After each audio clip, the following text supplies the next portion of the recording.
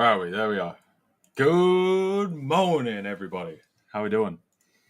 How are we today? Good to see you guys. Happy Wednesday, midweek. Still no US data. Got a little government shutdown. So, how we going, guys? I believe Anastasiia will be coming in soon as well. So, how we going? How we going? Good morning. How was everyone's Wednesday? The big gold and silver sell-off. Beautiful, absolutely beautiful to see. So it's been great. Oh, hello. Here she is. How are we doing? I think you're muted. I am. Yeah, I there am you go. indeed. How are you? Going very well. Going very well. I Survived today's drop? Did you trade it? yeah. No, it was great. It was great. Yeah. Beautiful. Just what I've been looking for. So absolute cleanup. I was actually trading this gold sell yesterday, the short, intense, to be honest with you. I took several profits. I opened several new positions. So I was like partially because I wasn't sure, obviously, how far it's gonna go. Yeah. Like crash because we know that for the past weeks, the gold was able to correct with just one candle and then immediately pulled back. So I was like, okay, I'm very careful, but I'm pretty sure it's gonna keep dropping. So I was Yeah. almost until the end was selling it, like parts by parts, but intense. Not gonna lie, intense. Yeah. Yeah. No, it's good. I mapped this out last Friday with Jonatan, and we played out picture perfect. So it was good to see. Very good. Very happy. This That was the musical chairs ending. I've I was honestly been waiting waiting for. for this day for the whole month. My month wasn't good. It was like profit, drawdown, break even, profit, drawdown, break even. And I was like around break even, like a couple percent in profit for the month. And I'm like, come on, I know I just need this one day. Yeah, And that's yesterday was this day. I was like, yes, finally. I know I was waiting for this. Yeah. exactly. Huge drop. Massive. So, good to see. Interesting to see where it goes from here. We Yeah. get another small drive up, a failure, more declines. See how it goes. So, I'll jump over to my screen as well. I'm gonna enter. So, yeah, this was after Friday's drop. This was basically the piece I mapped out. Pull back up. If I go down, need to go down to like 5 minute right here.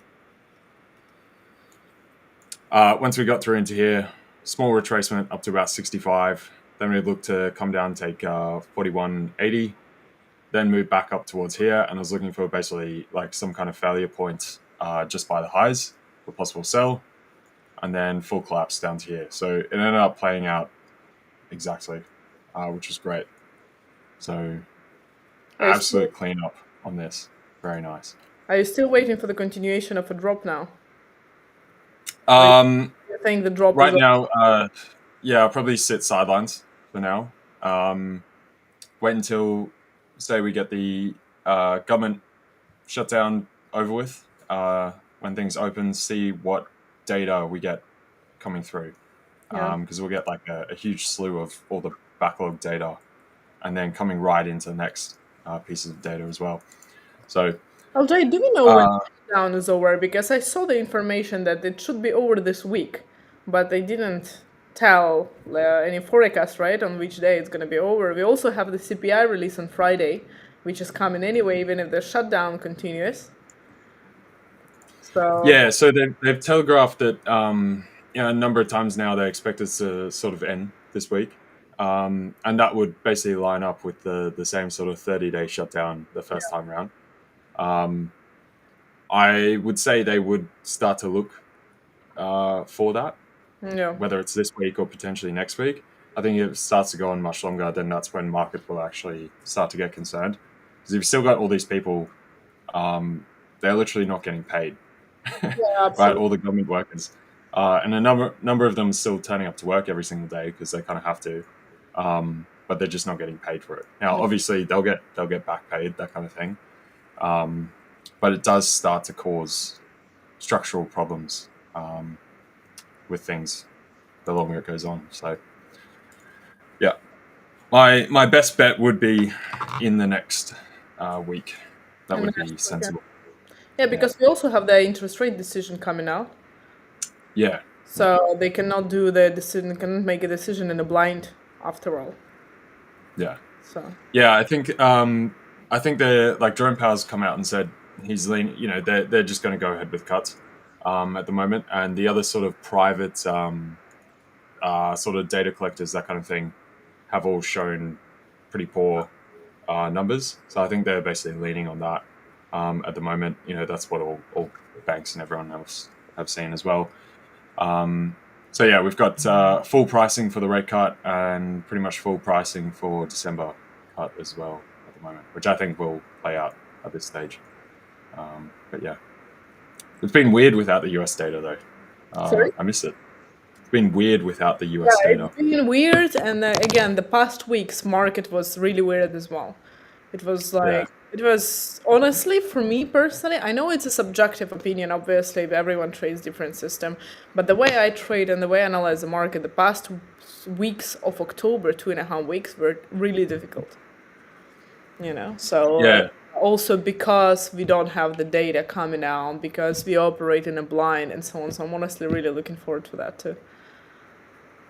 Yeah, exactly. And there's been heaps of conflicting signals across the market. You've got various pockets showing, you know, a number of wobbles, number of concerns, and you've got other pockets of the economy and the market absolutely ripping, and everything's sort of moved out of sync. All the cross correlations have sort of broken down. So, yeah, it has been difficult to Yeah. read. But Also because, team is here. of course, yeah. We What was know. that? Sorry. Also because Trump, I mean, insiders trading made so much money on this flash crash. Couldn't, like, you can't believe this. It's like, it's, Yeah, yeah. I think people also forget they lost 1.6 billion from their own, you know, crypto holdings though as well. So Yeah, also lost a lot of money. but you know that it's a very temporary thing, right? They dropped the Mm. market. Now, Trump, I'm pretty sure you saw the information that he's one of the biggest private Bitcoin holders in the world. You really think Bitcoin is not going to go up? Like, I'm pretty sure the drop was to buy all of this and then in a couple of months. Yeah, They're it's. I mean, gonna it's hard to say. They're It's gonna a yeah, it's hard to say. Um, I mean, people were speculating with the wallet address that picked up like 160 whatever mil, you know, Yeah. just sort of minutes before, minutes after. They then doubled down on that trade right after. There's also other players like China and that kind of stuff can come from. Yeah, of course, You know, but yeah, for sure. But I think the insiders trading in US now is massive since Trump became yeah, president. yeah, It's massive. Like they came to yeah, make money and were quite successful in it for the past half a year. yeah, definitely, yeah. But yeah, I guess the thing to take away from that is like lean into it. Like if you know the actual presidency itself is like bought into this, um, yeah, probably just move your chips to the center and roll with it. So Yeah. yeah, that's all you can do, I guess. Ethics aside, you know. And never go all in, I would say. Yeah, never go all in, obviously, but you know, definitely lean into it. Yeah. Sort of believe what he says. You know what I mean? Yeah. So, uh, what was this, my friend? Going to find it now. I hear. Kindly let me know what the secret sauce is. The secret sauce.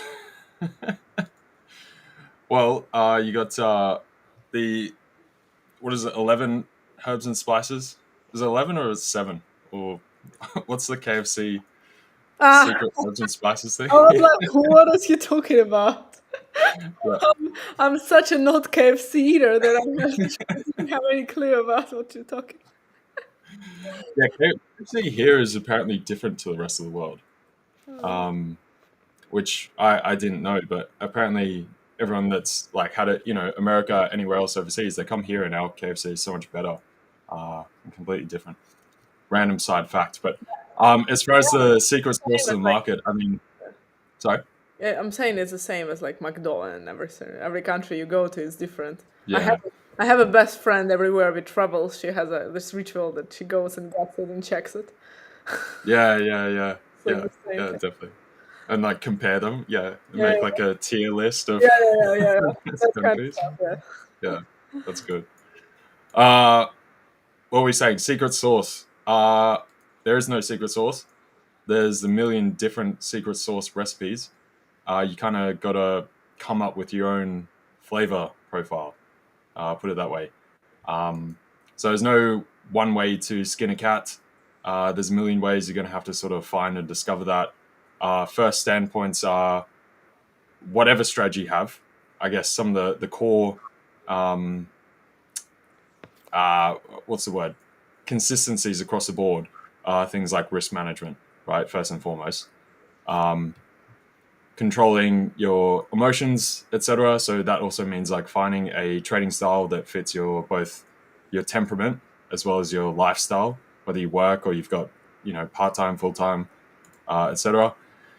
Then the other component is the actual strategy itself, understanding the market, understanding how things work, why things move, and then developing your approach around that fits that profile. So in the shortest possible condensed way, that's sort of it. There's no secret sauce though.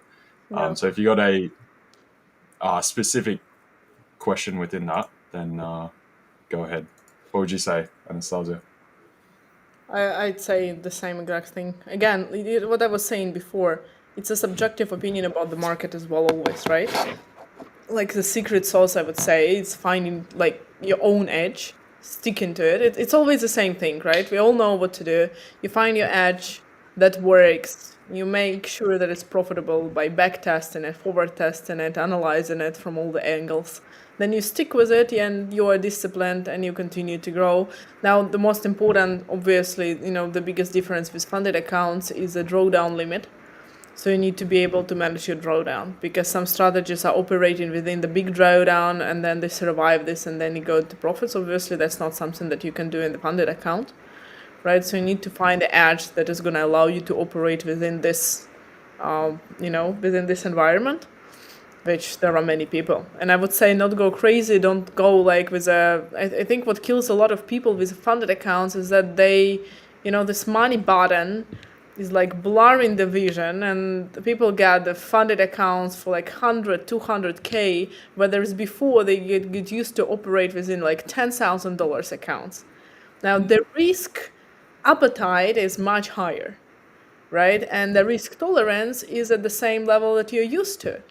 So if you got the account which is 10 times bigger than the one that you used to, chances are that you're gonna just lose it because, and I mean lose it, both figuratively speaking and literally speaking, because it's just gonna be too high risk, too much, too much FOMO, because the amount of money that is gonna be floating P&L is gonna be able to change your life currently, and that's not good because you will be able to get affected emotionally and not able to manage your risks and your positions accordingly to this.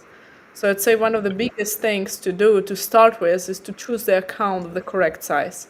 Like don't rush. Your risk tolerance can increase quite fast if you just take it step by step. But if you're gonna keep hitting the wall, taking accounts 10 times higher than what you can handle emotionally, it's most likely just gonna be continuously the cycle of like blowing accounts. So make sure that you don't take the account which is too big in the beginning as well. This is some like a part of the strategy, of course. Yeah, definitely. And yeah, with that, best way to I guess try and focus on percentage gains Yeah. rather than like raw dollars P&L. Yeah. Because yeah, like you said, like that's gonna you're like, oh my god, that's a lot of money. But if you just focus on the percentage gains, wherever you start, whether you start lower on a lower size account, you'll be able to replicate that on a higher Yeah. size account as well. So, how's paddle, by the way? You're How's your gonna paddle laugh. week? You're actually gonna laugh, but everything went wrong with this paddle camp. Oh really? I had one accident, then I have another accident, And when I was literally about to leave to this paddle camp on Sunday, and I drive out of the garage, and I realize that my wheel is completely out. Like it's Oh, pop the air tire. is out. It's like, yeah. And Sunday, Spanish people don't work. I had no chances that they're gonna drive and even spend 1 hour to get in the shop and sell you the wheel.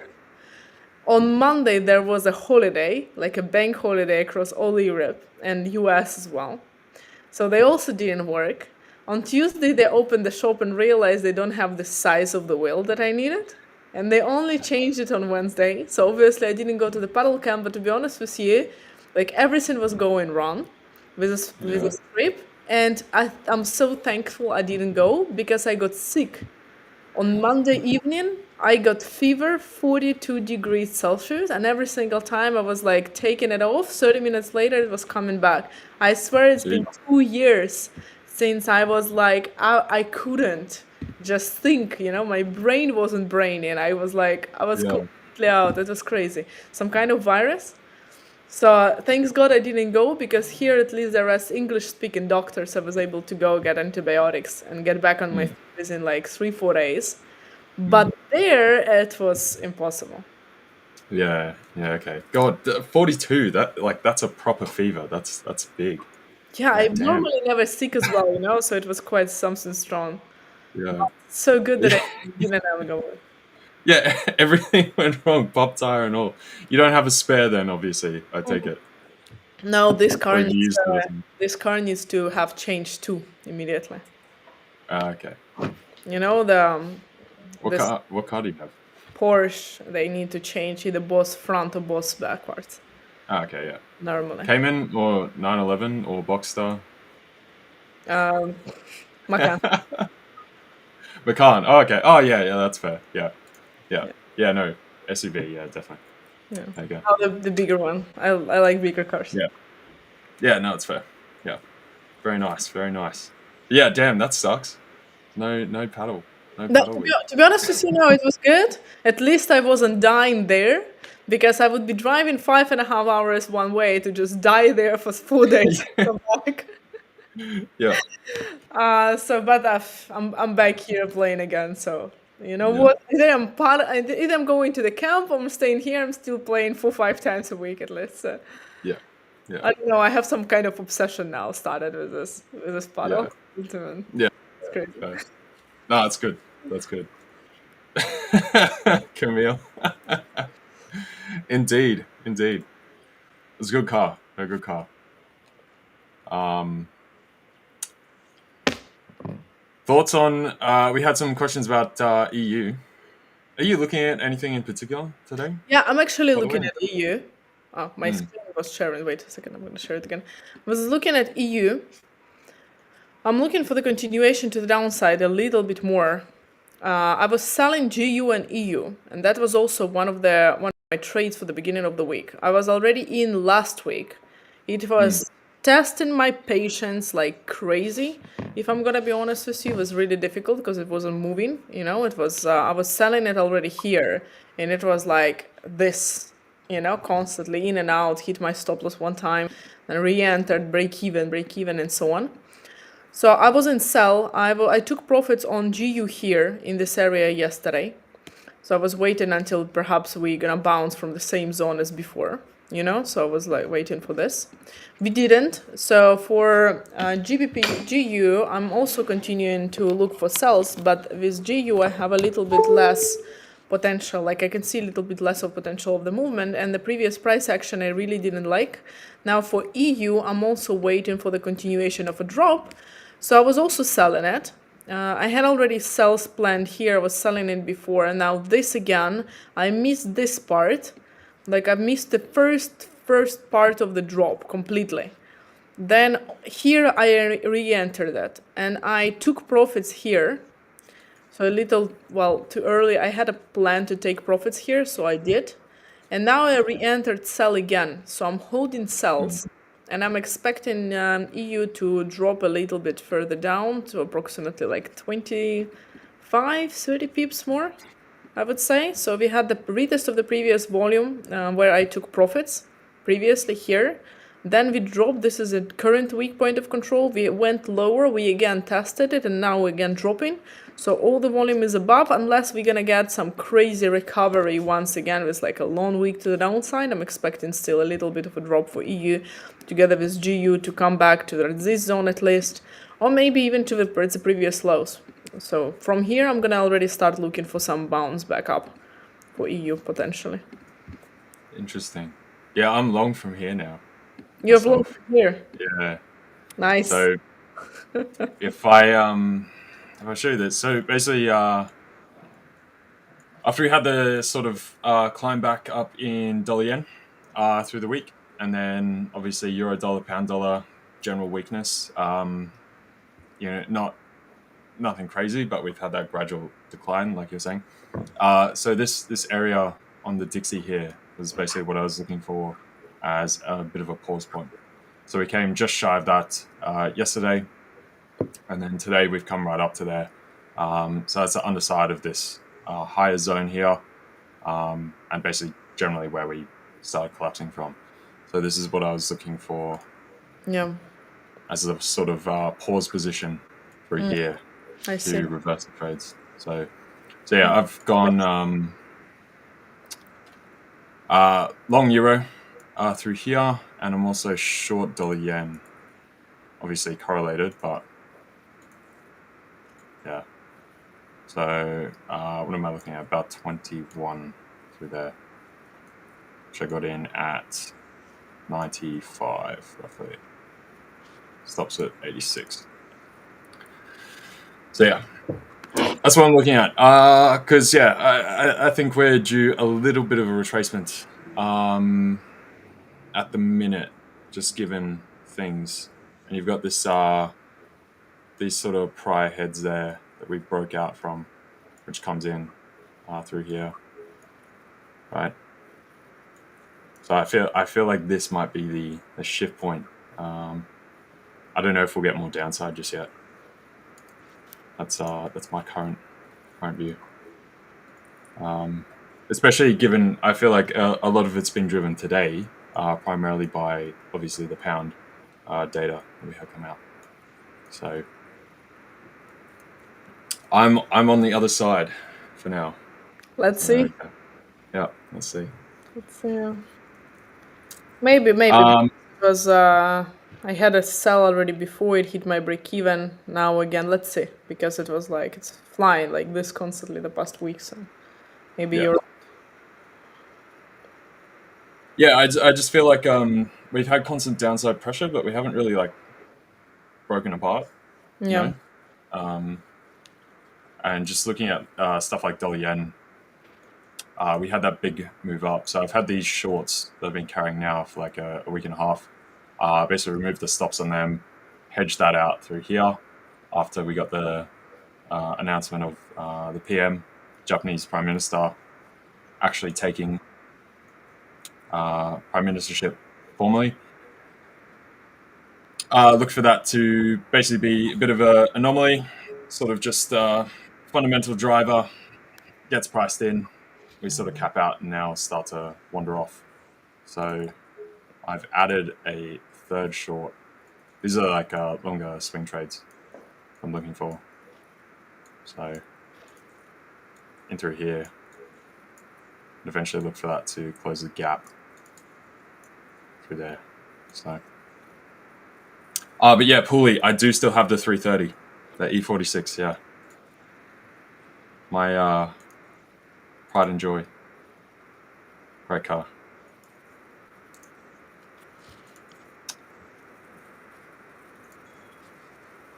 Greetings. How we doing?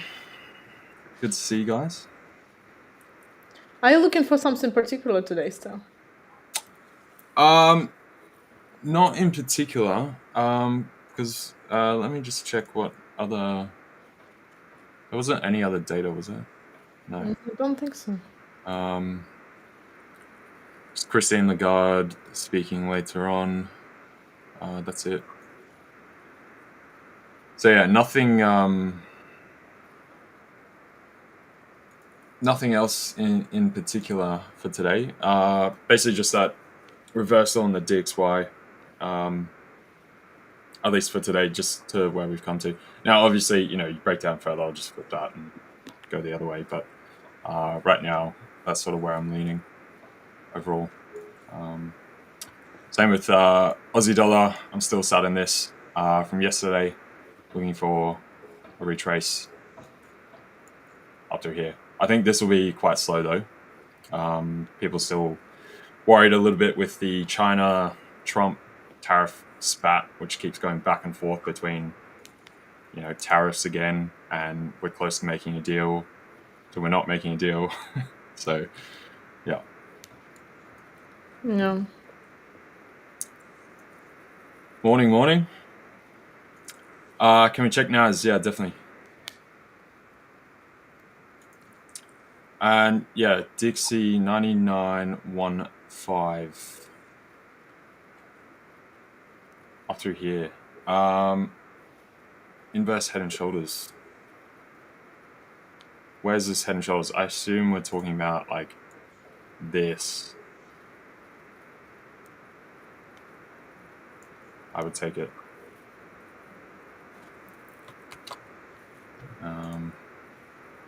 I get rid of this as well. It's old. Don't need that. Yeah, 99.15. I mean, yeah, it's a touch higher.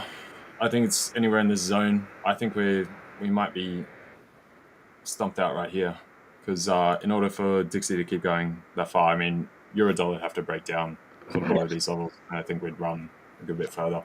So if that were the case, I think Dixie would go well beyond that 99.15 and probably up to 99.30 or so, to be honest.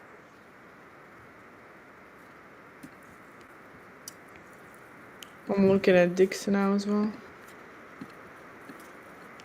As for the NAS, Yeah. Can I quickly switch? We are talking about Dixie, so that's me. Yeah, sure. To be honest with you, if I'm looking at the Dixie from the perspective that I do, I see the continuation to the upside still. If I'm not mistaken, my data is delayed. Yes. So let's just try this. But still, I'm quite expecting the upwards continuation still, because we have the majority of the volumes here. Now that's not working. Let me go back. Here, right, this is a monthly point of control. We are already at 22nd of October. So we came above it, we tested it, we came above the current week point of control too. So I'm expecting DXY to get back to the previous highs, if I'm gonna be honest with you. So if DXY continues higher, then my sells are gonna be quite good. So I'm still like at least this move here, or maybe to the previous highs. Yeah, definitely can see it. I'm leaning on like a lot of the drivers recently been sort of fundamental, like political stuff. So that's sort of what I'm leaning on as far as that being kind of priced in. And then views start looking to government opening again. We get that data coming through, likely to be pretty poor. That starts to get priced in from here. But yeah, technically, on a technical standpoint, yeah, it looks like we'd run higher, definitely. I'm gonna be back just in 1 second. Yeah, it's all good. No worries.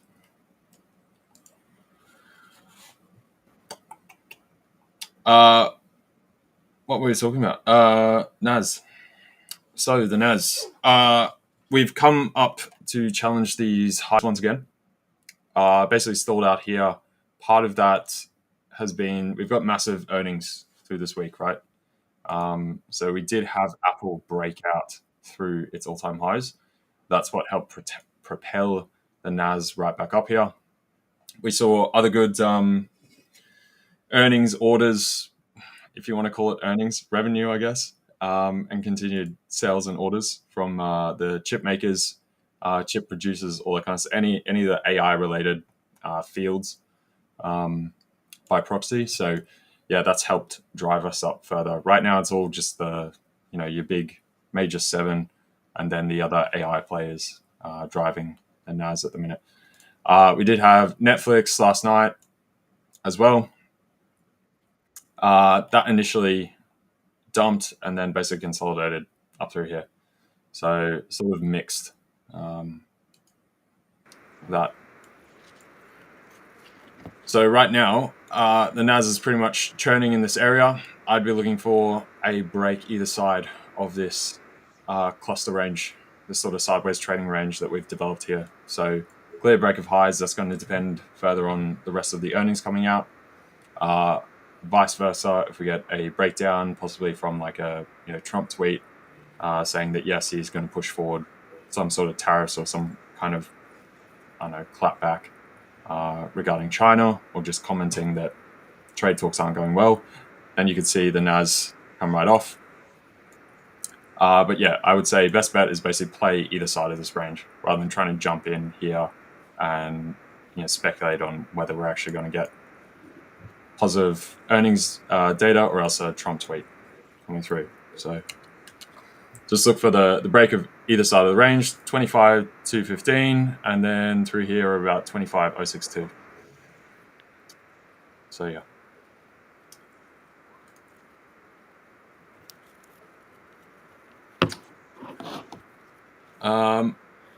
So in Shorting terms, pan. Sorry. in terms of NASDAQ and S&P, you're waiting for the more earnings, right, to come out, and the USD. That's pretty much what's driving things at the minute. Obviously, no actual US data coming through the pipeline just now, and then you've got the countervailing side, obviously Trump tweets and that kind of thing. So yeah, pretty much just playing the ranges right now. That's sort of what I have done the whole week, sort of just, and last week as well, just sort of playing the trading range day by day, because there's a lot of, like I was saying earlier, conflicting signals across the market right now. So similar deal with gold. Each period we had those dumps and then the rallies, sort of just playing it by the buy, and then ultimately looking for that collapse. So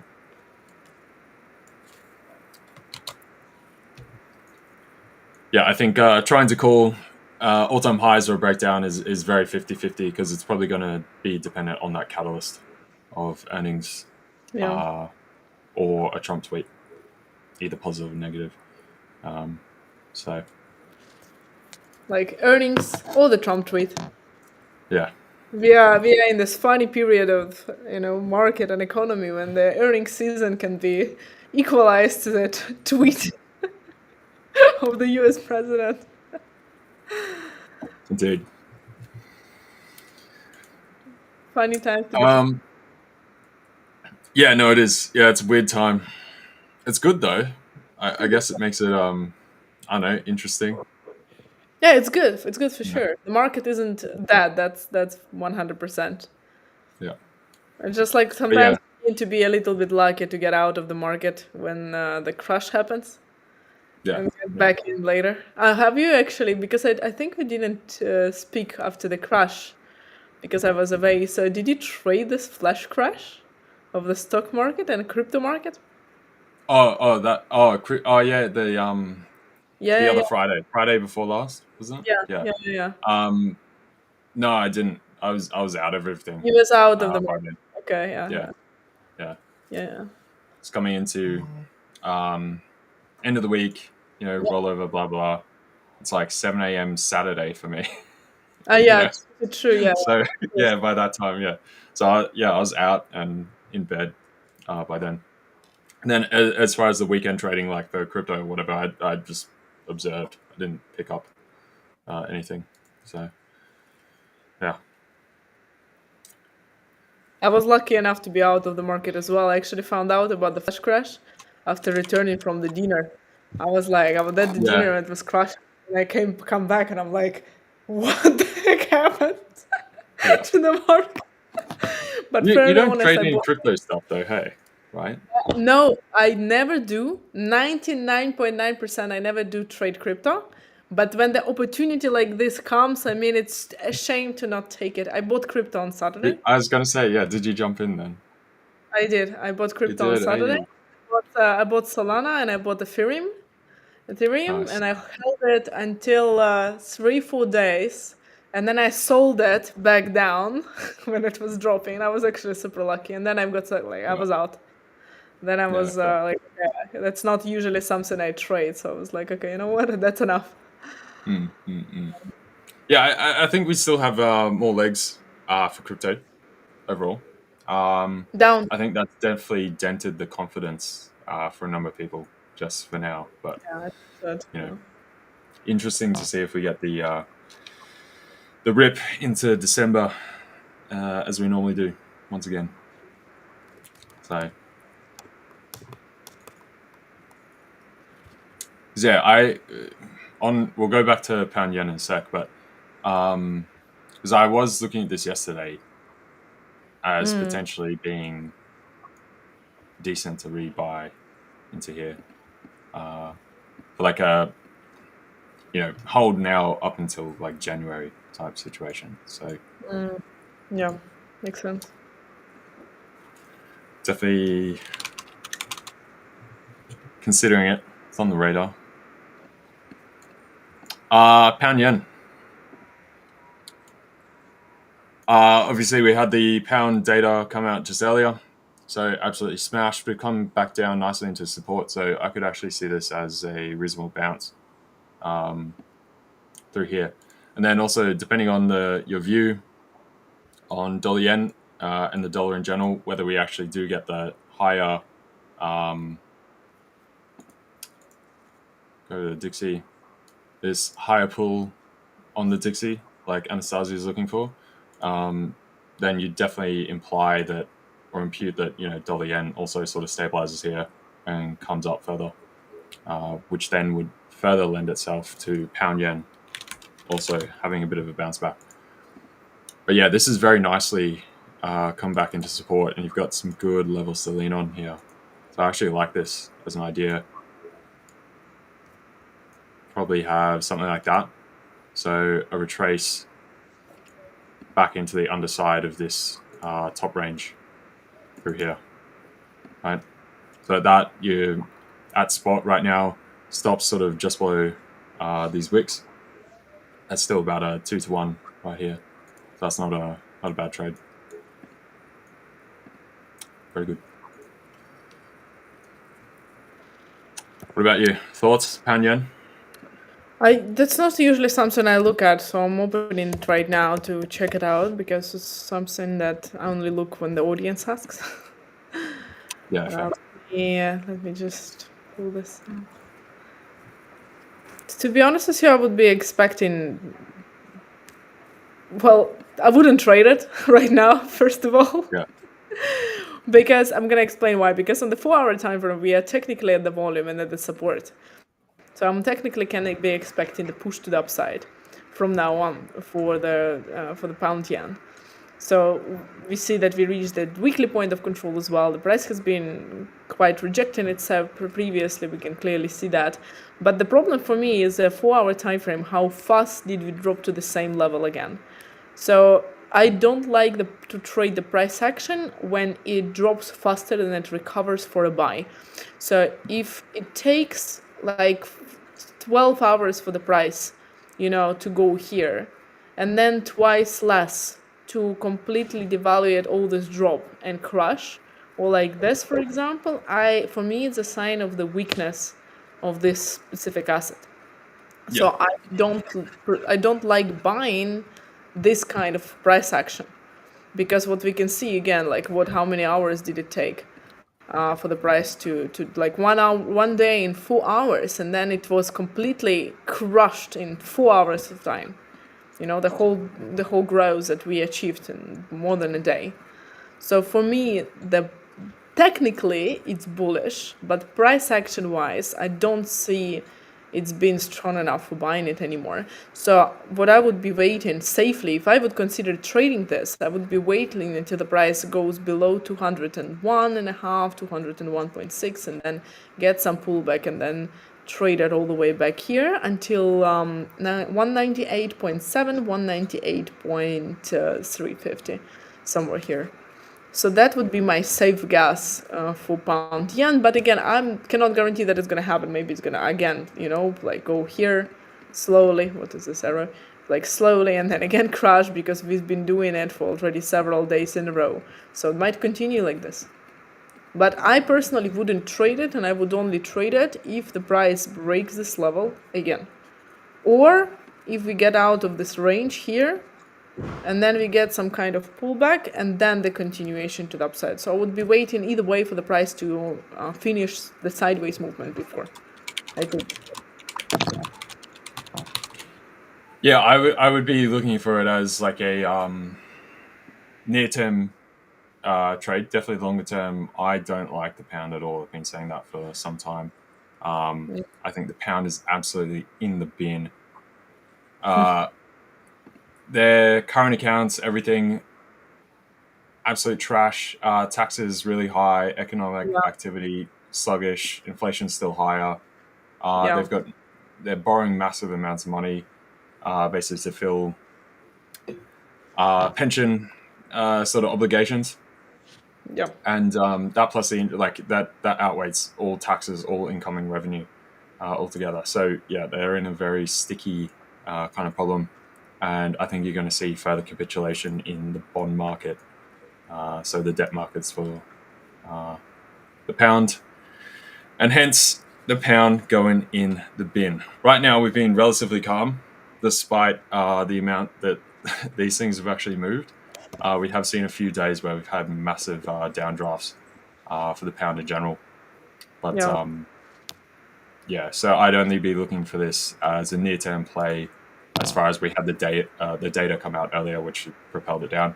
So a bit of just like a retrace from that.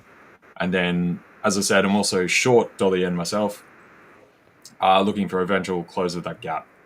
So, if that rolls that way, then yeah, pound yen also in the bin. So it'd be a get in, get out kind of trade. As far as the options side, let me bring up. Let me just find where I have it saved.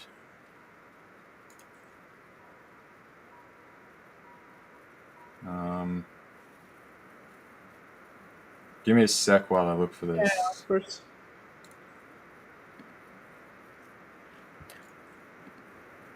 Yeah, for the pound dollar, like I said before, also I'm still expecting the bearish continuation. So that might cause the pound yen also to continue dropping, because we did break the crucial levels here, and I'm expecting to continuation at least over the previous bottom one more time. And then, depending on how the situation evolves, maybe even lower. But for now, I'm at least expecting to see back 32,900 levels, 32,800 for the pound dollar.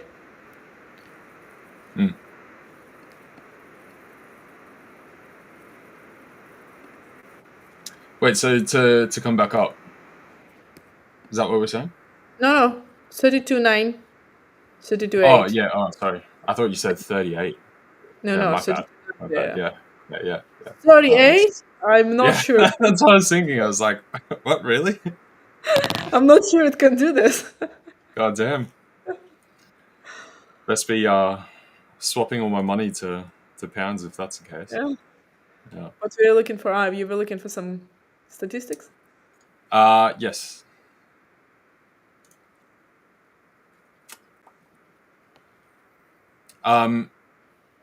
So as far as options data, I mean, you can scan like Google, just search for whatever currency pair, options data, charts, that kind of stuff. There's a number of websites that have a bunch of things collated. The other thing you can go to is this. Sorry, dying. Go to the CME. Yeah. And basically you can go look at things like open interest profile. They've got all the other bits with like commitment of traders, heat maps, most active strikes, all these kinds of things. You can see everything through here. And basically go select product. As you can see, crypto, energy, equities, foreign exchange, interest rates, metals, that kind of stuff. You go foreign exchange. They've only got the majors here. So if you're looking at stuff like pound yen, you're probably going to have to go elsewhere, those options are not really traded so much.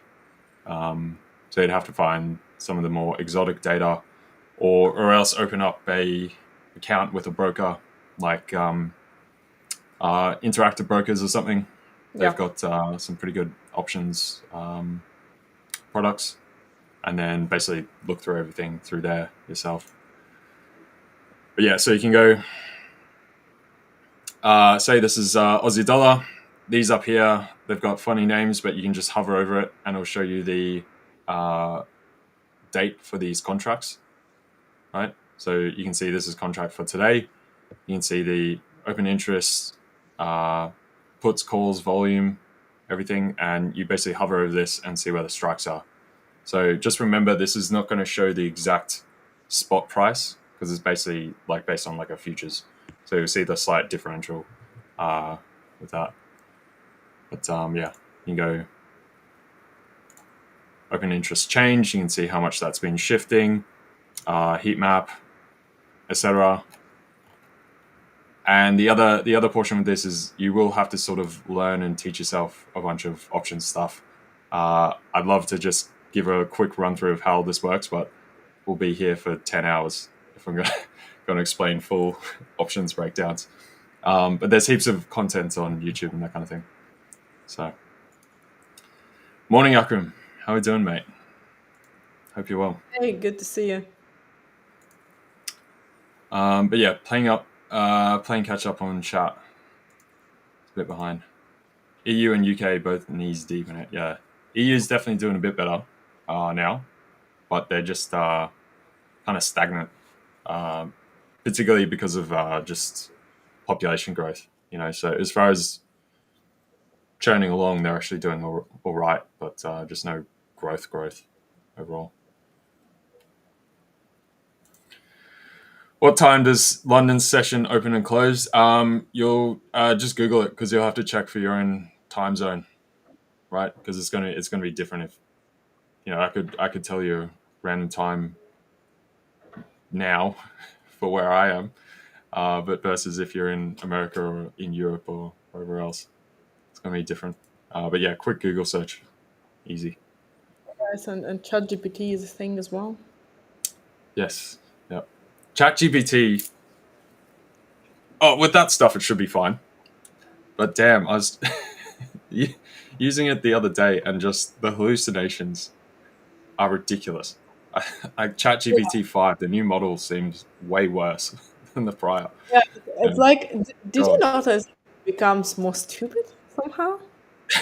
yeah, Than it was like before? yeah, it seems to be because there's such a large portion of the training data that's from like Reddit and that kind of Yeah. stuff, and that seems to just distort like everything. you know? But they say that machine learning comes from the human, obviously it trains based on what we ask it, and what we answer Yeah, and so on. So it can go both ways. It can be smarter or it can learn from people and become actually dumber. So I think we are going on the second scenario now.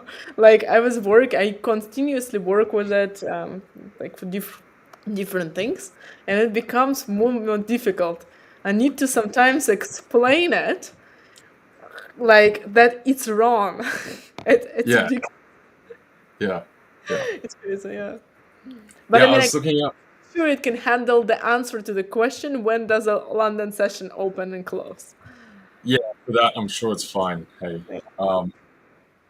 because yeah, that I mean, that's pretty simple. That's Yeah. you can't. Yeah, people aren't going to be making up numbers with that. So, but yeah, it was like I was searching stuff about the CFA Yeah. um, yesterday, and like costs and just general looking into it.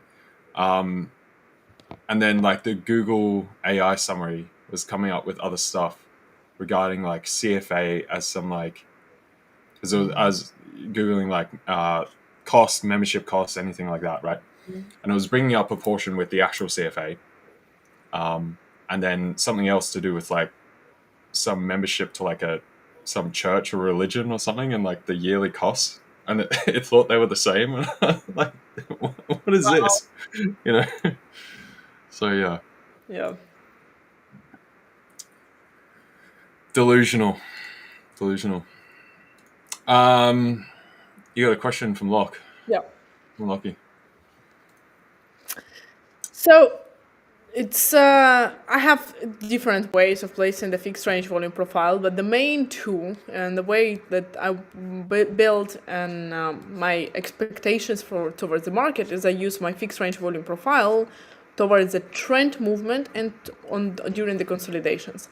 So if I want to see how, if the price is going to continue more down, for example, or how far will be the pullback after the move to the upside, for example, we can use Fibonacci levels for this, or we can use a volume profile. So what I do is that if I want to find this point here, so I want to see basically how far will the price correct most likely before the next leg up, I'm going to place my volume profile from the recent swing low to the recent swing high, see where the biggest volume nodes are located, and then those levels are going to be my reversal levels, potentially from where I'm going to be expecting the continuation to the trend. So technically it looks like this. If I have the move to the downside like this, I'm going to be placing my fixed range of volume profile from the highest point to the lowest point. Need obviously to adjust the settings for this thing.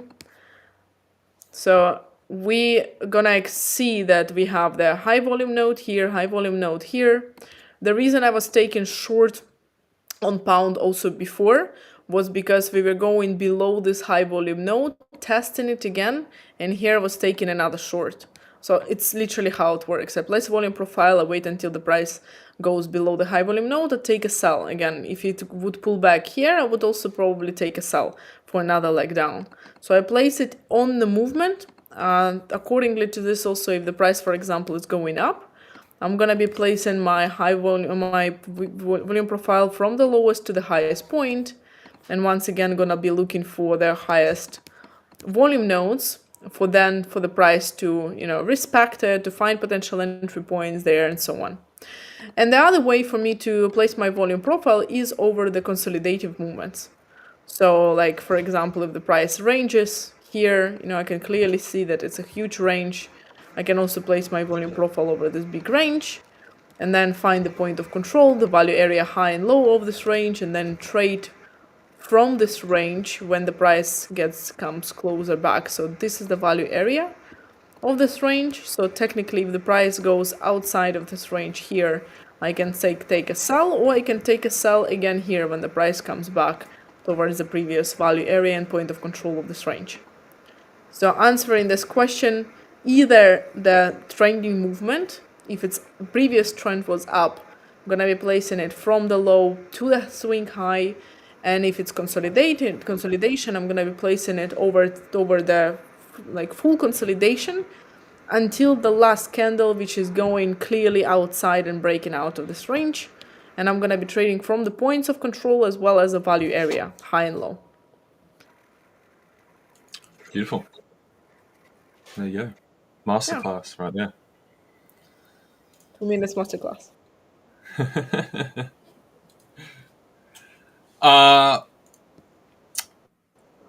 Whereas Saul, I think he'll be on later, I assume. I'm not exactly sure, but normally jumps on later whenever he jumps on stream. So I'm sure ask Jonatan when he comes in later on, probably. I'm sure he'll pop up at some point. So yeah, no problem. Man, I've had so much caffeine today. I feel like half delusional, right? I had like no sleep because I stayed up last night like over rollover, as gold kept coming off, like just shorting. You were shorting it. Yeah, because for you it's later. For me it was evening when I closed. For you it was morning already almost. Yeah, exactly. So normally I go to bed like 5-6 a.m. my time. And I stayed up right past there. Went to bed at like 12:30 midday, and then I slept for 3 hours and then got up again.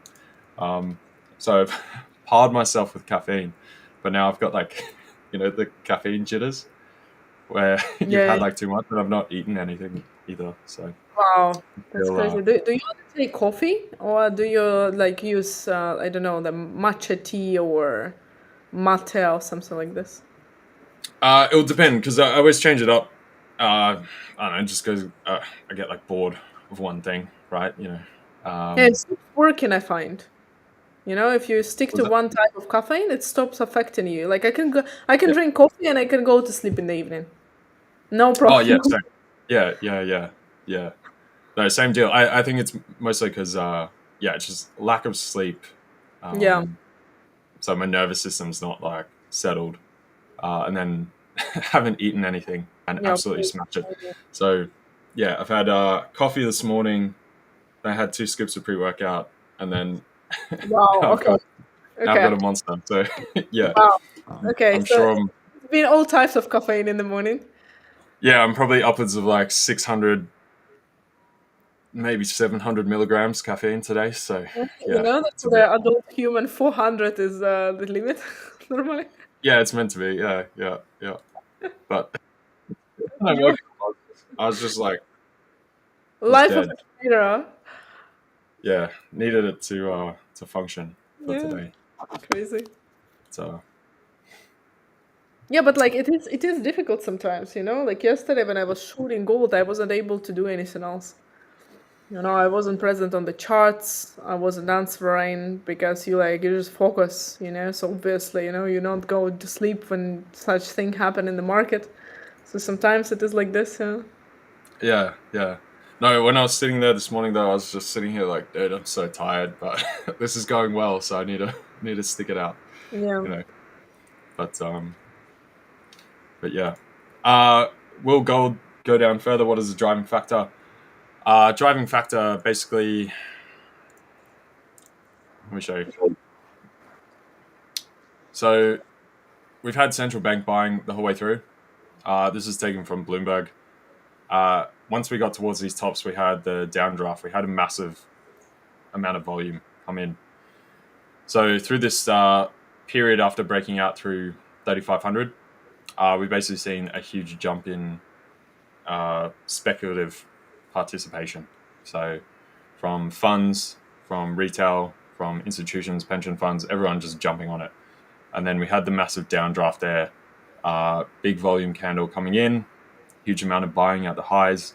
We got basically that double top, simple rotation down. It seemed to be mainly, first of all, driven by silver. Silver absolutely ripped, came off Yeah. first, and then gold basically decoupled, um, or sorry, uh, copied, Yeah. followed suit after silver came off. And then at that point, you see a double top. Gold has been absolutely monstrous, biggest gains in 45 years, whatever, since 79, right? At that point, naturally, you're going to get some profit taking at some point, and it's basically just everyone got their eyes for when the party's going to stop. Once that capitulates, it just runs and runs and runs and runs. So there you go. But yeah, massive buying at tops is never a good sign. And we've also seen, I mean, there was a clip Dirk even talked about the other day, stuff going around uh, where there were lines, like massive lines down the street out here in Australia of people trying to buy physical gold. Wow. When it's always one of those things when you see the common man, put it that way, trying to participate in markets in whatever asset, which they don't ever do. It's always a good topping signal. So It's the same for crypto. yeah, When no one was talking about crypto years ago, it was continuing to go up. And the first big massive crash we got when people started to talk, and you like get more people. I remember this clearly. You talk to people, and people had no clue what it is. And just a year later, like a taxi guy was trying to buy Bitcoin already. And then yeah, you know that you need to cash out partially because the drop is coming. Usually when common, like you said, the middle class, everyone was starting to, people who are not generally interested in the market, start to hear about it and try to make some money on it, then that's a mm, top. yeah, yeah. Yeah. Once it hits mainstream and you get non-market participants trying to participate, yeah, it's sort of well done by there. And yeah, this has been the gold and silver inflows the past 10 weeks, largest ever recorded. So you've got a very heavily stacked trade in one direction, in a case where you haven't seen those kind of gains in half a century. Yeah. And we've only ever printed 9 weekly upticks on gold twice before, which was back pre-70s, and then there was one 11-week run, which was the 1979 blow-off. Obviously, this is after going off the gold standard and all that kind of thing. So, and yeah, this is a chart of the past gold manias. So this orange one is basically where we are. Probability is we get something like the 2007 run, and ultimately after this pullback, there'll be more buying eventually, and over the next 2-3 years or something, we could be at 6K to 7K. I was talking about this with Jonatan the other day on stream for you guys that might remember. But yeah, for now, we just ran too hard, too fast, and eventually that's going to come off, especially when you get that speculative participation at the tops. So there you go. Yep.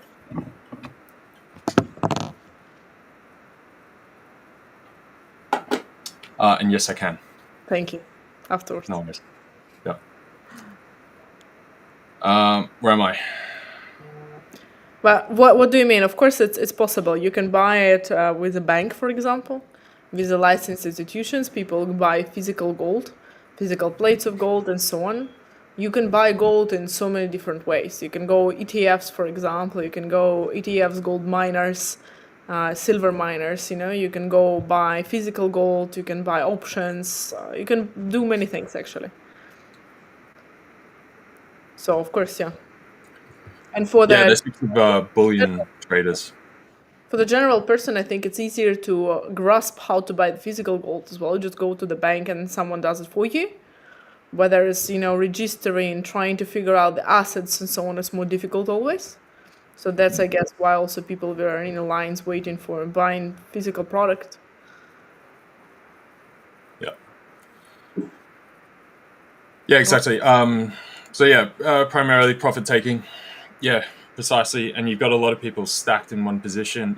Like at this point, gold has had such a run, you run out of buyers eventually. Like if you haven't bought gold, Yeah. and we're already at 40, almost 4,400, right? Like, what are you doing? And then we did see that big volume pickup after this drop here, which is then the signs of that last sort of FOMO crowd, where they keep going like, oh, at 4K, it's looking expensive. It keeps going through 4K, and they're like, oh, okay, no, this is just going. And then from a technical standpoint, we got this double top here. Silver came off, and then that just capitulated, and then you just run. So Yeah, but it's actually always like this. It's like it's a point where the people say, oh, it cannot go higher than that. And then people are careful, they're cautious because they think that it cannot go higher than 4K. And then it goes higher than 4K, a little bit more higher than 4K. And then people are like, okay, this thing is going to 5K, and they start buying, and then the market crashes. yeah. If you look at the Exactly. Bitcoin, when Bitcoin was reaching the crucial levels, it was the same always. The same Yeah. with oil after the COVID, when it was recovering also, it was the same, Yeah. Precisely. Nvidia as well. We had the massive runs. Then we did get massive downdraft. Obviously, got people are going to buy in after that for everyone that missed out. But yeah. Australian gold frenzy on the streets. Yeah, likewise in China and India. And yeah, we did have other things like Diwali and stuff come to an end. So obviously, India are big buyers of gold in the physical market as well. So, but yeah, overall gold over a long timeline, yeah, eventually will start coming up.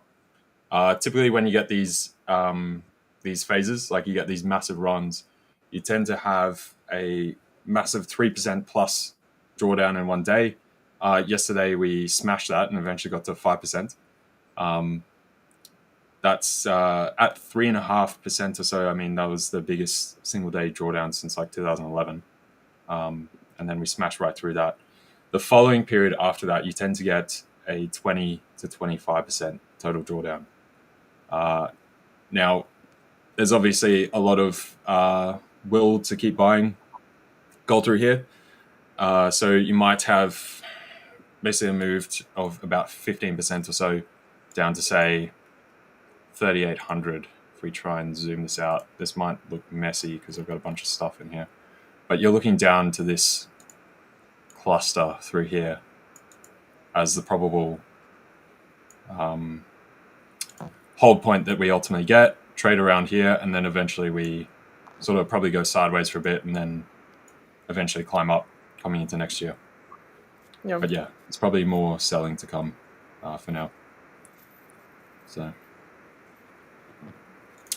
and yeah, the other way to play gold is like all the gold miners in Australia, as far as stocks, have absolutely gone bonkers.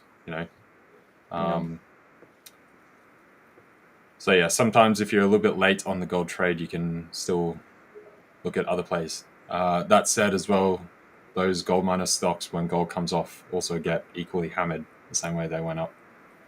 Yeah, that's true. Yeah. Oh, you keep getting hit with power outage, Akram. I've given you my curse. Sorry, mate.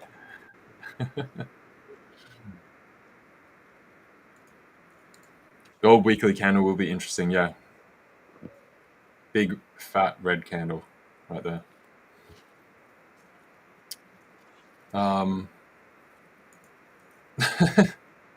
Seems like you had a bad experience with crypto. Yodi's saying. Who? You, apparently. No, I didn't. I started with crypto when I was. I started trading when I was. What it is? Well, trading is a big thing. Buying and selling crypto when I was 18. Yeah.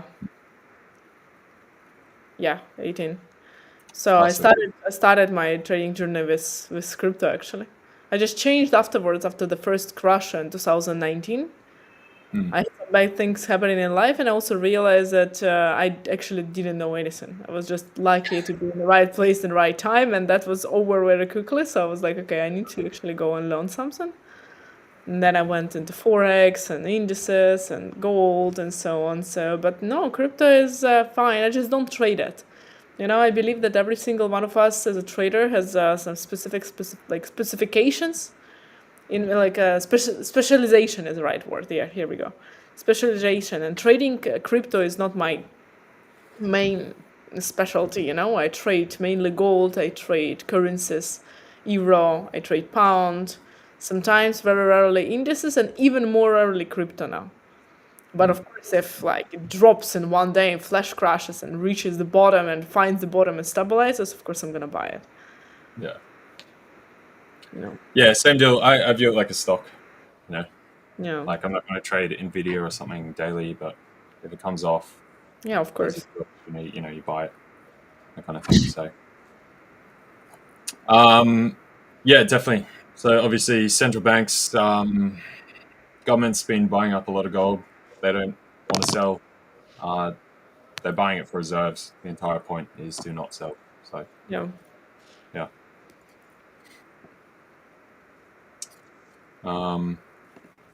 Insomnia gold short last night. Going yeah, dude. Same here, Akram. I was up playing it all night, so I know how you feel. Indeed.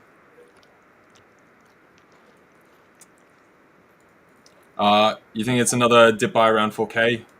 I mean, we kind of did have that already, and I mean, we charged up to 4160 from 4K. So I would say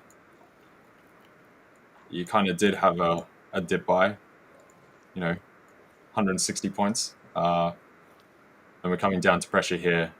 See how we. You'd have to watch the bottom this week again at 4K, right? No.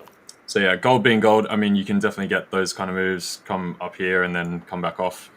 But yeah, the Not crazy train is definitely over for now. Who's that? He's trying to get on my lap. Oh yeah. He's just trying. I'm putting him off, and he's Cute. Wants to say hello. he needs some attention. Sometimes he's like, I want attention. I'm gonna go get it. Yeah. Hello. I know the feel. I know Hello. the feel.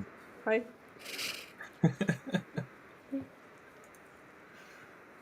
Cute. How old? He's 3. 3. Still a little papa. Yeah. What's his name? Amore. Amora. Amore. I Like feel like love I in didn't say that Italian. right. Love in Oh, Italian. all right. Oh, okay. Yeah. Yeah. I see. You can see it. Yeah. His name is perfect. This is Yeah. perfect fit for the name. Feeling the love. Yeah. Oh, it's beautiful. He's he's a psychological help, support, mental support Yeah. when trading. Yeah. When the gold crushes 5% in a day. Exactly. Keeps you sane. Just one sec. I just message.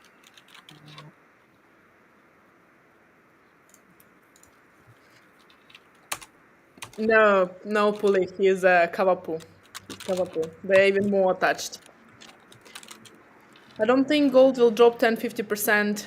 Janet's saying with all the uncertainty in the world rising. Well, it depends because technically, if their interest rate is going to continue to go down, this is going to also change, right? Because we had lots of uncertainty due to the labor market in US as well, and then the shutdown and so on. But practically, if the shutdown will be lifted, if we are going to have rates continue to be cut, then it's most likely going to send the gold lower as well. At least it's my perception on this too. So I'm definitely, I don't think we are coming back to the gold standard. Like it's too easy to print money and manage inflation this way as well. Inflation and in general economical growth as well for the countries. So with a gold standard, it is much more difficult to manage the economical growth, GDP, trade, and so on. Yeah, so gold, as far as interest rates coming down can be good for gold. Obviously, gold being a zero interest bearing asset, you have no carry on it, and you basically have a cost to carry it because you're not getting paid interest on that. So it can be beneficial for gold with interest rates coming down. Obviously, the counter to that is the reason as to why interest rates are coming down. If they're coming down for negative reasons, then obviously you're going to perceive more overall risk to the larger economy. Then you're going to have different effects. So it always depends why. And then, as far as a gold standard, we're not going there. Central banks, governments are buying it as a reserve so that they can continue printing and give legitimacy to continue to just pump fiat, right? Because now it has that as a backing. So if you want to view it that way, it's almost like a faux gold standard anyway, right? Yeah. So it's just we don't have them directly linked. They're like tangentially linked via like implication rather than direct thing. And as far as 10 to 15%, I mean, at 4K, tops were what, 43.80, basically down 10% already. Yeah. At 4K, that's about $400. Exactly. It's 9%, right? So we kind of, we've already come down that far.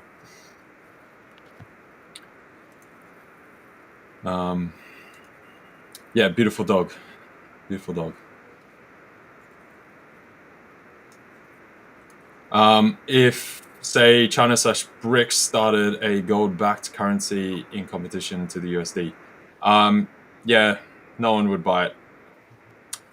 So there's a lot of other things you need to have a reserve currency. It's not just like because your country is big and you decide to get together. It's all the financial plumbing that goes underneath.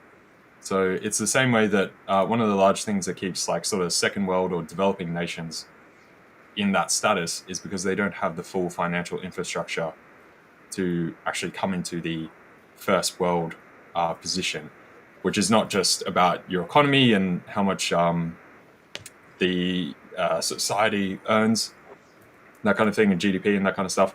It's also the actual infrastructure of financial plumbing that you need as well. This is the same reason, even if you want to have, say, like the euro as the next best reserve currency, they don't have the full set of tools in financial plumbing that the US has, and they would be the Yeah. closest thing that could replace it. And yeah, they've got no shot. Christine Lagarde has spoken about this before. Even if they wanted to try and do that, it would take them half a decade just to get all that set up. Of At course, least, it's at least. a trade in the end of the day, right? It's a reserve currency also because it's the international trade is mainly handled in the US dollar, and to be able to change that, even for the BRICS countries, even for them, it's difficult. Yeah, So the yeah. idea So you, is not enough. yeah, because you'd have to unwind everything that already exists. So like 80% of every single transaction on the planet is USD, right? And so there's huge long-term debt structures. Every single country holds an absolute heap of this stuff. You're not coming off that at all. The only way you would is you'd have to have hyperinflation in the US, and the dollar would have to absolutely basically go to zero for that to happen, which you'd have to impute that the US as a whole, every single company there is basically dead also, which yeah, I don't think is going to happen either. So, and the other portion being trust, obviously. So the thing with China is a big economy, all that kind of thing. How their government works and all that, people are not going to trust it. You got No. to be able to trust that your money is safe, secure, reliable, that kind of thing. The other portion being that China doesn't want to be the reserve currency of the world. It doesn't benefit them. It makes everything harder. So,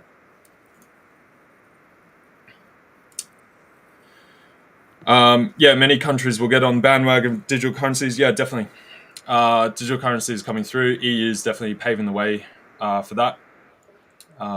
Indeed. And that'll just be like everything will go on to on-chain ledgers, stocks, currencies, bank account, your identity, passport, all this kind of stuff will eventually come through. So for better or worse, you know. So Yeah, this is. Trump, Oh yeah. sorry. Sorry. Go for it. Yeah. No, I was just going to say, Locke was saying Trump can make the USD go to zero. Yeah, but for Trump, for his idea, cheaper US dollar is better. It's better for trade. It's better for credit. It's better for consumers in the US. So Yeah, it's actually better. Of yeah, course, they manage the US economy, and in general, the majority of the economies around the world right now, they operate between the hyperinflation, and too tight interest rate for the consumers to keep the economy going, because they are the biggest, however we turn it, you and me and we are the biggest agents of any economy, right? It's because people buy houses, cars, and so on. Economy keeps going. Not like a big guys, but that's like middle class. That's the majority of the economical machine, how it works. So the cheaper credit cards, cheaper mortgages, and so installments and so on, it's better for the economy.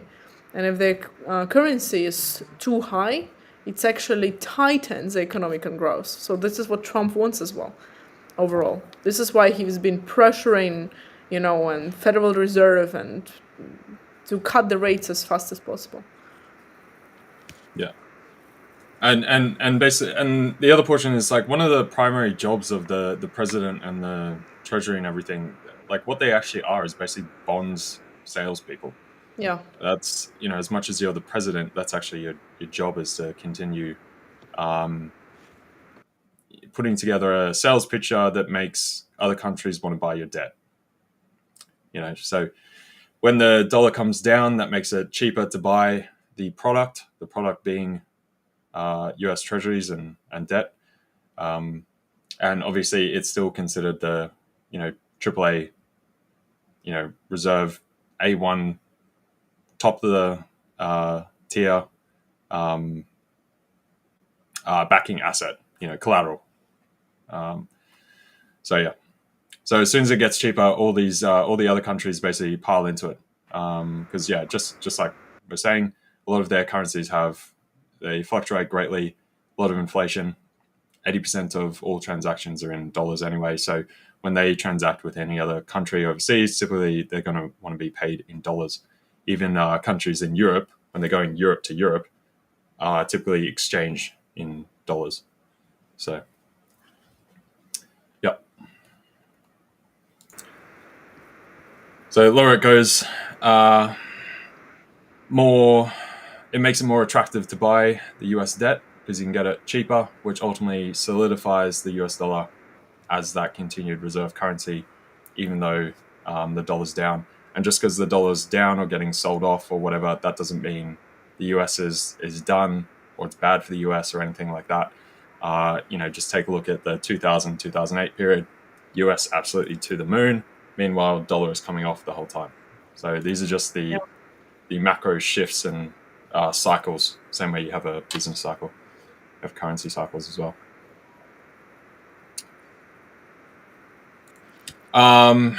And Jan saying before meant an additional 10 to 15% drop here on gold, resulting around 25% drop in total.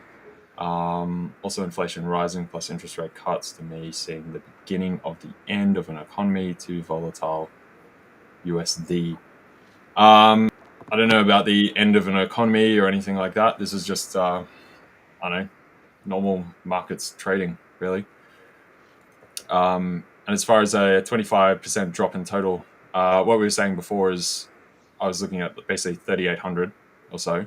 Yeah. Somewhere between there and 3,600 is probably where you're going to find some kind of a base. So that makes it a 15% total.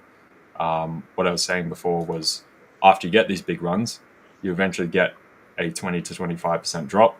I then went and said, this time round, I don't think we're going to exactly get that because of all the underlying. We've still got a lot to go in the run for gold as per this chart here. So we've just had a temporary exuberance. We need to pull back, and then eventually we'll get this continued drive for some time, just like in 2007. So once you get to the end of that picture, then you get that massive 25% plus drop off. But yeah.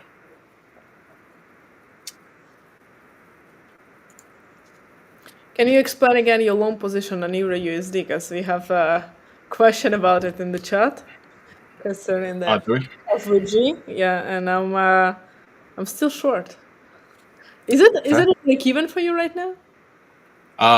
Roughly, it's like marginally in profit. I think like 2 pips or something. Yeah, we approximately have the same entry point, even in the opposite directions, because I'm like 2 pips in the drawdown now. Yeah, that's fair. Fair value gap. I mean, fair value gap this, fair value gap that. Like I don't follow any of that stuff at all. Basically, you've got these heads coming through here. That's what I'm looking at. Right. So this as general support. We've had pretty large downdraft through here, pretty consistent. Further spurred by the pound data coming out today. On the Dixie, I've been looking for this level up here as a retracement and pause point. So right now I'm looking for a slight pullback on that, see how we test in here, and then I would see some kind of drive higher potentially, or a failure through there, and we come back down, right? So that's basically what I'm looking at. Hence why I am long currently. So, yep.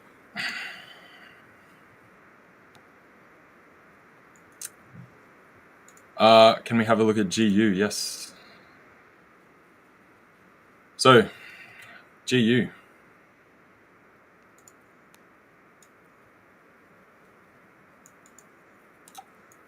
Obviously today, news came out. Massive fat red candle through here. We're still plumbing these lows. Pound in general is in the bin as far as the economy. Huge debt problems, huge obligations for pensions and retirees. That's now dwarfing all tax revenue that's coming through, plus interest they're having to pay on their debt. So the Britain has some very challenging fiscal problems right now. And then we're still seeing all of that play out through a lot of the data points that are coming through as well. Just that underlying struggle for the British economy right now. So obviously after the downdraft today, we're holding prices pretty low here. We've come into the sort of break and run point through here and these prior heads. This was sort of the crux point, breaking above, breaking below, and the sort of trading range we had in there. So hence for our general support here, you might get a slight pickup. I wouldn't think it would be very high. And then from there, you'll probably see a further downdraft in the pound. The only way I could see upside in this is if somehow Euro makes a much larger run beyond where I have this sort of target, and we actually get up to this higher cluster up here. And then also if dollar yen collapses. Otherwise, I'd say pound is quite soggy right now. And on any slight bounce, I'd see that as shorting potential.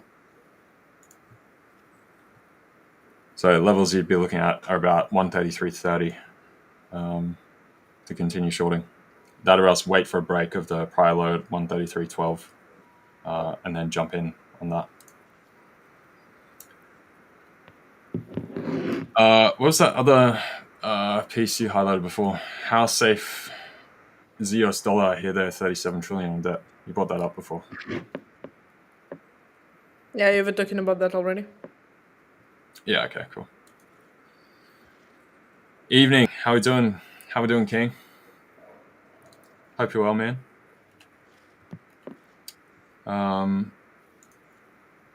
Trump get us into the Ferrari cycle. We are so back, it's so over. We are so back, it's so over. This is my equity curve till gold drop. Yeah, and that's kind of the way I see the next 6 to 9 months playing out as well. We're going to have a lot of conflicting bits and pieces. It's going to be a lot more volatility and chop in the market, and we'll be dumping, rallying, and it will be that it's all over, we're back. It's all over, we're back, again and again. So I think like it's a life of a trader in general. It's like today I'm gonna make like this amount of money, and tomorrow I'm gonna die broke under the bridge somewhere. that's a mental state of a trader as well. I think not only the equity curve. you live and die every single day. You know? Yeah. You like respawn and then die again, and then you get a kill streak and you're like awesome, and then you die. Yeah, I'm so smart. Like, how can I be so stupid? You know, like, yes, I'm the best trader in the world. How dumb can you be to do this? Yeah, it's super like bipolar. Hey. Yeah. Oh man. GU to the grave with Starmer in charge. Yeah, GU's not looking good. Britain is pretty stuffed. Hate it here. Damn, Smithy. You got to move, brother.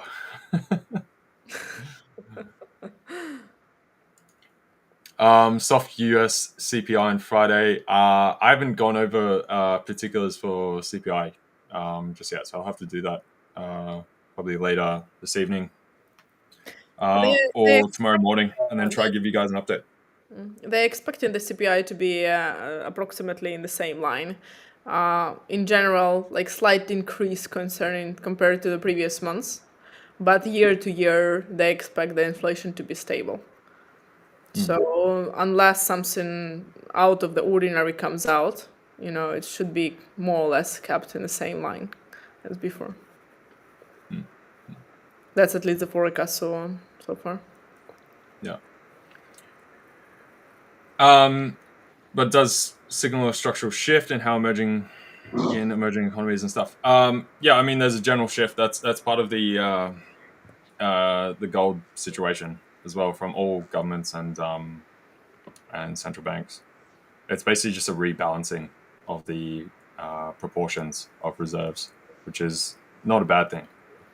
Overall, that makes it more robust. So, for instance, if this whole tech AI thing blows up, the rest of the world will be far more robust with that rebalancing, because that's pretty much primarily all just in the US. So you get a massive US shock, and then the other adjacent developed markets will be far better off. So, Yeah.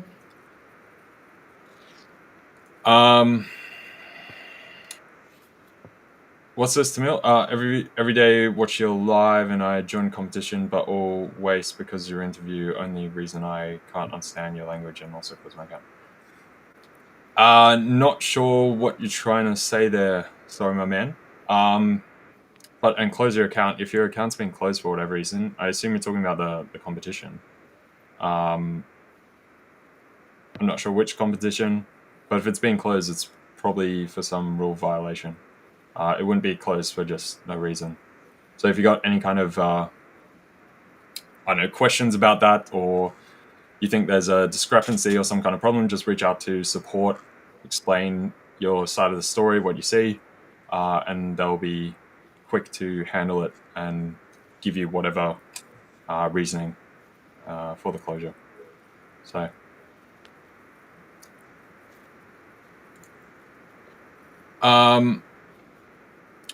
Morning. Can we please check on hold 15? I assume you mean gold. Gold 15-minute. So yeah, gold today still very weak. There's not going to be a huge amount of exuberation to jump back into gold after massive sell-off. Apologies. So yeah, gold's probably going to be a bit soggy for a while now. I would just trade it by the buy. So look at these structures. Obviously, I'd probably be waiting until we get another look at 4K again, and you can either take some kind of speculative, bounce off there. But I wouldn't expect these kind of massive runs of like $150, $200 to the upside that we've been seeing. So wait, I'm gonna switch to my screen for gold. Yeah, go for it. If you look at the 4-hour time frame and both spot and futures, I'm going to switch to the futures in a moment, but it looks exactly the same.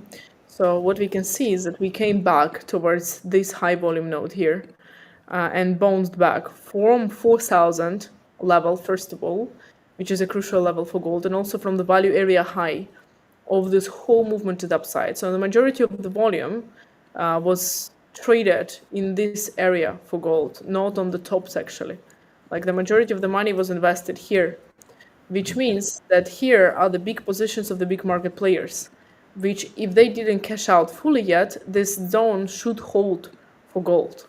Which doesn't mean it's going to go up immediately right now from the 15-minute time frame perspective that you're asking about, because this is 4 hours. But I agree with LJ that we probably going to have another touch down, maybe 4,000, maybe a little less, somewhere here, and then run higher. Today, maybe tomorrow, I would still expect to see 4,000, approximately 200, 4,180 zone here. I don't necessarily think we're going to immediately see the all-time highs again. But I am pretty sure that we might get the slight continuation, but probably first, like another drop first, and then the upwards movement. And for the futures, it looks exactly the same. So if we look at the futures market on the 4-hour time frame, it's going to be similar situation. So also the value area high is right here. We also touch this value area high. This is also the monthly point of control, by the way. So the majority of the volume for October was traded here. The majority of the money was invested here. We should get some kind of bounce from here as well. We got one. I think we're going to get another one. But again, I think we're going to take another touch of 4,060 at least, and then continuation higher. Again, for the futures, I would say 4,200 as well. Somewhere here, 4,000, maybe like 190, something like this.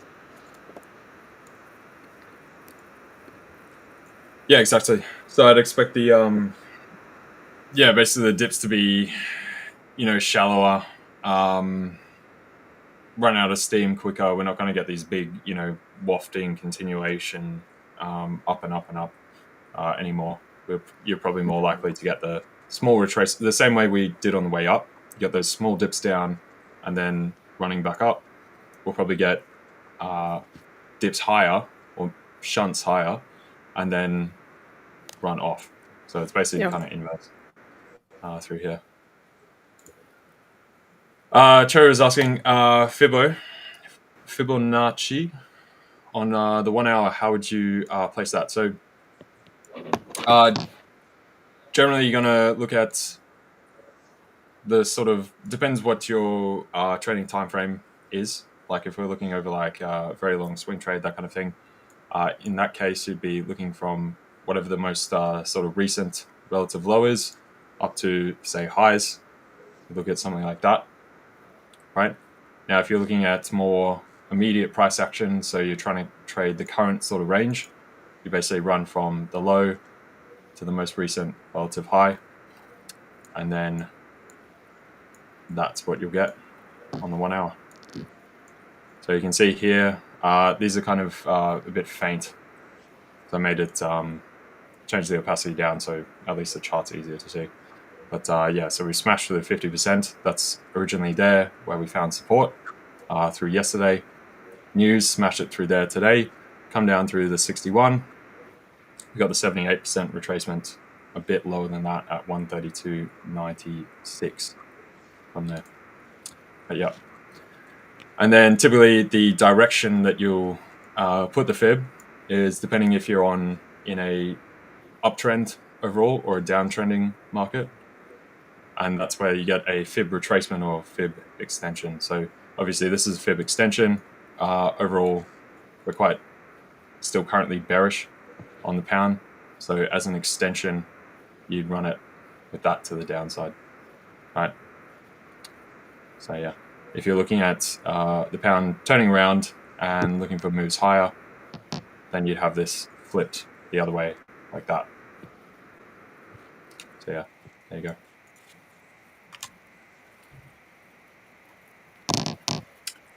DAX longs performing for a change, Akram. That's good then. That's good.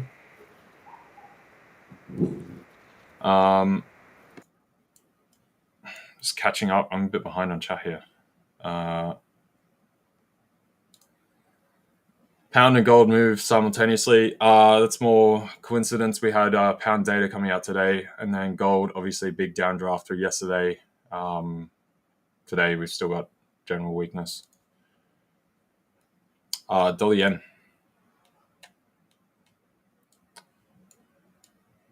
So, dollar yen, we had the highs up through 153, 153.30 roughly. It was like, what, 27 we picked up. That was after the sort of clear recognition of the new prime minister just before she actually got confirmed. Market didn't like that. That's why we saw the big gap up there. That's due to her policy. She's viewed as, I don't know, sort of conservative or right-leaning or whatever. Very Margaret Thatcher style fiscal policy, etc. That was then digested. We saw dollar yen come down, form this kind of channel, dipped outside of it, came down to relative support near where we actually gapped open to. We've then driven up higher, come up to these tops just here. That was spurred on the back of her being confirmed, actually taking the prime ministership. And now we've kind of digested that information. We're just trading sideways. So I'm currently looking for a short from here. I think this news is fully digested at this point. Her government is also seeking a yen between 120 to 130 for dollar yen. So if they start to implement some of those policies and actually seek that out as something they desire, then we could see a pretty quick shift. So I think that stuff's largely priced in, and for myself, I'm looking for further downside, an eventual close of the gap down through here. So I'm not sure about that. No? Well, I'm looking from only the tactical perspective, not the perspective that you have, so might be completely wrong.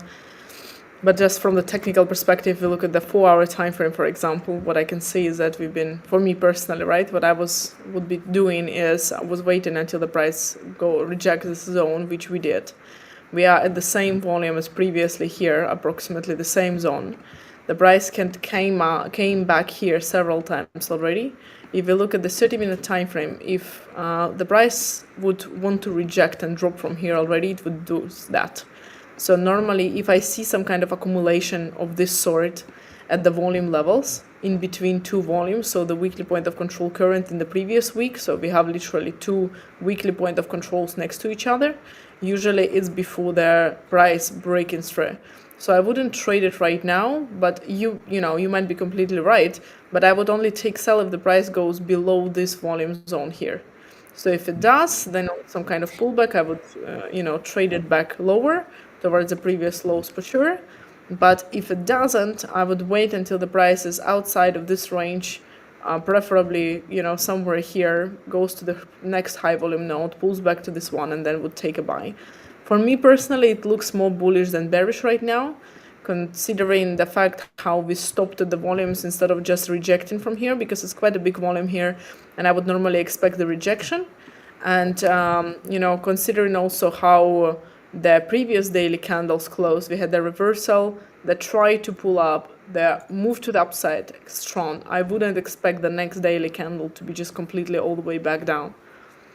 Let's say it stay here mainly, and I would be waiting more for 153.3, something like this. But again, I might be completely wrong, and because I'm not looking from the perspective of the economy, I wasn't really, monitoring what they did with Prime Minister and what happened. So that might change everything. Yeah, exactly. From viewing that purely technical, it looks like we've had a great bullish run. But I just see it as sort of distortion, market digestion of that once that's sort of priced in. Yeah. Yeah. I'd even argue, the total thing's a bit of a overreaction overall. So that's sort of what I'm leaning on there. And from that so it was basically 154 odd originally after this high run. This is where I was looking for us to come to. But we sold out through there once digested started coming off. Now she's actually being confirmed. Another knee jack up. We haven't been able to really continue that up to the prior highs.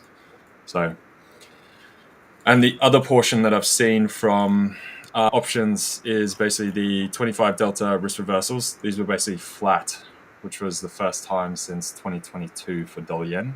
And then now they're starting to print negative signals. So there's more pricing coming in for downside protection overall. This past week, that has dipped a bit with dollar yen breaking higher, but you can see further out, we're still increasing there. So, and also I've got in the backdrop of my mind the specter of US government opening again, and we get the data coming through, and the forward look is that a number of the pieces are likely to be a bit poor overall. So,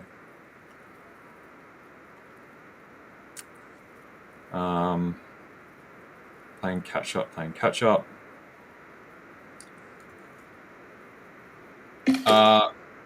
Where would I want to start? Where would I put my stop loss for euro dollar longs? So I jumped in myself before at about 94. Obviously, the first point of call, you could slap it right here just by the 115.90 bottom that we've created, maybe a touch under in case you snap over that wick a little bit. You can still get stopped out. Hence, I've placed mine down here at 86 for me. So typically on these kind of trades, when we've approached support, we've had a big downdraft. I'm trying to look for some sort of relative bottom. I'll typically keep the stop within, sort of 8 points. Because then if you do sort of break through this and you're running through to about 86, then you've confirmed that this is going much lower. So I always give a small degree of margin there for any kind of, wick, and then you come right up. But I would call 86 as the dead point, and from there you'd see a further downdraft. So hopefully that helps. So that's the trade I'm currently in right now.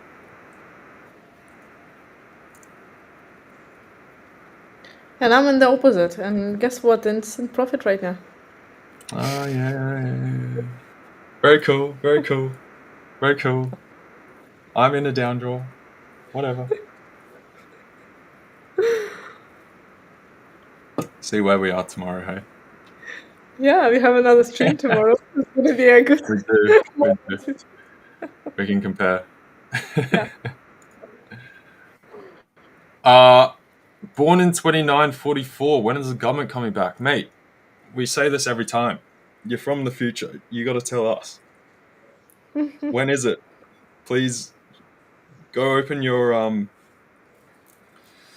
future Google history Wikipedia page from 2944 and tell us. But no, in all seriousness, I mean, the administration has come out a number of times and sort of said bits and pieces about potentially opening up at the end of this week. The first shutdown Trump did was 30 days. We're now approaching that 4-week sort of 30-day mark. So I would say end of this week, start of next week, over the weekend, something like that. I'll probably get something done. If it starts to go on much longer, right now markets don't really care about it. They just see it as political nonsense. But if it does go on longer, then you will actually start to get problems. Fortunately, the direction for the Fed is pretty secure. They're going to be cutting rates, so not having that data hasn't really changed the picture too much right now. And there is a general lean in viewpoints that the data is weakening overall. So, but yeah, if it does keep going on, you start to get problems with payrolls, general functioning of the government, all the bits and pieces. It can go on for a little bit, but yeah. So yeah, hopefully end of this week or start of next weekend. I would say. Almost getting stopped out now. I just added to my short position. We might not have to come back waiting for tomorrow. It could be today. It could be today. You know, I'm going to move this to 84 now. Dangerous. Do this on my terminal. Yeah, dangerous, but we'll see.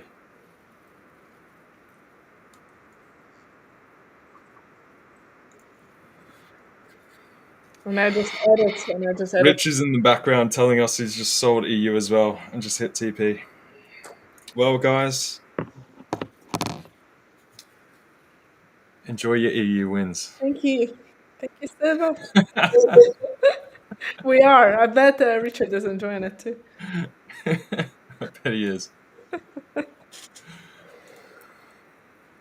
Bajar saying euro dollar to 115.58. Could well be. Could well be. So yeah, it'll be this cluster down here. Definitely, if we break down further, that would be the point to look at down here. So Yeah, I'm waiting for now. My TP is at 15,770. yeah, that's fair.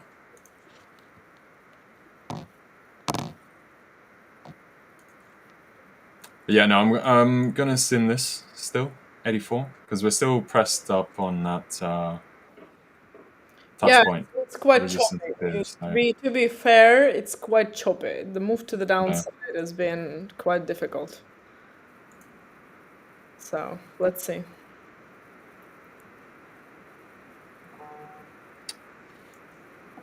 What else is there? Oil. We can take a quick look at oil because we've come down to some nice lows. If we zoom this out a little bit, I might need to go to the 4-hour. So we've come down into this low cluster through here. This seems to be the general bottoming for oil. We've had pretty much all the I don't know, bearish news for oil sort of come through as far as supply and everything. The cost of production for West Texas is somewhere around 48. So around there is where you'd probably have a ultimate bottom if you did manage to capitulate further. The Saudis are at like $8 or $9 or whatever. Places in South America are around there as well, around like $16, so very cheap. But it's mainly that West Texas oil around $48. Overall, though, very nice buying area here. You get the positive swaps on the carry going up. Probably look to trade within this range kind of sideways. The other portion is the US government has now started refilling the strategic petroleum reserve with oil prices down the slope. So after Biden unleashed that to help with inflation, to bring energy costs down, and when we had the beginning of the Ukraine-Russia situation and energy was going bonkers, they've depleted that. Oil prices now quite low, so they're looking to fill that up. So that should lend some support to oil here as well. So, morning. It's been ages since I looked at oil, to be honest with you. Yeah. I mean, all through here we had a lot of chop. Again, just in this sort of, we've got these kind of like block ranges we're carving out. So yeah, I've been keeping a tangential eye on it for once we came down to this lower cluster again. But yeah, oil something I only look at sporadically, I suppose.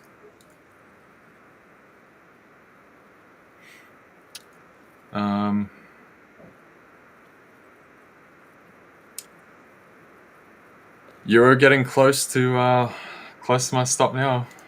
A second stop, you mean? After you moved it? Yeah, after I moved it, yeah. Yeah, my third position on EU is now in profit as well. I have 3 positions running. Initial one, and then I added 2 times. Nice. So maybe I'll have to switch up in short. We'll see. If it hits, it's gonna be 2.5, 3.5, like 4%. That's juicy. That's a good trade. That's Yeah. big. Well, then I wish you luck, and I hope I'm wrong. Wow, thank you. That's very nice of you.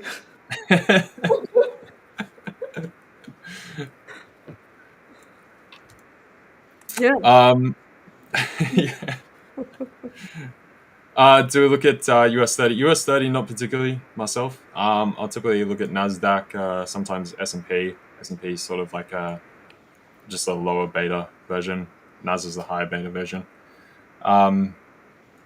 US 30, I don't like so much, just as far as the collection of companies. Find them a little bit dead. But yeah, I mean, everything at the moment is based on earnings. So we've got a bunch of earnings coming through this week across the market. So US 30, obviously, the companies relative to the 30 going to be what you're going to focus on. As far as individual analysis on each of them, I don't have a clear picture because I'm not trading stocks at the minute right now, so I haven't kept up on all of them, just on like the majors for like tech and stuff, but that's it. So Also, obviously NASDAQ's been running right up because we had the break on Apple, and we had a bunch of the chip related and AI related companies still doing pretty well. So that's kept that story going despite the circular funding situations and AI bubble chat. yeah. But yeah. Yeah, I look also mainly on S&P 500 and NASDAQ. Also haven't looked at US 30 for ages already. It's been time when I was comparing all 4 of them together with Russell. I even look at Russell more often, to be honest with you, than US 30 because Russell is the slowest one from all of them. Taking into account the amount of companies, they balance each other as well. So after a while, it's a little bit calmer and more structured, I find. So sometimes I trade Russell instead of S&P 500 and NASDAQ. But Yeah. US 30, I just was thinking about it when we were talking. Haven't looked at it in half a year for sure. Didn't even open the chart even, to be honest. Yeah, I never really do unless someone brings it up. But what I would say for US 30, it's pretty similar to NAS. So like we've got this cluster here, this sort of small sideways trading range that we've made. I'd just be looking for a break on either side of the range and then run with that. So same with US 30.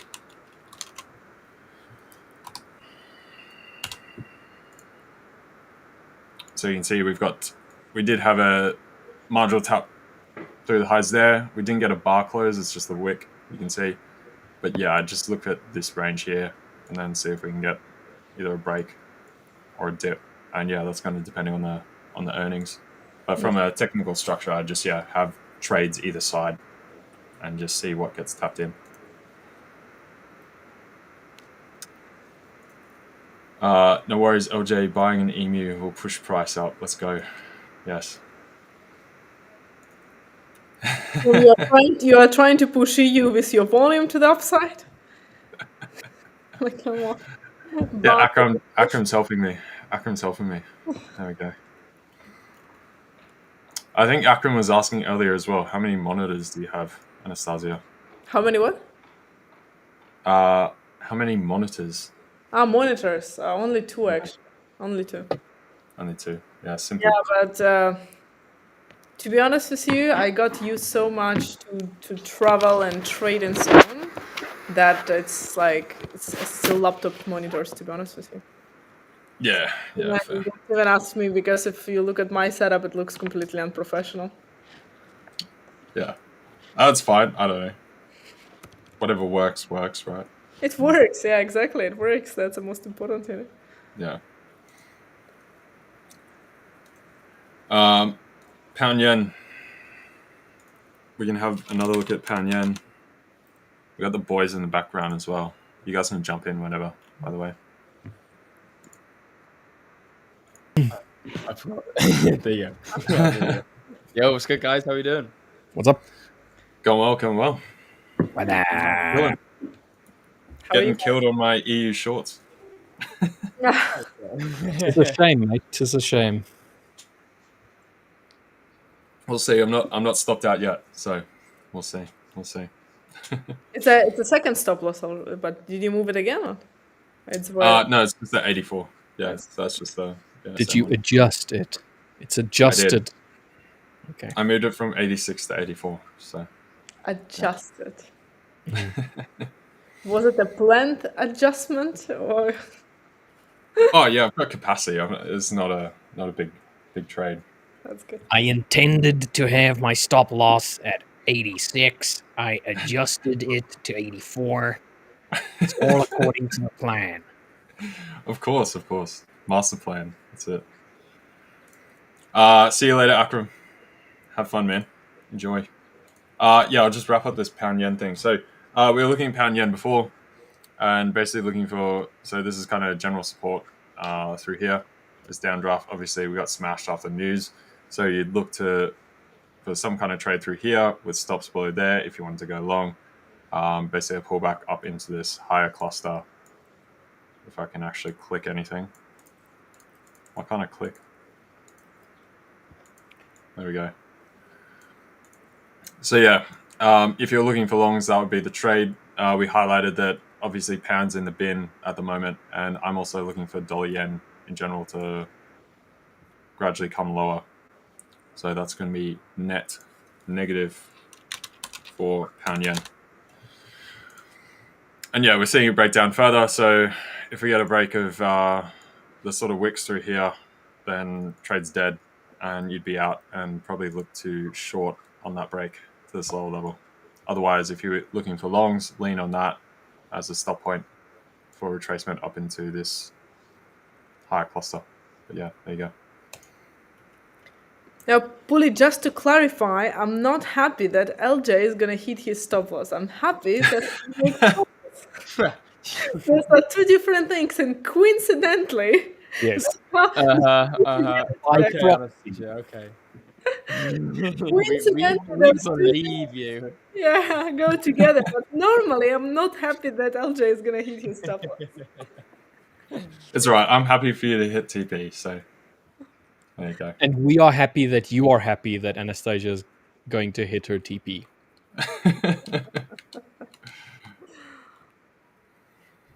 Well, not a guarantee yet. Wait a second. Well, with this market, Yeah, no, if it can be like 3 pips to TP and you have no guarantee it's gonna hit it. That happened to yeah, me not, the other day. not just I yet. was, I think, 4 pipettes away from hitting my TP, and it just reversed.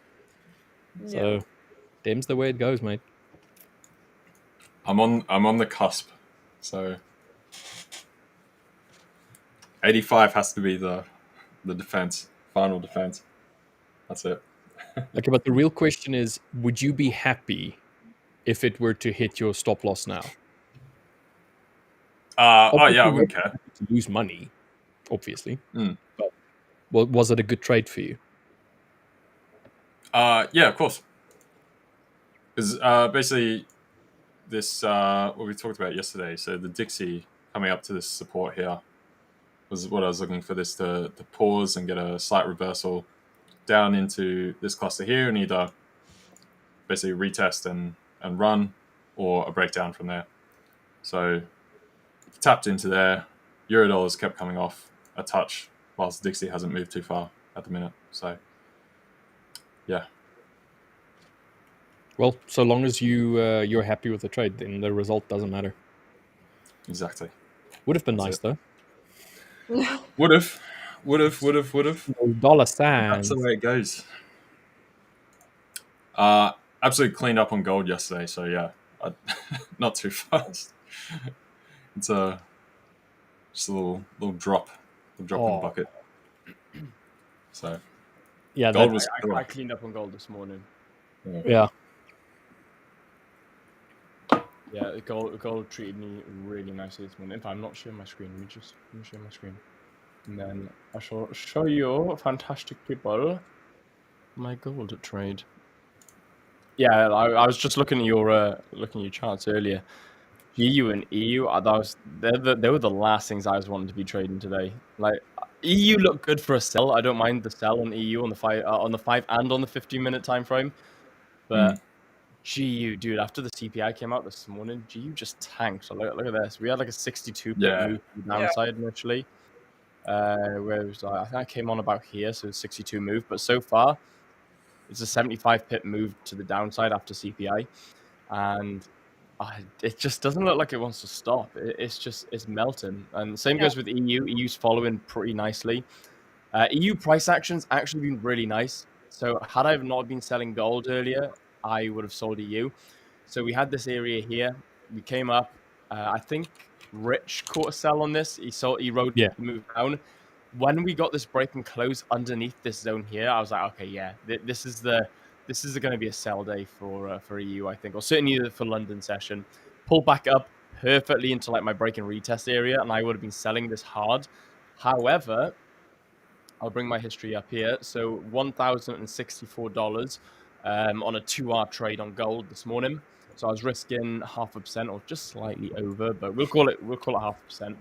0.5% risk and then a $1,000 win. So it was a 1 to 2 hour trade, and gold was beautiful, man. Like look at this. So this was the trade that I placed initially.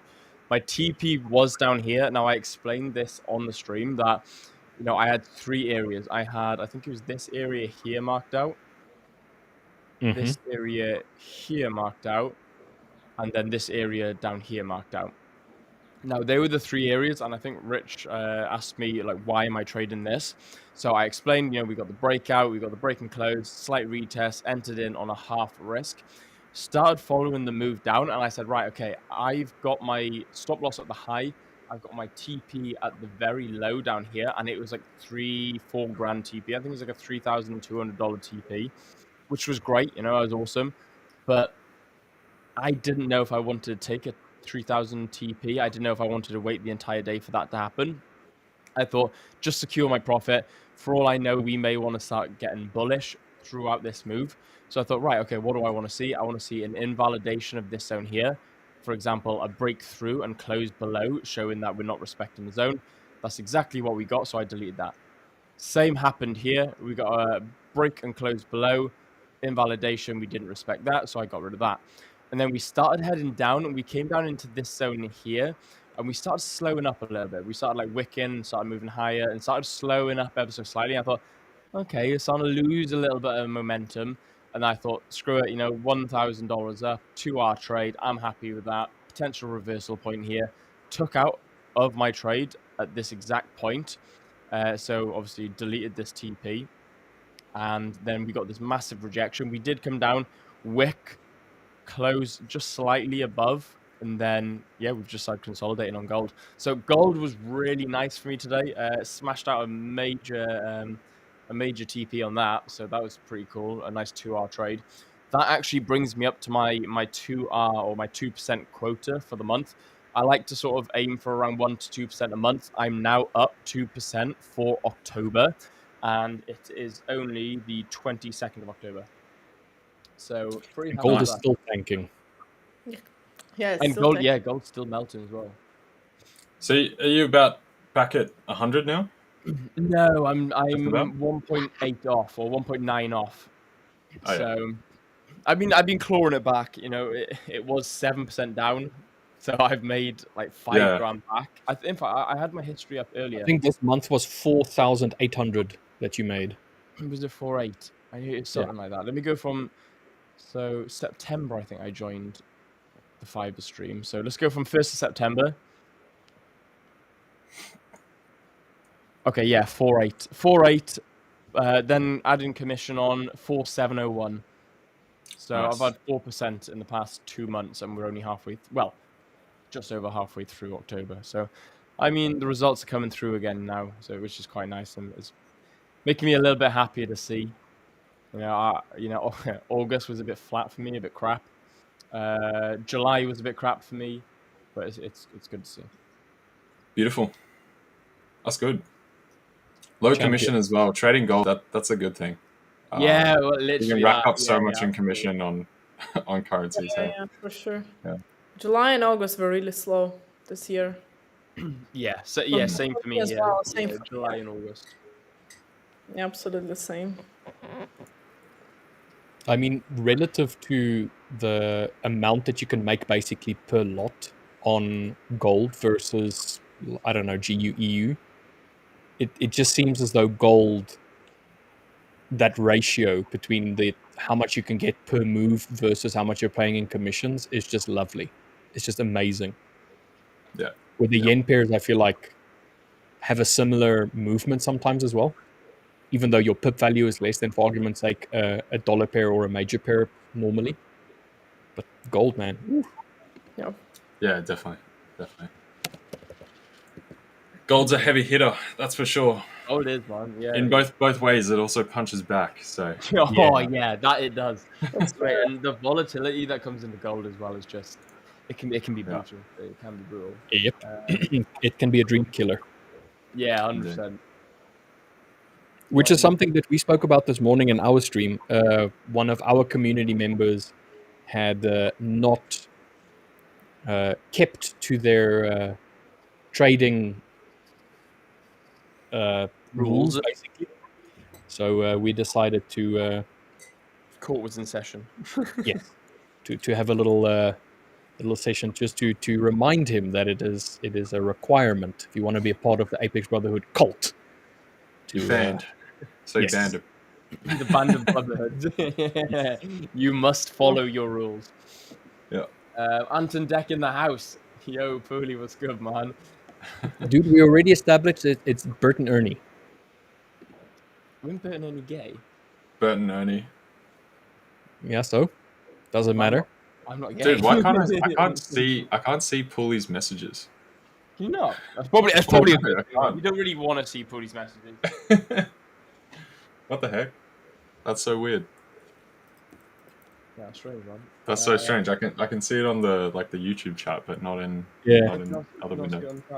You haven't paid for the Pooley subscription yet. Yeah. After watching you live on Apex Brotherhood yesterday, I must admit you guys are awesome. Oh, I appreciate that. Yes. CC. CC, you absolute legend. That's such a plant, Will. Such a plant. Wow. Oh, hang on a minute. How's that plant? I just have a supportive girlfriend, guys, you know? Oh, yeah. Yeah, it's like my wife jumping in saying, "Oh my God, Rich and Will are such amazing streamers. I'm so happy I found their community." It's like paid promotion, mate. CC, do you want to join? Yeah. Do you know the worst part, or the best part? I say the worst part. Do you know the best? Oh, hot now. Do you know the funniest part is? Like, I genuinely don't plan. Like, that's just genuinely her. Like, she just genuinely tries to support her as best as she can. It's amazing, man. No, it's lovely. She's got such a pure heart. It's unreal. Yeah. It's lovely, of course. Oh man, CC, you're getting me in trouble, man. So I told Will this during our stream this morning. I woke up this morning slightly peed off, like a little bit annoyed, because somebody decided that they wanted to steal money from me. So my bank details, my bank card details were leaked somewhere, and somebody decided to make some purchases on my behalf overseas. So I wake up to messages, money out of my account, and my bank's fraud department contacting me, which I missed because I was sleeping. So I had to go and rush to the bank, replace bank cards, and just contact the fraud department, say, hey, listen, sort this out. Let's fix this. So everybody out there, just be careful wherever you do or whenever you do online banking or online purchases and stuff like that. It seems as though, well, it doesn't seem like that it is. Data breaches are happening more frequently, and a lot more people are getting affected by this. So just be careful. Yeah. Yeah. Yeah, there's been heaps of data breach attacks here as well. Attackers holding data ransom, that kind of stuff. Although the healthcare providers, telcos, all that kind of stuff here, it's been happening non-stop lately. So yeah, good industry to be in if you're in Amazing. Yeah. Into tech, IT hacking. yeah, no, as from the what's called the protection standpoint, The ethical hackers. Yeah, the ethical hackers. Yeah. I mean, yeah, also, or just any cybersecurity. If you're in any cybersecurity, yeah, that's what I was trying to think of. You're rubbing your hands thinking, oh yeah, we're gonna make a killing today. Yeah. Because it's become more and more sophisticated with AI. People building certain stuff and brute forcing things and that kind of stuff. Yeah. I wanted to discuss that yesterday, but we just got the conversation in yesterday's Fiverr stream was just awesome. So I didn't want to disrupt that momentum. Well, I've just given you a very nice segue, so there you go. Take the floor. Thank you very much. Look at that. Whereas one of the guys, I can't remember who it was, actually asked about the AI bubble and saying what's your thoughts on the AI bubble? Do you think it's going to burst? What's happening with it? And it was a really good question. It was a really good point, and I have mixed emotions on AI. I think you're stupid not to use it, but at the same time, I don't want to use it because of the potential it has and how scary it can be. But then, is it better the devil you know, devil you don't? Is it a can't beat them, join them situation? I don't know. What's your thoughts on AI? LJ, Anastasiia, Rich, what's your thoughts on the development of AI, both socially, economically, fundamentally, just all AI in general? You guys go first. Oh, please, ladies first. I think we still have some. We had a couple of words exchanged with LJ about it in the morning. It's learning from humans in the first place, if we are talking about that. So I think until we figure out how to not decrease the quality of information it's given back, it's gonna be some time. I think we had a huge jump in AI industry in the past few years. But in my personal opinion, it's going to take 5 to 10 years until it actually gets developed to the point that it's going to be extremely useful. It's going to be implemented in more places. So, we are kind of in the beginning, in my personal feeling, when it was the area, I don't know, stupid examples like internet or smartphones and so on. I know it needs some time to be able to get developed to the point that it's user friendly, not only to the level that I'm asking it how to make a dish and the recipe, but actually more in-depth things which of course they are used right now already, but massively, like medicine and, for example, defense and so on, it's going to still take some time. So it is in the sense of stocks, I think it is slightly a bubble at this very moment because it's not getting implemented and used to the level that it's worth at the moment right now. But I do see the development of it through the next 5 to 10 years. I don't think it's going to be within a year anymore. I think we had a huge jump already, but then it's going to take a little bit of time and a little bit slower, more sustainable growth. It's my opinion. Yeah, nice. It's like the whole debate with AI and trading. Everyone's saying, if you're not using AI to your advantage, if you're not using AI to earn money, if you're not trying to trade with AI, what are you doing? It's like especially in the financial markets, like AI is such a growing thing. Do you reckon it's just going to be a bubble that's going to burst, or do you reckon it is something that's gonna stay? Like, Rich, what's your thoughts, man? I think AI is going to stay. Do you reckon we're ready for it? No, I don't think we are ready for it. But the reason why I'm saying I don't think we're ready for it is purely based on what it is being used for currently. So I think in essence, AI is, or the intention, let's rather say, for AI development was to be a tool to help. But the problem is it has been corrupted and it's being used as a tool to, to do bad. So it is being used to circumvent certain security measures. It's being used to defraud, and it's being used to steal, basically, to take, like, for argument's sake, if you're a YouTuber, as an example, if you have to submit a copy strike claim, it used to go through, for argument's sake, a group of people that would individually look at each copyright claim and say, okay, yes, you did infringe, sorry, your copyright still stands. But now it's going through an AI bot system that depends on input to know whether or not something is actually, somebody's actually gone and stolen someone else's digital content, as an example. And the problem is that there's a lot of people that have written AI related programs that are circumventing that is just bombarding, for argument's sake, certain people's YouTube channels with these copyright claims, and then they're taking money long before it actually goes and gets through the due process, as an example. So what I mean by that is like, AI is a good thing, but it is being corrupted and it's being perverted to the point where it's getting a bad rep. So whatever good it could have supplied, unfortunately right now, that good is overwhelmed by the sheer amount of negativity that's revolved around AI at the moment. So are we ready for it to be completely incorporated? No, I don't think so. But is it being used for it to its full potential? No, I also don't think it's being used to its full potential just yet. I agree with Anastasiia. I don't think it's going to be in the next year, maybe up to the next 4 or 5 years before it's really going to take off. But I just feel like it is being perverted, and I have zero interest in using AI right now, purely for the fact that it is so perverted. Interesting. I'm using it, for example, personally to automate some of the processes. Otherwise, that I would need to use my brain power to.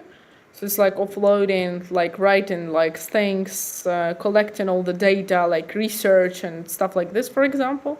Even for macro, the only way I'm using it for trading, I'm doing the macro research based on AI. Because instead of me collecting all the data myself, it can get all like lots of data that otherwise it took me like few hours, would take me 3 hours to search all of this and put it together in one table, and it does it in a couple of minutes for me. So that's the way I'm using it personally. It takes loads of work off my shoulders, but I agree with you. I don't think it's been used for the full potential. It's more automated like processes that otherwise people would also be able to do. It's supposed to shorten the need for a lot of like mathematical stuff, or in this case programming. It's supposed to assist people to speed up those processes. Yeah. So Yeah. I agree with that. Yeah, definitely. LJ, what's your thoughts, man? I feel like you're gonna slightly disagree, but I don't know. Well, Yeah, a little bit. yeah, I mean, dude, I can see you. I was like, I was just gonna disagree with this. I can see it. Yeah, first of all, Anastasiia, yeah, have you used Perplexity for research and stuff? No. It's really good. They have like specific financial modeling stuff within it Can for stocks, you data, send it everything. to me afterwards? Yeah, sure. Thank you. Yeah, definitely. So yeah, I would say as far as the bad use cases, I think there's always bad actors. I think that's stock standard. I think also as far as like copyright strike stuff, there's also just the problem with DMCA and YouTube's stance on it. They just like you're gone right away without checking. I think that's more of a them problem. But yeah, there's always going to be those bad actors. I would say similar to like early internet days when you used to have, when people used to use LimeWire and torrenting stuff, or you just go on a random website and everywhere is viruses, malware, I was gonna say people trying to malware everywhere. steal and hack things, right?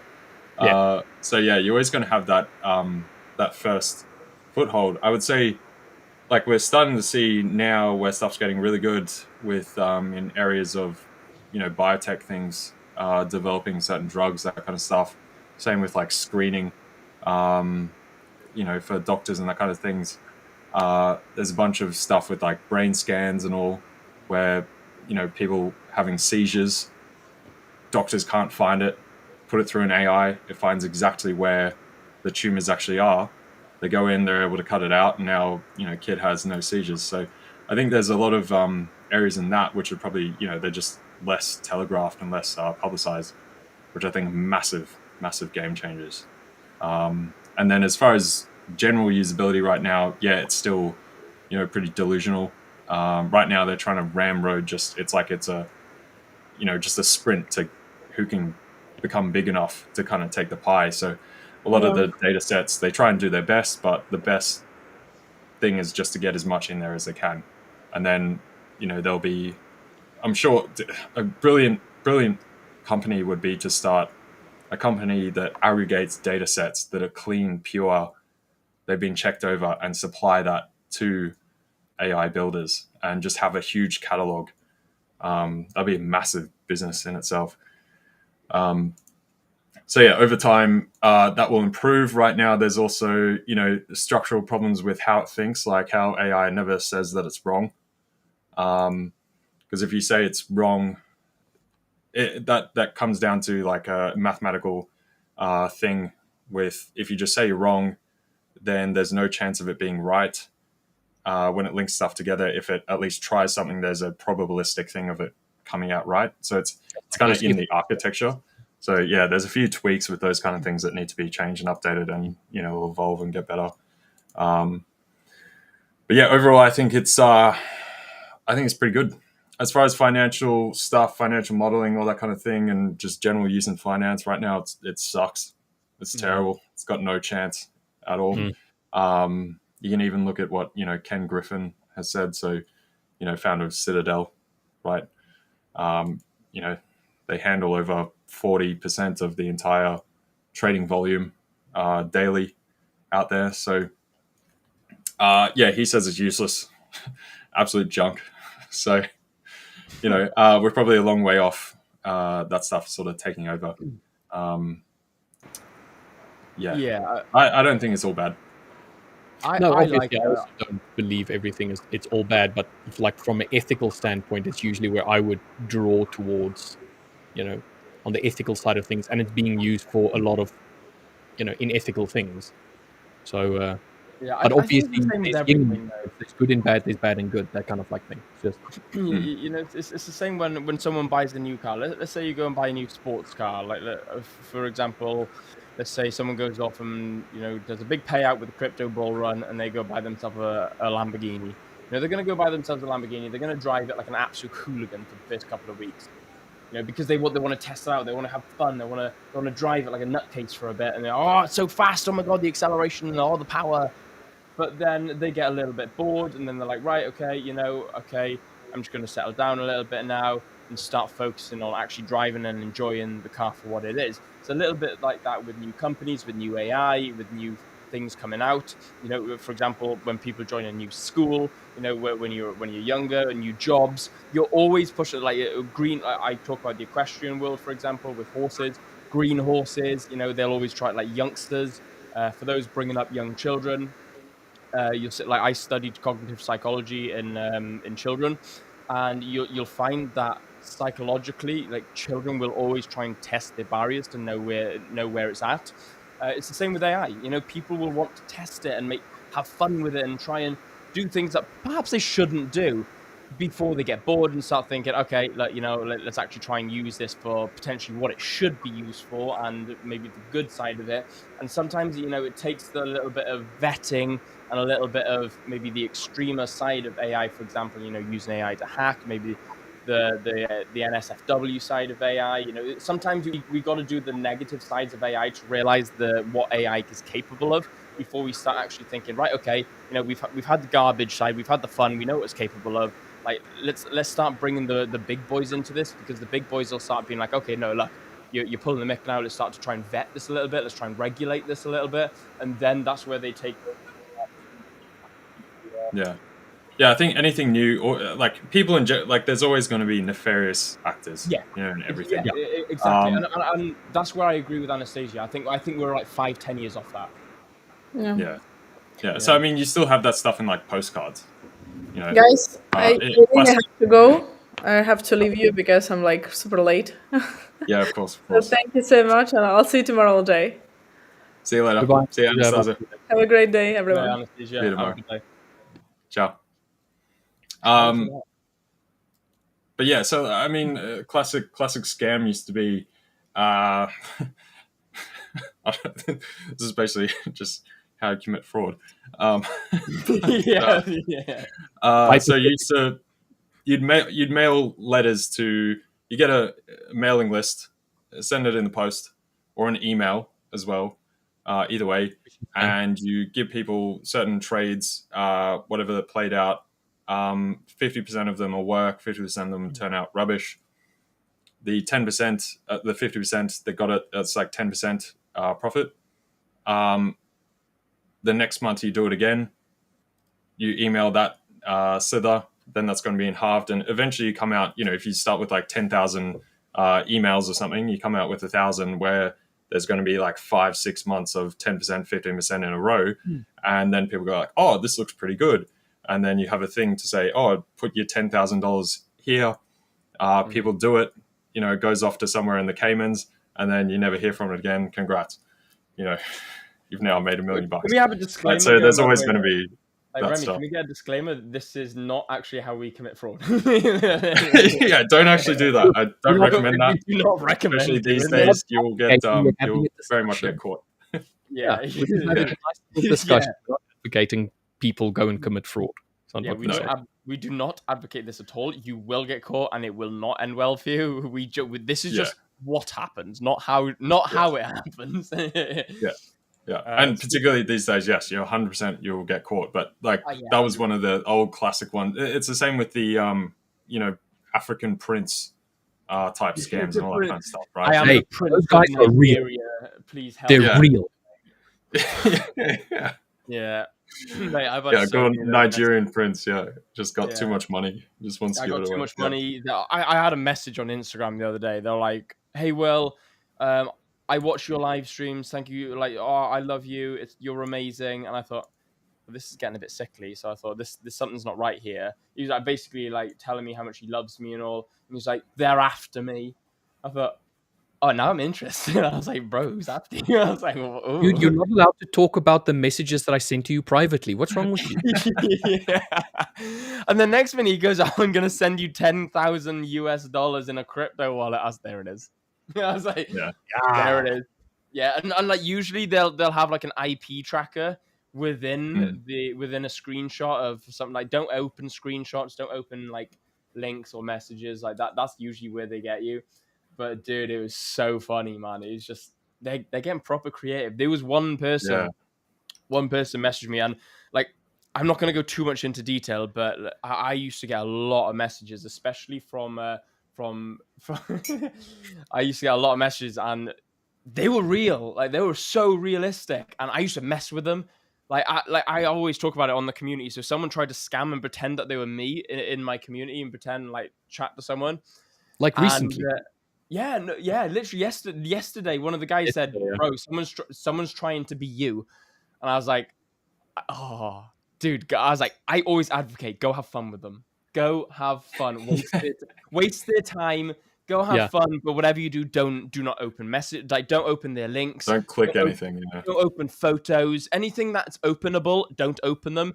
But like, rinse them and really have fun with them, because then they'll realize that they're just wasting their time and they'll block you." Dude, and that's what I mean. Like, AI, it's getting like, that's the worrying part of AI, is it's effortless now. You know, someone can make a program to do that, and like through if statements and all, and they can just make a conversational, like, if they say that, reply with that, and it is weird, and it's worrying on how that side of things can end up and go down the road of. But so just be very vigilant online, you know, and don't be one of those guys either. Yeah, that was sort of the point of what I was getting to with the thing before, was more as like a warning thing that you're going to see the same stuff with this, especially, you know, generative AI video stuff. Obviously, it's getting really good. It's hard to tell what's real, what's not. Same with the, you know, the voice copying stuff. You've seen when they phone you. Yeah, when they phone you, and, you know, all that kind of thing. Yeah, true. So yeah, it's more to stay vigilant with all of that stuff. And, you know, I'm sure people will be creating fake trading creators, right, which are fully AI, and then do the same sort of thing. Yeah, and trades on both sides, right? Potato. Yeah, they can put, exactly. It's the same thing, just rinse, repeat. So they put trades on both sides, show the account that the trades won, and forget about the account that it lost. And then they keep showing that, repeatedly. And then it looks as though, wow, this guy's good at trading, makes profits. And then they try sell you a course or sell you something else. So just be very vigilant with that. I mean, real people do that right now as well. I hadn't even thought about that. I could screw this, guys. I'm off, guys. I quit. I'm gonna go make a course. Yeah, I'll see you later. That just sounds so much easier. I'll see you later. Exactly. That's what so many of them do. They're not even trading. They just have multiple accounts, trade both sides, and then just whatever account didn't make money, they just don't show it, and then they just show the good ones, and it looks like, you know. That's why there's a lot of people that do the potato test. So if you get a message from someone, and they I don't know, they start running off that little script of theirs, and then you say, "Oh God, say potato, please say potato," and then they just carry on rambling their script. Then you know, it's just like a real person would have been like, "Why do I say potato? What's the deal with the potato?" Yeah, why do you want to say potato? But you know, so guys, LJ is AI. Because he didn't my didn't say potato. Yeah. LJ, why haven't you said potato yet? Potato. Nah, it's too late. Someone's already behind the program. They've updated the script already. There's somebody at the back, like in the background, that's like sweating bullets right now. Like, what do we do? What do we do? Potato? Someone make him say potato. So, guys, in the fourth quarter, potato, we have had... Macroeconomics and potato is... Sneak the word is really scary, though, is how, like... you know when, like, partners have safe words? I'm like potato? Yeah, like potato. You all know what the safe word is between Mr. and Mrs. Butler. It's apparently potato. So nowadays, I like, especially with the way AI is going, I always recommend that you have some form of word or phrase or reference, or, you know, a situation that's happened that only the both of you know of, that you can reference to make sure it really is you. Because like, I've heard so many stories where a voice of someone's mother, the voice of someone's brother, sister, family member has been cloned. And I think that this story was on holiday. There was a young lad on holiday, and he called his mum, basically asking for money. Like, "Mum, I really need money. I need this, this, and the other." Gave a really convincing story. Turns out it was a completely cloned voice. It wasn't actually him. And that's why I say, you know, like, if you can have a word or a phrase or a reference to make sure you can confirm it's your actual partner or whatever, or someone that you would give money to. AI is frightening, man. And I was actually, because I'm in development of AI content at the moment. I'm chatting with a lad that I know, and we're working together on some AI stuff. And he said to me, it's not hard for AI to just clone a voice. And he said, I could clone your voice now just from taking 5-6 words from a sentence, and he could clone the voice and completely make his own script up just from 3 or 4 words of a sentence. That is really frightening. So AI is nuts, man. And in my opinion, I think it's fantastic. I think if you're not jumping on the bandwagon of AI, get on it before it gets regulated. But at the same time, just make sure that you're in it for the good reasons. Don't be one of those guys that's in it for the negative reasons. I think AI can make millions, and I think it's got the upside potential, especially in the trading industry. I think AI is going to be the way forward, only based on hybrid analysis, though. I wouldn't solely rely on AI. It would be my technicals ran alongside AI.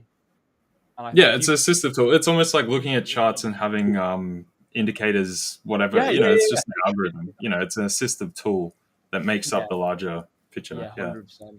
Yeah, for the time being, at least, I know that my EMAs is not going to try and clone my voice. So yeah. That's the other thing. Like with catfishing, right? On dating websites and stuff, you used to at least be able to ask people to take a photo with yourself holding a spoon or something, right? You do the spoon check. Yeah. And if they can't take a photo, right? But now you can't even check with that because people can AI it. Send me a video of you saying hello with my name in it, dude. AI could do that. That is scary. Yeah, man. That's. So I was not recently, but a little while ago, I was renewing my passport, and one of the things that I had to do in order to prove it was me on the online form was to literally have a camera with a paper written the day's date and what I was busy reapplying for. Was it my ID card? Was it my passport or whatever? I had to hold it up, and we never used to have to do stuff like this. You go to your home affairs, you just rock up there. Yeah. So the facial scan stuff. And then when you go to the home affairs to go and get your stuff, they don't even use any of that. They were like, oh, yeah, no, we're just playing, we're testing it, and that kind of things. Oh, that's good. Yeah. Dude, you know what really frightened me? Genuinely made me feel uncomfortable. I Spiders. walked in... Huh? Spiders. I don't mind spiders. I walked into Tesco, and I don't know if I've told you guys, dude, I made a video on it and all. I posted it on Instagram. This infuriated me. There was this big ass camera. I mean, it was some big ass camera, and it was rotating with an LED. And I thought, what the hell is that? And then obviously there was the other camera which showed you you walking in. We're all used to that. And I went in and I said to the guy behind the desk, the cash desk, I said, dude, what's this about? He goes, oh, face recognition. Oh yeah. I said, dude, what the hell does Tesco want face recognition for? What's that about? Yeah. So anyway, I went about my business, got some stuff, and happy days. Walked out, paid for it. I thought, turned back around, and it had stopped flashing. It stopped turning around. I thought, it's got me. It's got me. Yeah. It's got my face. So then someone else walked in, and it started flashing. I thought, no. So I came back down a couple of days later, and it didn't flash when I came in. It recognized my face. I thought that genuinely made me feel uncomfortable. I said, this is the AI that I don't like. Yeah. There's a number of companies here that have gotten done by the government for that, for having AI in stores with facial recognition, not telling consumers. And they argue it's to stop shoplifting and stuff. Mm-hmm. But really, they take it to get who you are, your demographic, your age, all that kind of stuff. Yeah. And then they can track all that data for a single area and what you're purchasing and etc. Yeah, dude, it was frightening, man. I didn't like it at all. I thought that really made me feel uncomfortable. But the thing is, I'm a guy of freedom. I like I like free speech. I like freedom. I don't like to be tracked. I don't like to be watched. I like to know that I can do something under my own will. And kind of weird being on Instagram and all. So again. not being not being followed and all of that stuff. You And know what I mean? He wants the illusion of freedom. oh yes, Yeah, there we yeah. go. I like the thought of being free. I don't like to. Yeah. I don't like. We all know we're You're not not free. We all free, know Will. we're being watched. I know Like, I'm dude, not free. This phone right now is tracking my entire conversation. I know that. Alexa follows my entire conversation. We all know that. But what I don't like is it being shoved in my face. Like, we are watching you. Like, dude, watch me in secret. I know you're watching me. Yeah. Watch me. Stay in the bushes. Don't jump pretty out and much. stand next to me. A peeping dude, hole or what- something. Jeez. Yeah. Like, be discreet, man. Like, Yeah. follow me 10 paces back. Don't just stand behind me. If you're going to absolutely step all over my privacy, at least do it discreetly, mate. Yeah, come on, have some respect. I'm seriously considering this. Back to the chart. I just saw a comment now, somebody like talking about my hair. Hey, it's my hair, okay? I that's wake it. up like this every day, okay? All natural. I love streaming with Rich because I can have an awful hair day, which I have done for the past, I don't know how long now. I can have an awful hair day and I will Never look as good never, as mine. I will never top Rich because I can hide my hair here. Whereas when I look over there, that's when like my freaky, all sorts of crowns and cow's licks come out. Whereas like I can hide it and like talk to this side of the camera instead of over here. Whereas Rich is just like, pff. I'm like, yes. Yeah, I was like, every time I come on with Rich, it makes my bed hair look normal. I'm like, yeah, we just both look like we're a nutcase. I don't own a comb, mate. I don't own a single comb. These are my combs. Yeah, Nice. same. Yeah. Or CC. I'm going to have to tap out, guys. Alright, I bro. got to do a bunch of other stuff. So I'll see you guys tomorrow. Good luck. Market's kind of quiet right now. Yeah, But markets aren't marketing. see you guys All tomorrow. right, LJ. Nice one, Well bro. done, I'll see you bro. later. Peace. Hello, people. Hello. Welcome to the madhouse. It's just us again. Oh man, I love coming on here. It's just Mark's so saying we much brush our hair with fireworks in South Africa. That's what we do, mate. fun. Yeah, man. 105 likes, guys. Listen, That's my hair is all over the sick. place always. I honestly need to cut it, to be dead honest. Just to have it. I don't know. Not be as wild. I don't know. I'm trying to grow the back of my hair out a little bit. So I watched The Hangover a couple of weeks ago. Oh, I say I watched The Hangover. I watched it on Facebook. I don't, like I said, I don't watch movies, but sometimes late at night, if I'm done with, yeah, like, have you never watched a Facebook movie? No. With like the really bad music in the background. A lot of the time, it's like in a different language, and you like reading the subtitles. No? Me and Cece do it all the time. Like, it's one of the things that we have in common. We're like, we know we're matched for each other because we both watch Facebook movies. I've never met anyone who doesn't, like, who watches Facebook movies. I'm kind of putting it out there. Does anyone else watch Facebook movies instead of actually going on the TV and watching movies? I mean, I'm more of a Netflix / Amazon Prime / Disney kind of like, I'll watch all of my stuff there. You're a Moana sort of guy, aren't you? Is that what it's called, Moana? Yeah, Moana. I've heard of Moana. I've never seen it. I'm more of a Happy Tree Friends kind of person, mate. Oh man.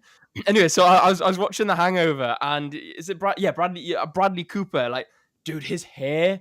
Well, I want his hair, so I'm gonna see if I can grow his hair. So I need to like keep an eye on the top because the top can't get too long. So I need to keep it back. Just make it go backwards. That's all. Yeah, and then eventually you'll start. I need to grow the side, like the side and the back out. So I'm gonna grow that out nice and long, and then just like see what I can do with it. So that's the plan, guys. So I'm not cutting my hair at all. I'm gonna leave it grow long, and we're gonna see how bad I can look. Products, mate. Huh? This is without products. I don't know what the hell it is, but I have volume for days without any products. My wife hates. I don't. I need products.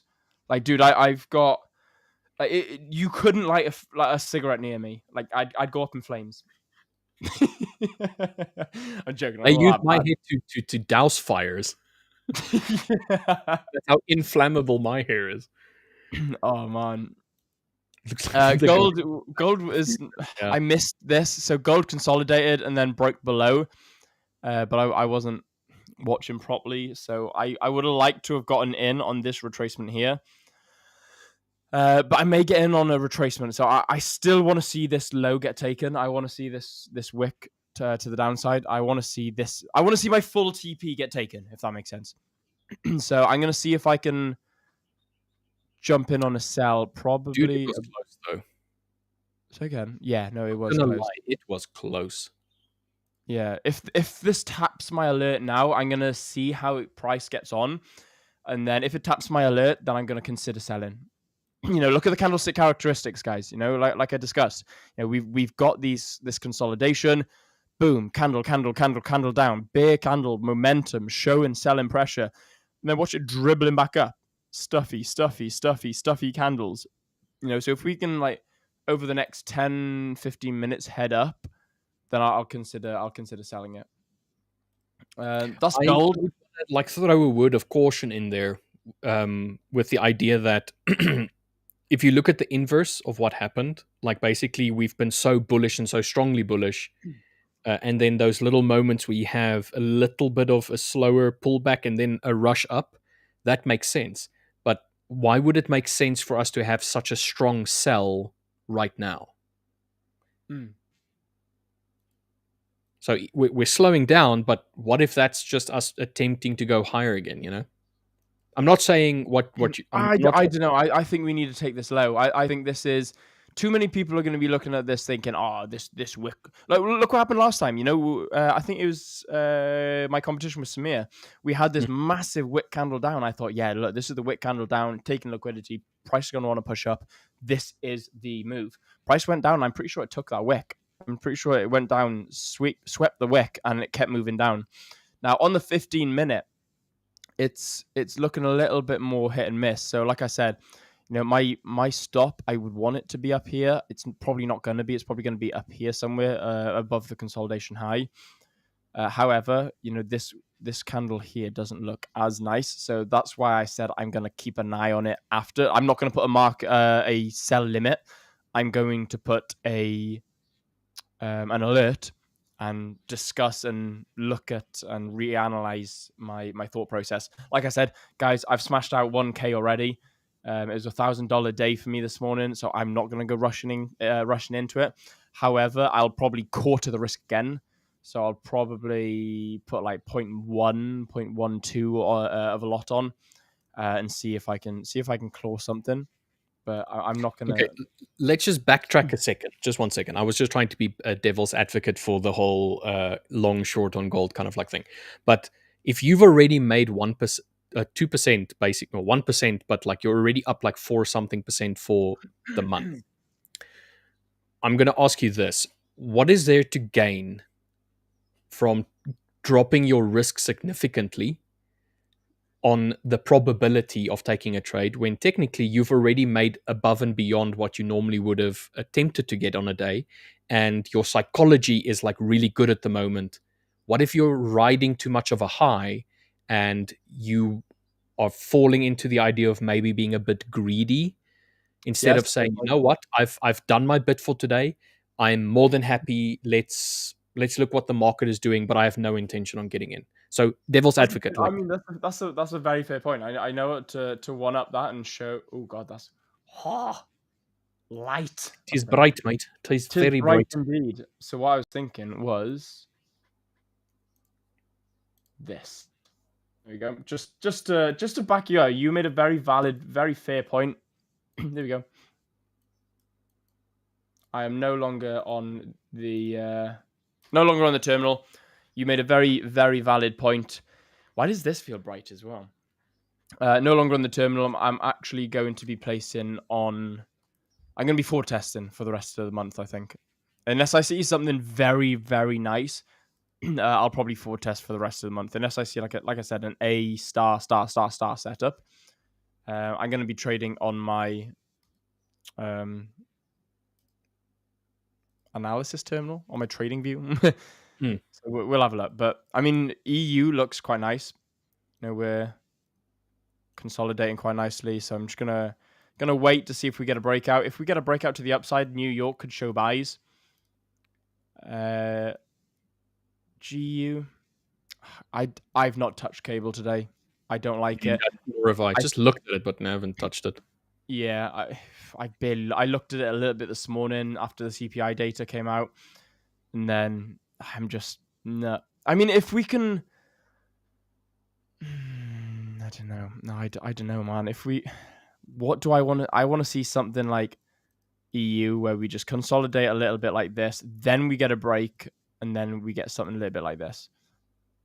I think that's the only time I'd consider trading cable right now, or the only time I'd consider trading GU, is if we really showed that we're, refusing to go lower, and then we consolidate, maybe even a wick. Maybe if we just sweep lows and then move higher, break structures, showing some momentum to the upside, pull back in continuation. Then I'd probably consider it over New York. But even EU, it's showing it just wants to go lower. Look at all these wicks, man. Look at these here. Look at all these wicks here. It's bearish. It's heavily bearish. 15. The only issue is that it's short-term time frame consolidation. Like on the 5 minute, we're consolidating in this small little area. It needs to break. We need a break. And then potentially a retest and a continuation, and then we can say yes, we'll take EU as an example. Mm-hmm. Yeah, absolutely. Who messaged you? Excuse me, it's my job to love you. Oh, this is the reference to the guy who was basically saying I love you so much. Like, here's 10 grand. The guy trying to scam me. CC, it's okay. It's okay. He doesn't stand a chance. Pooley, you're definitely working hard for that G-Wagon, CC. Oh man, that's safe word. That's true. We all have family one case that are dodgy WhatsApp, etc. Yeah. Pooley, like that one, Richard. Where's that? Oh, there's a comment around here made me laugh earlier. Who said it? I feel like it would have been Pooley. It was definitely a troll at you. Someone said that you have hair like Back to the Future, and I'm 90% sure it was Pooley. It was Pooley. Yeah, it was. I knew it was Pooley, man. Our Rich has hair just like the guy of Back to the Future. Doc Brown. Great. Wesley saying about 70% of South Africans wish they had hair like Rich. Facts. Thanks, Wesley. I appreciate it. Literally. What are you seeing? Are you seeing anything in the markets at the moment, by the way? No. As of right now, I've only had this one EU sell, and it was a perfect drop, base, and then drop. I was gambling a little bit on this one because we hadn't taken the low of Tokyo all that much. We just wicked on it, and then we struggled to push higher after we just wicked the low on this candle, this 15-minute candle. Tried pushing higher, it failed, and then it started going down. The moment I saw this thing close, I entered, and I got a perfect entry at 16,007. And then it almost took TP, and then it started retracing, came back to break even, and then it just slowly. I went to the bank around about this time, so I just said, you know what, I'm gonna just leave it. If it's gonna take stop loss, it takes stop loss. I don't care. I'm just gonna leave it. And when I came back, it was somewhere over here on one of these two candles. Can't quite remember which one of the two. And I was like, oh, okay, cool. I'm still in profit. Cool. I've left it now for almost 2 hours. I'll just leave it. And then eventually it took TP. Very happy with that. But since then, if I just go down to the 5 minute, where it was basically going down and making lower highs and lower lows, it has now decided to consolidate a little bit. So what I am waiting for is either, and this is what I'm leaning more towards. This side is what I'm leaning more towards, is it breaking through, retesting, and pushing lower. And then I would then potentially look at entering on the confirmation of, for argument's sake, the re-entry not re-entry, the confirmation of the low somewhere around there. That's what I would want to see. But it can just as easily from this point start breaking above and then, start going above to try and test the Tokyo highs or even the London highs as an example.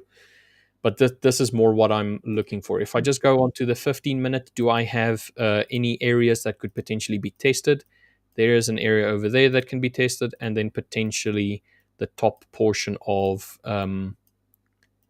London. So we have this semi-overlapping point. So this is a 15-minute base, bearish, and then another 15-minute bearish base as well. That I think if it were to start coming back up again, this is the initial test area, and then it will have to push above this bearish box. Just to say, yes, we are now finally turning bullish, as an example, because we've been so bearish on EU for such a quite a while now. I mean, it's since the 17th of October.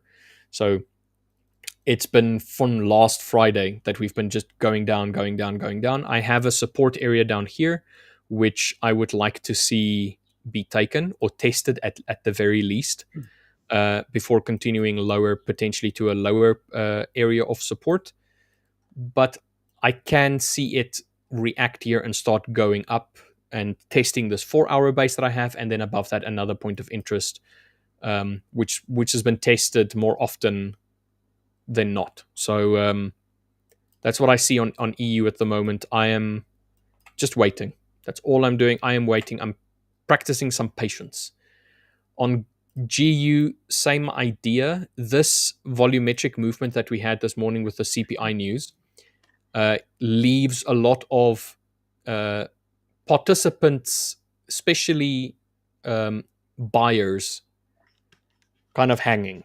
So if price were to start making its way back up again, I feel like this area where the news happened needs to be tested to see whether or not conviction from the sellers is holding true. So the way that I view the market is every area, like my little base area that I have, is an area where if there's a trend, the opposite, let's say in this case, we've got sellers that's in control. Each one of these bearish base areas is an area where the bulls tried to break the downward trend and failed. So logically to me, if price were to come back to it, there should be some sort of reaction. It should either reject off of that area, meaning that bears are definitely in control of price, or bulls should take over saying, okay, listen, this downward movement of yours was short-lived. We are still convicted in our upward momentum, as an example. So, but with the news that happened this morning on GU, there isn't any place for the bulls to even have attempted to try and push it higher. Not on the 15 at least, maybe on the 5. On the 5, there is one little area where they failed, but it's so recent. So you would have this 5-minute area basically, which is the top of London, and we haven't come to this point yet. So if we do eventually come back to this is the very first area that it needs to push above, and then we've got all of this, what do you call it, imbalance on this big candle over here, the news candle, all of that imbalance that still needs to be tested. So I am just waiting. That's all I'm doing. I've already got one trade for today. I'm very happy about that. If I don't get another trade today, so be it. Yeah, nice, mate. Yeah, I like that. Sticking to your plan.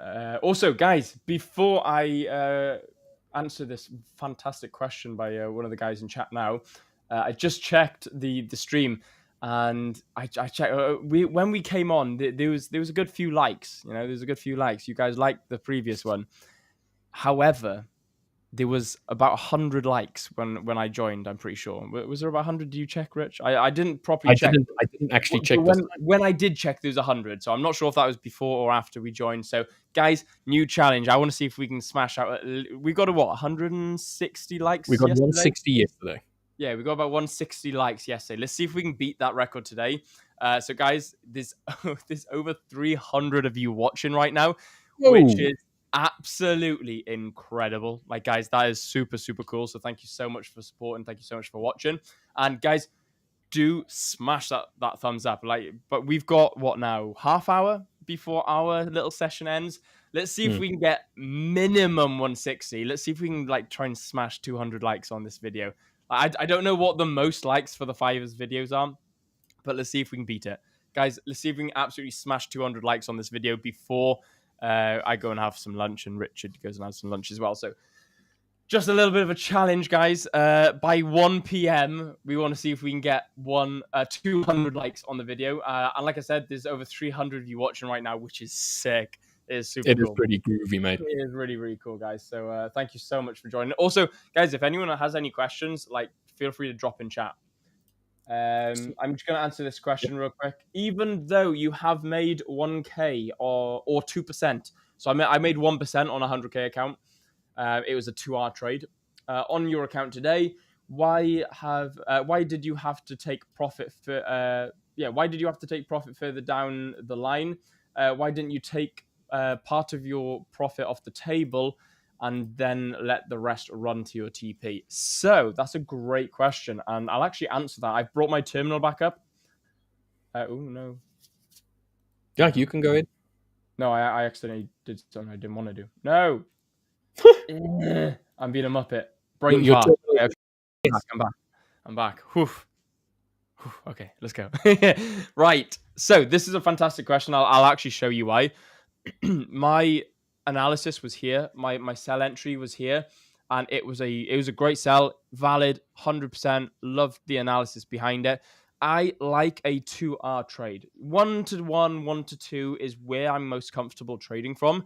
Now, I also like what I like to call low-hanging fruit. And what I mean by that, low-hanging fruit is the easiest profit to grab. And easiest doesn't mean easy profit. It means it's the most reliable area that you think price is going to go to. So most probable. Sorry, thank you. Yeah, most probable. So most probable area that price is going to go to. Now, for me, that could be an area or a zone, or it can be a specific price point, like maybe in a liquidity sweep, or a low or a high, or a session low or a session high. So there's zones or areas or points that you think price is most probable to get to. Now, low-hanging fruit is the first initial point. So for me, I took this trade. Now, for me to stay in the trade, not to take profit, but for me to stay in the trade and not take out at break even, I had to disrespect this zone here. So once we broke and closed, that was this trade that was this zone disrespected. So boom, take that off the table. This completely disrespected. Now I got to look for a TP zone. Sorry, Will. What is the confirmation of the disrespect? It's a break and close below, or like a break through it. So think about it like, for example, you want bulletproof glass. Yeah? Now, if you take a gun and you shoot a pane of glass and it goes through the glass, it's disrespected. It's not bulletproof. It's not done what you want it to do. So, I want my bulletproof glass. This pane wasn't bulletproof. The bullet went straight through. So, get rid of it. In the bin. No longer. I don't care about it. Don't want to see it. I don't even want to see it on my chart because it's no longer valid in my eyes. So, zone number 2, an area of potential point of reversal, or if you're looking at an uptrend, a point of potential continuation. So that's what this is. It's a point or an area that I think price could consolidate at. For example, consolidate and reverse against my trade idea. So I'm going to mark it up. If price started consolidating around this area here, which was looking around about 1-to-1, I think I was about $500-600 up from here. I thought, right, okay, if price consolidates around here and closes within it, or wicks it and closes, then I'm going to take out, because that's my point of, right, okay, you've got a 1-to-1, nice 1-to-1 R trade. It's hit what you want it to hit. You know, it's rewarded what you're risking. So flat trade, lovely stuff. Now, however, it didn't. It broke and closed below. What was my next point? So actually, I could delete this. What was my next point? I had an area down here. Now, this area here was like almost like a second to last resort. It was like a last line of defense. You know, the bullets are starting to hold up, and price came down to this point here, pulled all the way back up and pushed up further, leaving a monster wick to the downside. Started turning into a green candle, started going bullish, and then pulled back down. Hovered and floated around here for a little bit. And I'm thinking, wow, we're slowing up. We're struggling to push down. That discretion is kicking in. And then we pulled down all the way down here, and I thought, screw it, I'm closing. It's a nice point. I'm $1,000 up. It's a 2-hour trade, which is usually what I go for anyway. If anything, a 2-hour trade is like my good side of my risk-reward ratio. It's like on the upper side. So I thought 2-hour trade, it's at a point of potential reversal or continuation, depending on the trend that you're looking at. So it's a potential point of reversal. I'm happy with the way it's going to be. Price seems to be slowing up a little bit. It seems to be trying to reject. Buyers are coming in. I'm going to close. More than happy. It was A++ ticked off. It hit my reasons why I want it to take. It hit my reasons on why I entered, why I hit TP or theoretical TP. But if price was to drop and close, then I would have deleted it. So for me, this was a valid point, and I took out, and I thought, you know what, I'm happy taking out. This is an area. However, we did get a break and close below. So I thought, okay, look, it's been disrespected. My discretion kicked in for a good reason. I'm glad that I took out the trade. I put in the journal. It was a very good win. And then look what happened. We came down, and this was the bulletproof glass. This was the area that price pulled back up, rejected. It didn't close above, but it did close with a monster rejection candle before then pulling back. And yes, okay, you could have scaled in and continued on the trend. However, that's not what I was aiming for today. So I took profit, $1,000, a 2-hour trade, 1% up on the account. I was more than happy with that. So, however, I did keep this there because it's valid. What happened then? Consolidation, price just chilled and hung out a little bit. Then we got a wick above, tried to test it one more time, and then started dropping below. When we dropped below this consolidation, the same happened here. Not as textbook, not as nice, not as A+, but it was still an A setup. I could have quite comfortably, as we dropped below this zone, opened up on this candle here and still have been a valid trade. Now, I still think that this is going to pull back and continue, and take my initial TP. Will I have regrets that I didn't hold it? No. Could I have held it? Yeah, possibly. Would it have been a little bit... Would I have lowered my potential? Would I have lowered my chance? Yes and no. Yes and no. I could have held it, could have smashed 3K out, but at the same time, I hit my quota for the month. It was a fantastic trade. All the reasons were back in it. There was a good reason for entry, good reason for exit. My stop loss was in a perfect place. This was an A+ setup, and the P&L proved it as well. So it was a fantastic question on why couldn't I have taken half off? That's just not how I trade. That's not. Yeah, I was going to add to that idea. Is like it's very easy for people to say, "Oh, you should have done a certain something after they've seen price play out." It's the management in the moment. It's what are you doing there and then. And the thing is, if you're trading without a plan, you're gambling. And in this case, Will had an idea. He had a plan, and he had a contingency plan. In the event where something happens, this is his reaction. This is what he's going to do. This is my first area. Okay, yes, this area got disrespected. That's great. What am I going to do if it does not go through it? What am I going to do if my TP or my specific area gets disrespected? That's the thing. That's what he's referring to. It's the idea that I'll actually show you a hypothetical. Is one part of the plan. It's the confluences during the trade that he's also looking at. It's and those decisions that he's making, and he's happy to make that decision. Had price have looked something a little bit like this. So can you see this line? Okay, can I try? And Yeah, I can see it. I'll try and make it thicker anyway. Let me just. There you go. There we go. So it had price have looked like this. I wouldn't have needed to worry about those zones because I would have had this low here. And I would have had this low here. Oh, wow. I accidentally drew that up perfectly to my TP as well. Yeah. So, and then I would have had this low here. All the way down here. There's one more. So they're the TP zones that I would have had. Okay. So that being said, had this have looked like this, or had price have looked like this momentum here, I wouldn't have needed to mark out these zones. I would have had a clear price point. It would have been analyzed to see how price momentum after taking this, because this would have been my low hanging fruit. You know, it's the most recent low. Recent swing, yeah, exactly. This break here, I would have analyzed how price broke it. Now, if price broke it with momentum and intention and selling pressure, then I would have been like, sweet, forget about it. And then this is where I would have put my TP, because this here would have been, this here would have been my TP. This here would have been my 2R trade. So that's where I would have been like, right, that's my low hanging fruit. That's where I'm aiming for. And I wouldn't have needed to use my discretion.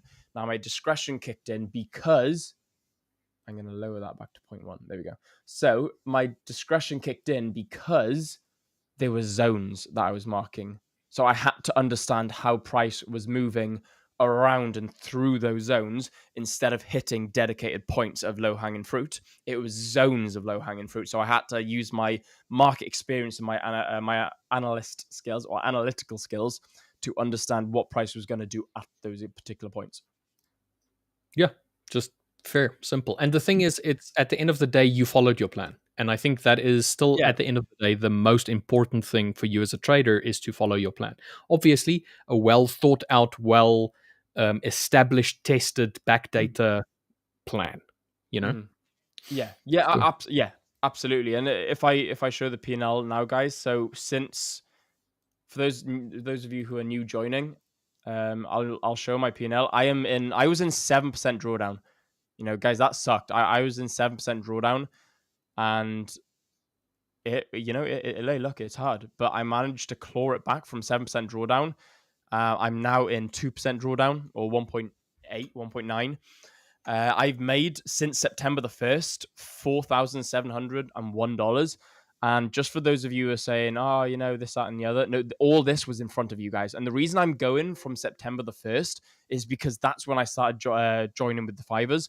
That's when I started trading this account again. I pressed pause on this account, went over onto a demo account because I was in a drawdown. And I was like, is my strategy loose? You know, have I got to tighten things up a little bit?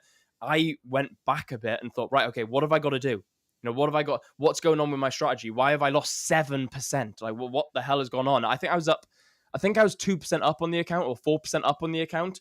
And then I went to 7%. So like I lost a huge percent. If anything, I think I lost like 8-9% overall. And I was like, damn, like I've lost 8-9%. Like, what the hell has gone on? So I took a step back, went onto a demo, and I started like retesting, make sure that my edge is still there. And then with the first half of the month with the 5ers, I was forward testing on my trading view. And then my edge started coming back, and I started feeling confident again. I was like, yeah, okay, I'm back in the swing of things now. And yeah, so since halfway through, so pretty much in a month, since halfway through September to halfway through October, I've made nearly $5,000. And it just goes to show, you know, we all go through drawdowns, and it can be clawed back.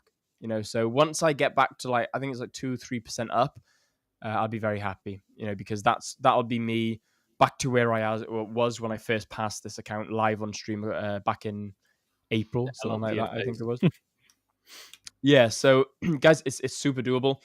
And here it is, you know, one day, $1,000. You know, I've now hit my 2% September, 2% October. So really happy with that. The progress is there.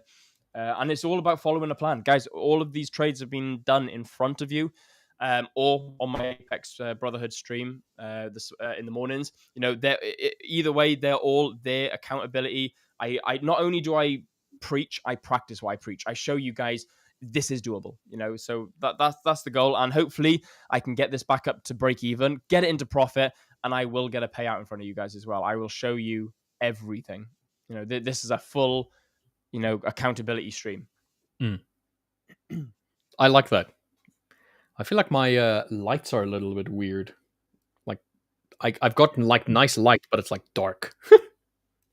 That looks okay. Yeah, it looks alright, mate, to be fair. I don't know, Also, my guys, lighting- we got 10 minutes, by the way. Let's see if we can get as close as we can to those 200, Oh, yeah. 200 likes. We got 10 minutes to see how close we can get to 200 likes. Guys, Get everybody to like it. Get everybody to join the stream and guys. We got a Who needs to target. check? Who needs to check it? Everybody, and I mean everybody.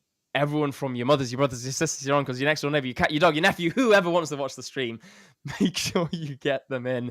Make sure you get them to like. And more importantly, guys, make sure you get them to subscribe, because it does go such a long way to subscribing to the channel and to the progress of the channel.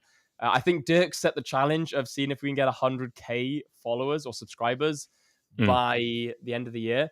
I think that a few of the guys don't think we're going to do it. Guys, I know we can do it. No, I know we can. So if everybody wants to join, yeah, 100%. If everyone wants to join me on my journey of clawing back from serious drawdown to serious profits, I'm joking. That sounds scammy. I don't like that. If anyone wants to join me on my journey to getting back to break even and getting paid out on this account, then make sure you subscribe and tell everybody about it, because this is where it is. This is where it's happening. And then just to add on to what Willis just said, I am going to get myself a live account, which I will only be trading live. Like every single trade I take. Man, I love that. I'm going to do it also the same thing as Will. He's inspired me. I'm inspired by Will. Okay, I'm losing my inspiration. Yeah, you cheeky shit. So I'm going to do the same thing. Obviously, I will start it out on our stream, the Apex Brotherhood stream in the mornings, but I will bring over that account onto the Fiverr stream, and I will only take trades within the streaming hour. So we can close them out after the stream, but I will only take them during the stream. Yes. And then we will post the results. Let's effing go. LFG, people. Come on, let's go. Love it. People feeling our vibe over here. I love it. Like I say, we trade value. We trade live accounts in front of you, but we also have fun, man. Show up. Let's have fun. Let's have banter. Let's wind each other up a little bit. Let's troll each other. And yeah, man, let's just be a good community. That's what I love about trading. It's such a boring, lonely job. So if you can find a healthy, good community backing you, then you made it. And that's what this is about. Let's have fun. Let's support Rich. I tell you what, let's get a W in chat if you think he's gonna pass the account. Oh, what do you think? Oh, Remy, can we get a poll going, Remy? Can we see Richard Butler pass account or blow account? Yes or no? What do we think? For everyone to see. Live on stream. Let's get a W if you think he's going to pass the account. So, I'm not going to get a 100K account because I cannot get a 100K account because I already have a 60K account. So I'm going to start with the smallest account that they have on the high stakes, which is a 5K, and there's a reason for that. So Will already has the highest one that they can, that you can get via evaluation in the high stakes program. I'm going to do a 5K one. So the idea is Will has got the bigger account and he can show you with his trades, don't copy his trades, but he can show you with his trades how to manage a larger account. And I can do the inverse by showing how to pass or manage, don't copy our trades, a small account. So just throw the disclaimer in between. Just to kind of emulate that it's not the size of the account, it's how you trade it. Size matters not. Size does not matter. No brainer. The 5ers may as well fund Rich now. I mean, yeah. I mean, 5ers. If you fancy funding Rich, I mean, he would love that. Give him a non-evaluation live funded account, guys. Come on, we all know that he deserves it. And watch him send it. Have you? I don't know if that's even possible. Is that even possible? Have you caffeinated today, Will? Yeah, Will is super caffeinated today. Dude, I think I put too many scoops of coffee in. Somebody's asking, what does gold and GC trade, or does gold and GC trade the same? What is the difference? The one is just the futures. They trade almost exactly the same. Yeah, fair. Yes, Smithy. Let's go. Love this stream. Great, honest community. So supportive and transparent. That is what we like. Yep. big thumbs up for that. Absolutely love that, man. Yeah, dude, it's awesome to see so many people. It's huh? the point of all of this. Yeah, no, mate, literally. Transparent. Literally It's to that. be supportive. It's to show that you're not alone. That there's community of people that either struggle with the same things that you struggle with, or they're happy that you're going through good times with them. It's that communal support that you get. Yeah, absolutely, man. Literally that. Also, guys, I got an awesome comment here. Have you Jaffa cake today, Will? What do you mean by Jaffa cakes? Oh, Jaffa cakes. Right, I'm hearing myself, and why am I hearing myself? That I don't like this. Hang on. I think it's on our Samir's. Can you hear yourself as well? Yeah. I can, and it's just Okay, that is doing my nut in. like I hear myself talk here, and then I hear the feedback, and then I hear the feedback of the talk. I think it's a bit better now. Yeah, it's better now. Remy, well done, man. You sorted it, you legend. I was gonna go insane. Right, wait for it. Stay right there. I'm gonna leave this comment up. What are you doing? You can't leave me. You. Oh, thank goodness. Samir, how are you, mate? Hey, Rich, how are you? I am not too shabby, mate. I am doing quite well. Oh, I'm That's back. amazing. Hey, Will. Yeah, What is this? Samir, what's up, man? he's going to go and get Jaffa cakes.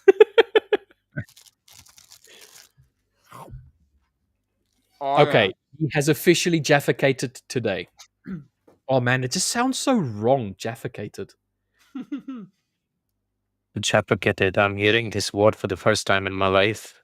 Yeah, I think It's not a real word. Let me just tell you, Samir, it's not a real word. It's full-blown made-up word. Yeah, it's completely made up. It is a word play on Jaffa cakes and caffeinated. So Hey, Will is getting his caffeinated Jaffa cakes fix. I'm coffeed up. I'm watered up. I'm hydrated, caffeined, and now I'm Jaffa caked. So you're a beefcake at this moment. So are you gonna go hit the gym after this? After that? I actually am. I've got leg day. I've got legs, abs, and shoulders. I was about to say you need it. You need that extra Jaffa I'm gonna cake. hit the gym too, man. I'll probably go after this stream. Yeah, same. I'll have lunch first. Wait a couple of hours, and then I'll go. So Are you we guys doing any trade? sorry, we have in our Discord community, we have challenges, and we've all decided to do a 30 sit-up a day challenge for everybody in the Discord. So whether you want to go to the gym or not, you're going to be a part of doing your 30 sit-ups every single day. Yeah. Dude, I'm watching you. You're having I'm in. another Jaffa cake. Oh, dude, they're addictive. Once you start, you can't stop. Stop! Practice patience. No, it's discipline, mate. I have none when it comes to Jaffa cakes. Also, guys, I just want to say I've just refreshed the page. We got 183 likes. That's insane. We got 2 minutes to go. Can we get 200 likes in 2 minutes? We all know we can. Well, I mean, it'd be 17 likes, but can we get 17 likes in 2 minutes? Like, Huh? Samir, I'm trying to adjust my microphone here. are you trying to adjust it? Okay, so is it currently open? Are you getting right now? some noise from my mic? No feedback. No feedback whatsoever. It's good. Yeah, you're all good. Okay. You're all good, mate. Yeah, you're all good. We can hear your beautiful voice, Samir. Thank you. Your smooth dulcet. All right, let's see what Chad has to say. I reached the daily drawdown. Ivan SSANG.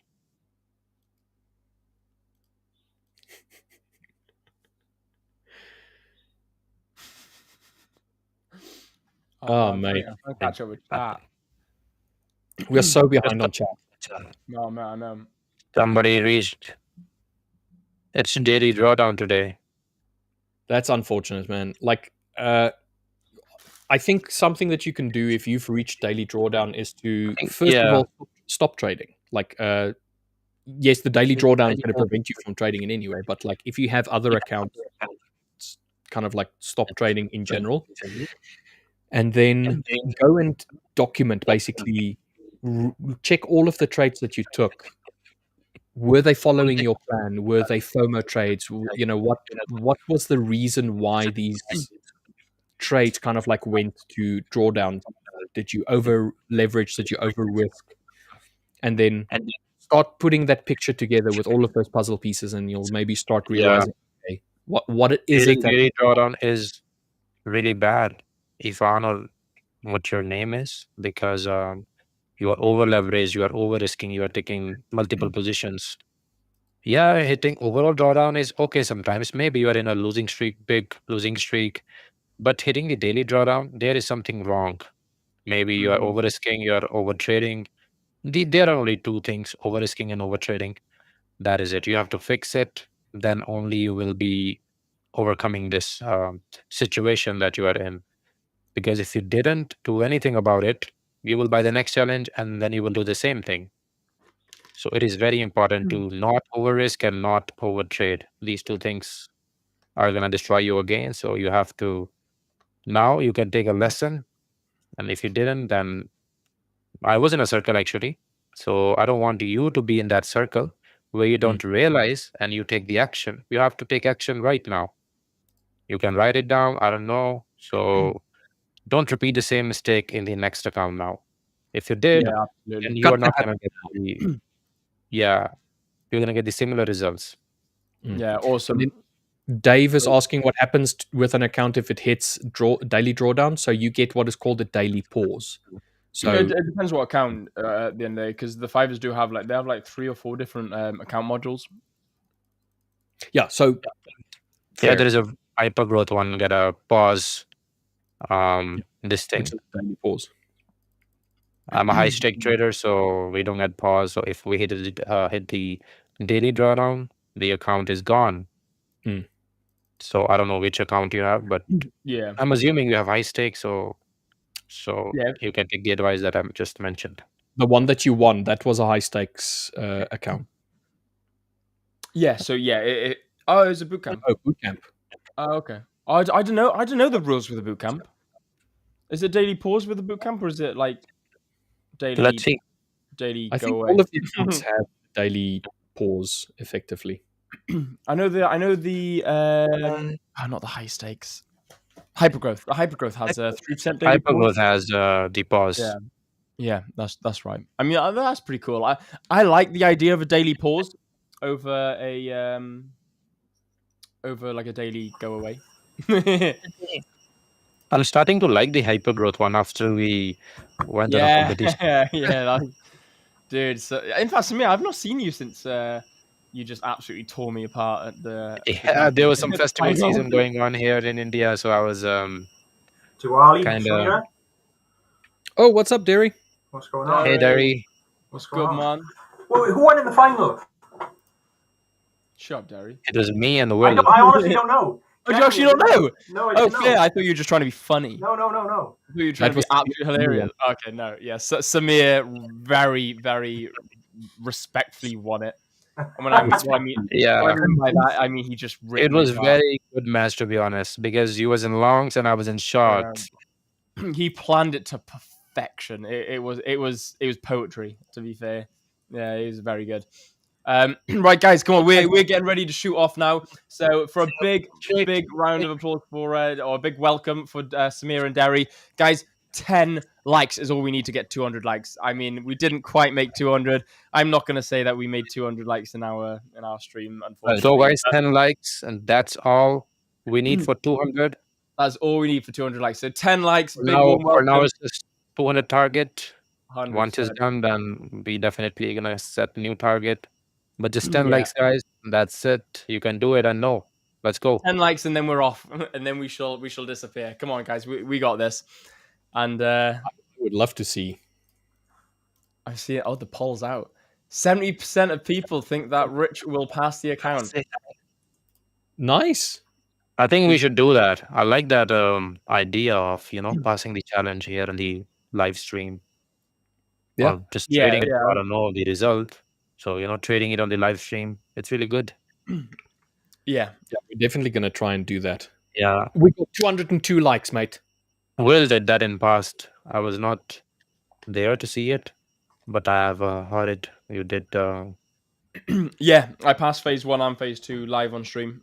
I got I two. remember when this account is at 98. Like I think I saw it at 95. You were taking it slowly. I really like this approach. Yeah. Oh, do you see it at 95? Did you? Yeah, Yeah. 95 So something it was. it was at like 93. But I've clawed it back now, so I've been really good with my risk management. I've not Okay. really. I think I've risked 1 full percent lot once or twice trading or trying to Okay. claw it back out of drawdown. So it's been really good. It's been a slow process. We've What made got you to that 93,000 mark? Was it like risking 1%? Maybe you did some mistakes, or it was just you follow your plan, it was just a losing streak. just a losing streak, mate. Yeah, just a losing streak. There's a couple of big losses in where I'd risk like 1.5%, and Okay. just got it wrong. Yeah, just got it wrong, and then the rest of it was just good risk management, just losing streak. You know, one of those things that happen. You know, thing is, some of the ones I got wrong, I did lose like 1.5 to 2.5%, and that just chucked me straight into the deep end. And I thought, oh god, okay, so back to the good risk Okay. management. And then the losing streak started, and it was just one of those unlucky things, you know. So Yeah, sometimes, yeah, I was quite lucky to actually finish my loot or like come away from the funded account, go onto a demo account quick enough. Once I lost like 8-ish% because I was in profit on the account. Once I lost like 8-ish%, I was like, okay, yeah, no, I'm jumping over to a demo account. Otherwise, I'm gonna blow this account. And then took about a month and a half, 2 months on a demo account, just trying to claw things back, trying to make sure that my edge is still there. And then my edge came back, jumped straight back onto this account, and now I'm nearly at break even. So I mean, clawing it back slowly. I just wanted to say on the bootcamp there is a daily pause, but only once you're funded. So there's no daily pause during the evaluation. There is a 3% daily pause on the hypergrowth, and there is a 3%, not 3%, we call it. There's no daily pause on the high stakes. So one of them has a daily pause, one does not, and one only applies once it's funded. Yeah, fair. Okay, yeah, that's fair. I really like the approach Right. that you just took. Like you was in 8% drawdown, and then you shifted to demo, and then now you are coming back slowly. I really like it. Yeah, I appreciate it, man. Yeah, I do appreciate that. And I've got accounts on the back end, so I don't need to risk huge amounts. I think I smashed like a 3.5K day today, just with trade copiers and accounts I got hooked up to the back end. And then they don't even need to be 100K accounts. It's just a matter of keeping consistent. You don't need to risk a huge amount. Just stay consistent. So do really appreciate that, mate. But on that fantastic bombshell, I really appreciate the kind words, Samir. I'm going to leave you in the very capable hands of Samir and Derry, guys, the less better looking Welshman. I'm gonna go for some lunch now. I just want to say as well, guys, thank you so much for the support. We're up at 209 likes on this live stream. That is insane, that's nice, guys. We had 340 people watching live. And 209 likes. So, guys, thank you so much for the support. And big round of applause to you guys. That is super cool. But I'm off. I shall see you all tomorrow. And have a great one. Guys, thank you very much. Take care. See you then. Bye, lad. Same from me, Take guys. care. Have a lovely day. Samir, Derry, love you too. Enjoy it. And then we'll see you guys. Cheers. Enjoy your day. Bye-bye. Bye, bye, bye. What's going on, Samir? Hey, Derry, how are you? Good, mate, good. You? I'm good. I'm just seeing the charts. Oh, yeah, it's my screen now. So everything is ranging. This gold is moving. I trade NASDAQ. It is ranging. I do like this consolidation, to be honest. I think it is going to break to the upside. We may can take liquidity here and there, but I do see overall potential for NAS 100 to go to the upside. We have, Nice. yeah, other than that, I'm not really trading actively because I'm already up 3% on my live account. I'm just waiting for my withdrawal, which is about in 2 days. So yeah, I just want the withdrawal and then I will continue my trading like normal. seeing the charts actively and executing on my setups. I'm not really looking any trades, to be honest. I'm just seeing the charts, just it's a habit now, you see the charts even though you don't want to trade. So it's kind of a habit that I have now. I see the charts, okay, market is doing this, okay. And I'm not really looking any trades. So are you looking any trades today? Nothing at all, to be honest with you, at the minute. I was looking at a trade earlier, but it was slightly outside of my times. I missed it. I don't like to trade too much outside between like that 10 and sort of like Okay. 12. There is some buzzing sound in your microphone. On my mic. Yeah. Let me Really? change the color of this. Give me a second. Let me just see if it's on audio microphone. Yeah, I think it's some earthing problem. Yeah, I know why. Yeah. Is that better? Can you try it again? Speak something. Yeah, is that better now? Increase a little bit more. Yeah, now it's good.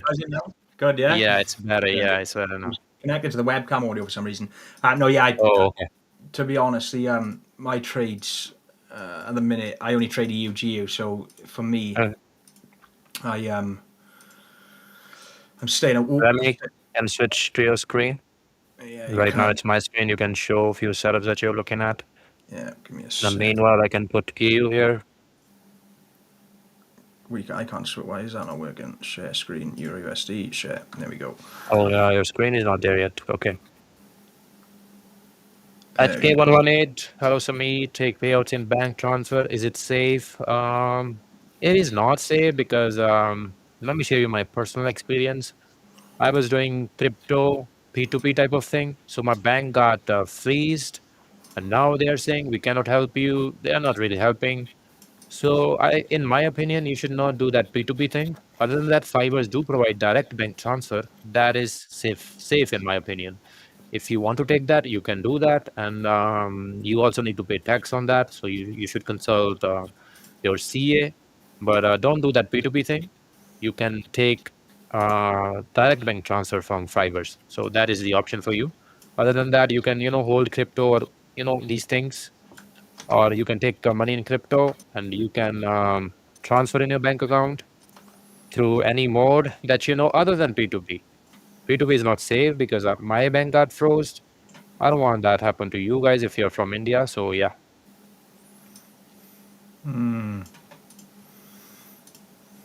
Yeah, they're strict in India with that sort of thing, and they, Samir. Yeah, they are not like crypto friendly. This country is not crypto friendly. Yeah. It is, I don't know what kind of regulations they have. They are not even focusing on the things that they should focus on. They're focusing on, I don't know. Yeah. Yeah, it's crazy. It's crazy. But yeah, I was looking at GU. Obviously, sweep this internal low. We're super bearish to the downside, or to bearish to the downside. We're super bearish. I was hoping for a rebalance to catch the trade back into even just a rebalance to obviously take this overall low. But it was between that like 10 and 12 slot that I don't like trading because I find volume dies a bit, and it tapped back into this fair value gap here. Is it echoing for you? No, your side, maybe my side, there is a problem. Let me know. It's weird. Yeah, I can hear it. It's all good now. All good. Yeah, we swept this internal low here back into this fair value gap, and the purpose of this for me now is just to rebalance potentially to this gap here and then push to the downside. But it did give a 1 minute entry model that I was looking at, but again, it was that period just before we get volume come into the market, or I like to stay away between like 10 and 12 UK time. But we had then obviously the shift in order flow, market structure shift back into that fair value gap, and then just to target that high. That's really good. But obviously didn't take it because of the time. But nice trade, really nice trade. And again, just for structure wise, it is showing that we want to rebalance, potentially just a rebalance back to on GU. This price leg here, 50% of that price leg before continuing. I'd like to see this low get ran. Take this external low. So hopefully get a rebalance into New York, and then we can look maybe short from there. But the other thing I didn't like is EU was continue to push. I was seeing these type of setups also, like tapping the fair value gap, and you know, on the smaller time frame, you wait for a structure shift, the thing that you're doing. Yeah. I was kind of back testing this thing. Didn't test it live, so yeah, let's see. Yeah, it's pretty. I've used it for a long time now, but You do the same thing that I just mentioned. You price tapping the fair value gap, then you just go to smaller time frame. Of course, there should be some context to it. Yeah, exactly. So like with me, I always look for a draw on liquidity first. So for example, like I like to have a draw on liquidity into a higher time frame fair value gap. So for example, here on the 4 hour, we had, if I just draw this on, let me get rid of this. We had these highs sat here, like these relative equal highs sat here, which is obviously liquidity that swept on the 4 hour back into this fair value gap here, which it respected. So that's the 4 hour, swept the highs back into the fair value gap. Then from the 1 hour perspective, we had then the shift. This is what I'd call a change in the state of delivery. So the order flow shift, we ran through, opened up that fair value gap, and then just came back on the 1 hour into that fair value gap, took out these sort of internal highs here on the 1 hour, and then reacted from there. And then from there, it was just simple. I go through the exact same process through the time frames. So like whatever I'm looking at on the 1 hour, I'm looking at on the 5 minute, the 1 minute, everything. So we get then, it's hard to see on here, it's not the cleanest, but you get the change in the state delivery here on the 5 minute. We break that last bullish candle, which gives me the order flow shift. It didn't quite do it here, we rejected, but we had it here, closed below. You took this on 1 minute? 1 minute then I took this, yeah. So as soon as we got that, then I waited for it to come back up, and then straight into the 1 minute then. And then from the 1 minute then, the entry's pretty clear. This was taken last week. Yeah, I really want to see how the price was looking at 1 minute. And then 1 minute wise, again, we had the shift in order flow, so the change in the state. Let me just delete this. The change in the state of delivery to the downside, we closed below that, and then we came back up to that change in the state of delivery, straight back into this fair value gap here, and then obviously targeting that 1 hour low that it left behind, which was here. Yeah, here. Okay, yeah, makes sense. But yeah, that's a pretty. What kind of win rate you have with these kind of setups? Or it varies, you know. I know some months. I'm just asking in general, you know. Around the 50% mark. On my personal account, I find it's weird. I find on a funded account, it's slightly less because I don't know if I should say this, but a funded account to me means less because my personal accounts are way bigger. Does that make sense? Okay. Yeah, makes sense, of course. So I find myself taking trades I wouldn't take on my personal account on a funded. Even my psychology on passing the challenge is different. Yeah. And when I'm live, it's different. Like I'm not even trading now. I don't want to trade. But when we have to pass the challenge, sometimes I trade forcefully, you know, when there is not any setup. So I do make mistakes here and there. I'm not afraid to admit. So yeah, you are right, actually. Sometimes, yeah, I get your point. So, but yeah, it's around the 50% mark. This one here in specific was taken live on in my obviously community, and this one here was as well. Okay. But yes, everything. Okay, was there anything? Nothing. In your opinion? From what I look at, nothing. This morning there was news released this morning, which I just stayed away then. Just stayed away from it. Okay. Yeah, I think yesterday there was a good sales with your fair value gaps and 1 minute change of delivery that you just mentioned on EU and GU. EU and GU. I actually took that live on the 5ers. I can't. This was in the morning, and then this one I took on the session. No, Monday. That was Monday. Sorry, this one Monday. Monday I took. Okay, you're only one more. Yeah, it came back again. It was. Oh, I've moved that now. It was just simple again. Let me delete this. Just following order flow. This one was we'd swept internal liquidity here, so we'd swept this high, and then from sweeping that high, then we had the change of the state of delivery to the downside. We came back into the change in the state of delivery, didn't quite fill that fair value gap, and then continued pushing. And then when we got this was Monday, yeah, this is the one. Then when we got the change in the state of delivery to the downside again, we came back up. Obviously, I got stopped break even on this before it hit TP. It was running like 3-4 hour, but it came back up into that fair value gap and then didn't quite take the low, and then it just manipulated, took the highs, and then pushed to the downside. But yeah, it's so clear. Like again, just following order flow, we manipulate this internal high. We come back to the change in the state delivery. There's no fair value gap there, but there probably is on the 15-minute, and then push to the downside. And I just follow it consistently like that until like we take overall draws. And if we don't take overall draws, we take an internal low, for example. Let me see if I can get an example for it. If we take an internal low, then I'll look for reversals from that area. Yeah, there's no clean examples to show. Yeah, like this here. If we take this low now and we haven't taken the overall draw, for me, all that's doing is we'll get the change of the state delivery to the upside, we'll rebalance and then continue. So I look at internal draws as well, like this internal draw. If we had a reaction from this internal draw here to the upside, I know that we're potentially just going to rebalance before taking the overall draw, because I look at it as in overall draws. You can see it quite clearly. The external draw is this high and then this low here. And this is what I call a pool model. Makes sense. And I think these type of imbalances and FVGs do get corrected. This news type of FVG, I don't know if you have noticed. Yeah, just 100%. based on my pattern recognition, I have noticed it. Not 100% of the time, but I think a little bit more than 50%, probably 65%, 60%, 70%. Yeah, it do get corrected.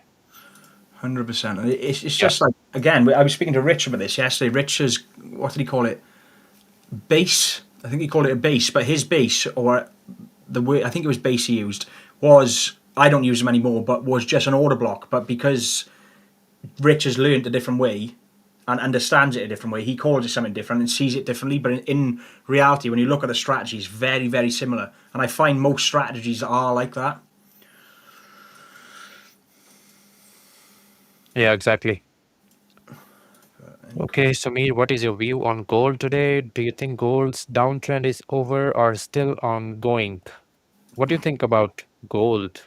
Let's see your view, then maybe I can share something on it. Gold. Let me just delete these so I can see.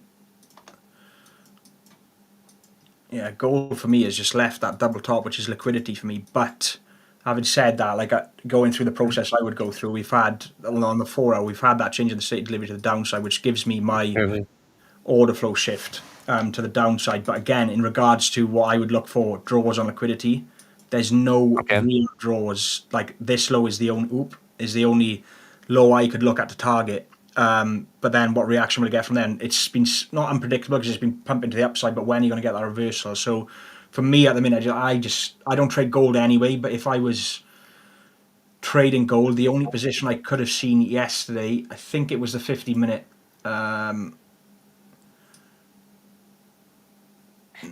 Yeah, I can't see where that was, but there was a position that I saw.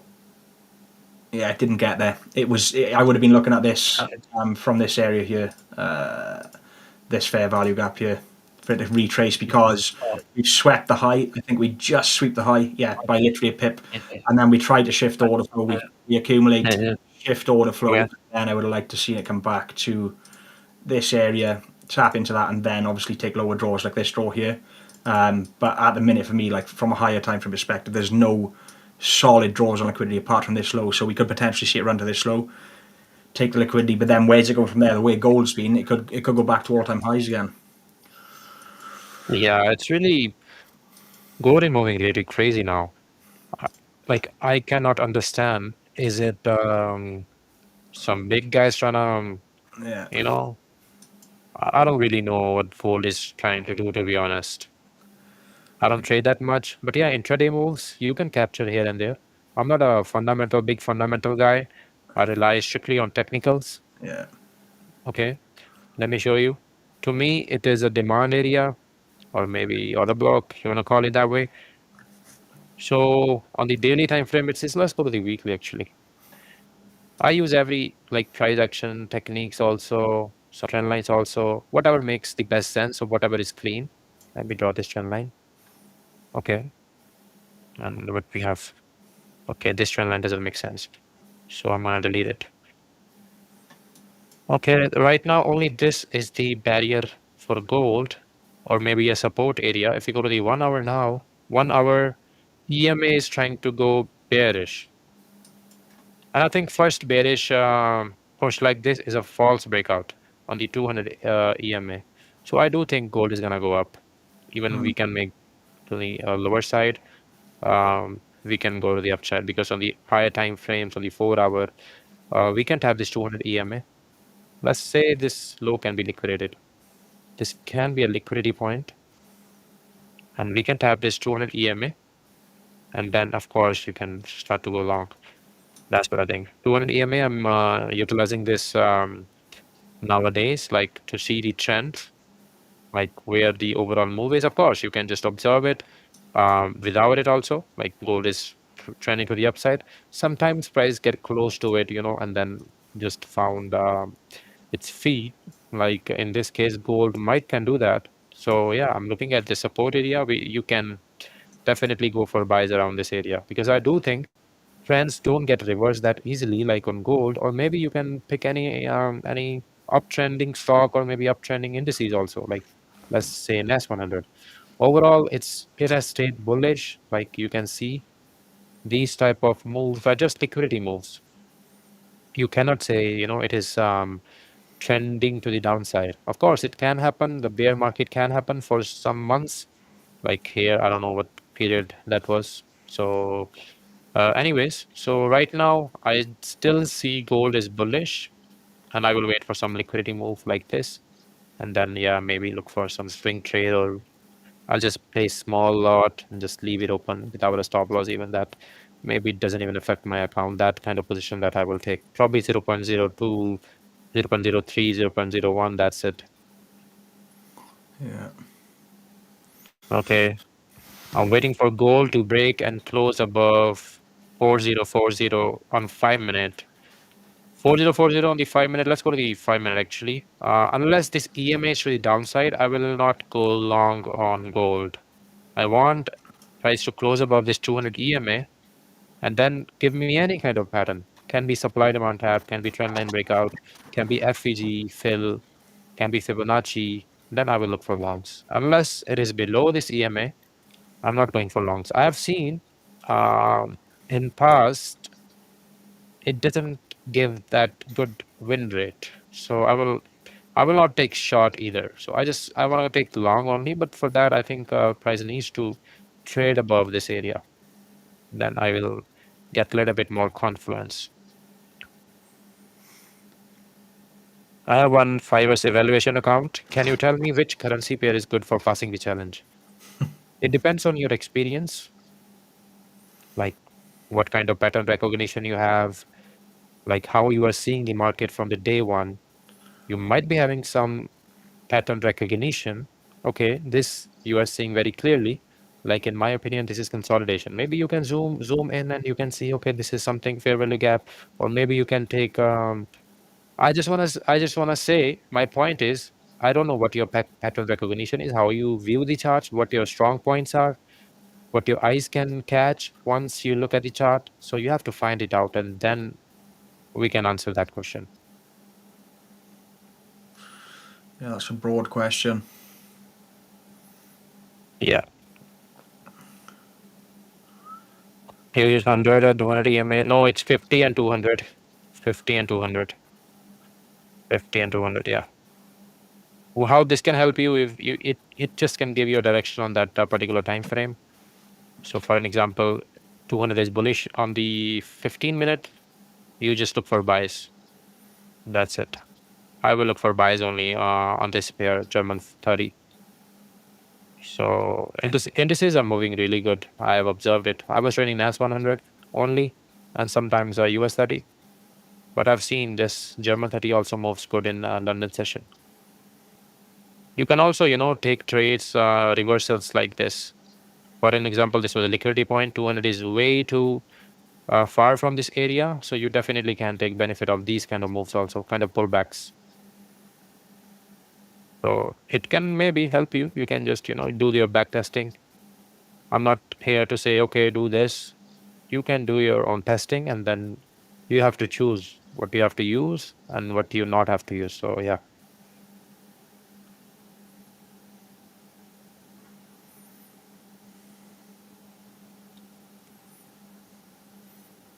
What is your opinion on dynamic risk management, having specific profit percentage to reach and then switch? Yeah, that's that for me is a no-go, because if you're doing that, then your data, unless you've got data on that specific dynamic risk management, your actual data in regards to a fixed risk management would be false, if that makes sense. Yeah, I also don't support dynamic risk management. I've never done it, so I don't know. Yeah, that's you'd have to backtest it to find. But Yeah, for example, if you've got average risk reward of 1 to 3, and you take 2 wins, you've done say you're risking 1%, 6%, and then you decide to risk 20% of that 6%. If you lose, that's 20% of that 6% is 1.2%. You've now damaged your whole trade plan, unless your trade plan fits dynamic risk management. You've got back data for and the analytics for it. But some people may do it. I don't know anyone personally that does that. hey, this is some kind of periodic. We might can take out this low.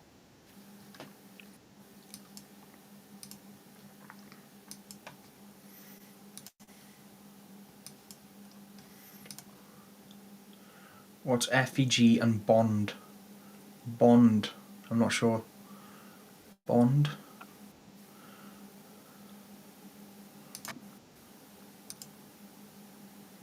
I'll be back in 1 second. Just No problem. No problem. Question to Danny Morgan: at what point of reading candle information at reversal POI on the higher time frame do you scale to smaller time frame? Do you allow the HFT candle to confirm before scaling down? I don't. So I will. Okay, for example, can you? I do it as soon as I get the reaction. So if we come back into a higher time frame fair value gap, for example, like at 1 hour, taking 1 hour for example, then if we come back into that and I wait for the candle closure, we may get the reaction during that 1 hour. So if it happens in the first 10 minutes of that 1 hour candle and we get that reaction, then I've already missed the entry from a 1 minute perspective. So as soon as we come into that, I instantly monitor, because if you get that sharp reaction from there, you can catch on the 1 minute. Whereas if you're waiting for, yeah, I'll show you now. If you, this is the 4 hour, for example, the 4 hour comes back up and tests. If you're waiting for that 4 hour candle to close, say this section of the candle here is the first 2 hours of the candle, that trade is already gone, and you'd probably more than likely be 3-4 hour in profit on a 1 minute time frame. And then if you think of this bottom half as the second 2 hours, you've now missed out on this whole move here from a 1 minute perspective, which is 15 pips, which doesn't sound like that much, but if you're using a 1 minute time frame with a 3 pip stop, you've just done almost 5R in that single move there. So the whole reason of dropping to the lower time frames for me is to catch the trade early, and look for indications of the market shifting from those areas essentially. But I will wait on the 1 minute when I get my entries for candle closures. So in this example here, I didn't take this trade, by the way. This was just something I was looking at. If we're waiting for the shift in order flow here, we can see we're respecting, continuously respecting. We don't break above this high, this candle here, which doesn't give me the change. Then we respect to the downside, and we keep respecting to the downside until this area here. And then in this area here, we get a tap into a higher time frame fair value gap, which sweeps the low, which I want to take us back to equilibrium. But we then get the shift of momentum to the upside, disrespecting bearish order flow by giving us the market structure shift or the change in the state delivery, whichever you want to call it. This personally for me is a change in the state delivery because it's not a significant high. That would give you that structure shift. It's a bit messy. But what I wait for on the 1 minute, I do wait for candle closures. So sometimes if my setup is aligned from a 4 hour, 1 hour, 15 minute, and then the 1 minute comes into play as well, then my entries a lot of the time I'll take on the closure of the candle that breaks above this candle here. So as soon as it breaks above, I'm in, and this candle closure on the 1 minute, I'll get in here. Or if I miss that, then obviously I'll wait for the retrace back to that fair value gap, and then I'll instantly get in. But yeah, on the higher time frames, I don't wait for it. I go down to the 1 minute, instantly look for my entries, and on the 1 minute I do wait for it, because obviously if we break above this, and then we come straight back in, we know that was just a sweep of that high and we're going to continue to the downside. So I always wait for that closure on the 1 minute.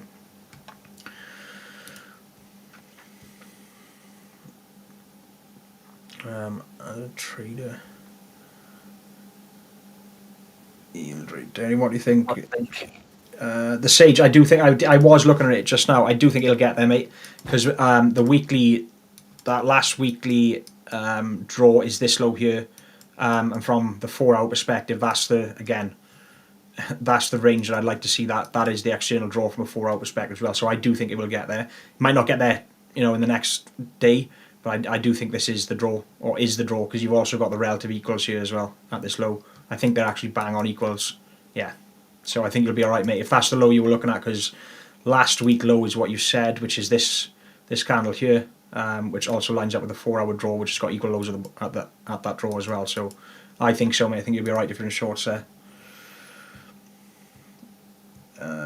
Do you use a single strong strategy or multiple strategy and look for entry? I use a single strategy. Samir, I think, uses a few different. Samir, am I right? Yeah, I do use multiple strategies. Whatever is clean to me, I just look for that. Dynamic strategies. I like it. Yeah. I was following strict to one thing only, but I have realized sometimes market doesn't give you that, and sometimes you can force that thing. Yeah. So you have only two options. Either you should stop, or you should have different strategy to execute. So you can choose your what suits you best. Market is not really doing anything today, other than gold. Gold really moved 1.8% to the downside.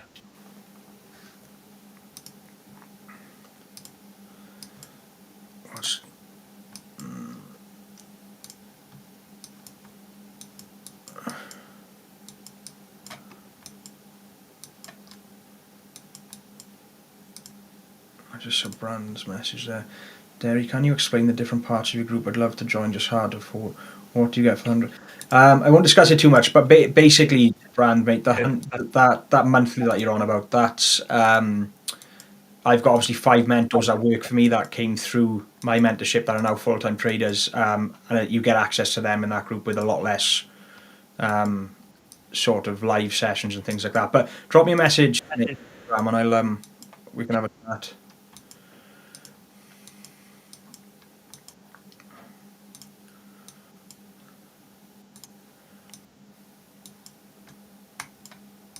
Take 5ers seriously.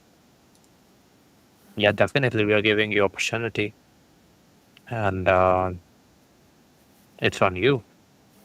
You make the right decisions. We are here for your support, and these live sessions, our Discord, everything is for you. Yeah. Two strategies: one that's just trending condition, and other for ranging markets. I don't think you should trade ranging markets, because for me it hasn't really worked good. So yeah. These guys have got no clue, in my opinion.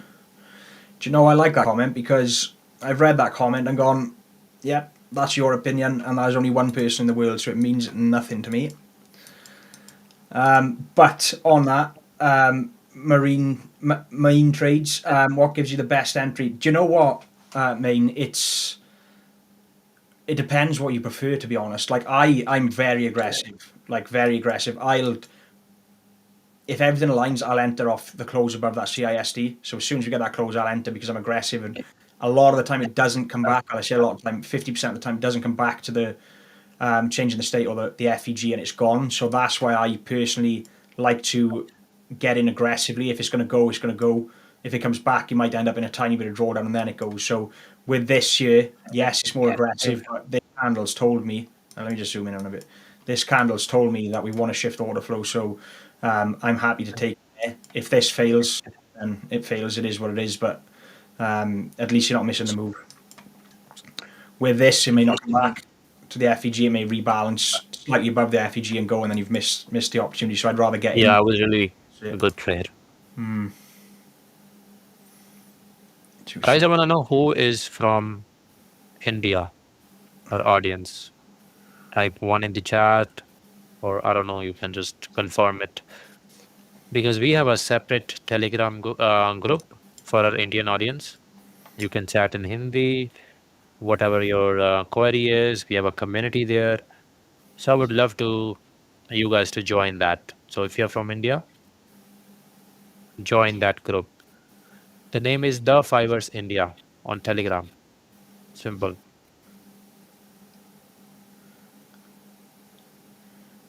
The5ers India. Join it right now. I'm seeing the Telegram here. There's quite a lot of people here from India, Samir. You've got a good following, yeah? Yeah. Me from 3L. Is that a place in India, is it, Samir? No, I don't know what he's talking about. Can I send you a message in Instagram? Can I send you? If you know my Instagram, yeah. From Nigeria. That's really good. We have traders from all over the world. I'm from Pakistan. Can I join too? Because the language is similar. Yeah, definitely you can.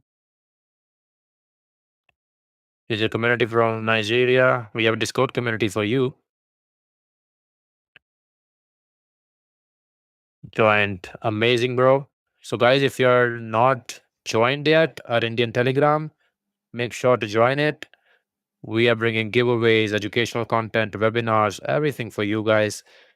Just making sure you guys are profitable. You guys are in good position in trading. Yeah.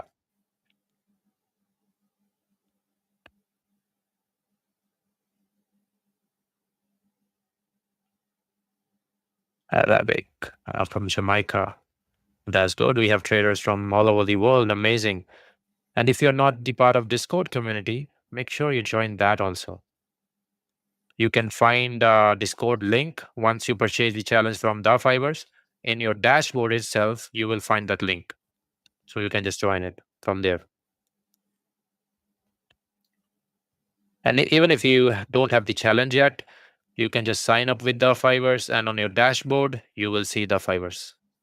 And then you can just join it. Let me show you if I can show you maybe. You see here Discord? Oh, it's not my screen. So yeah.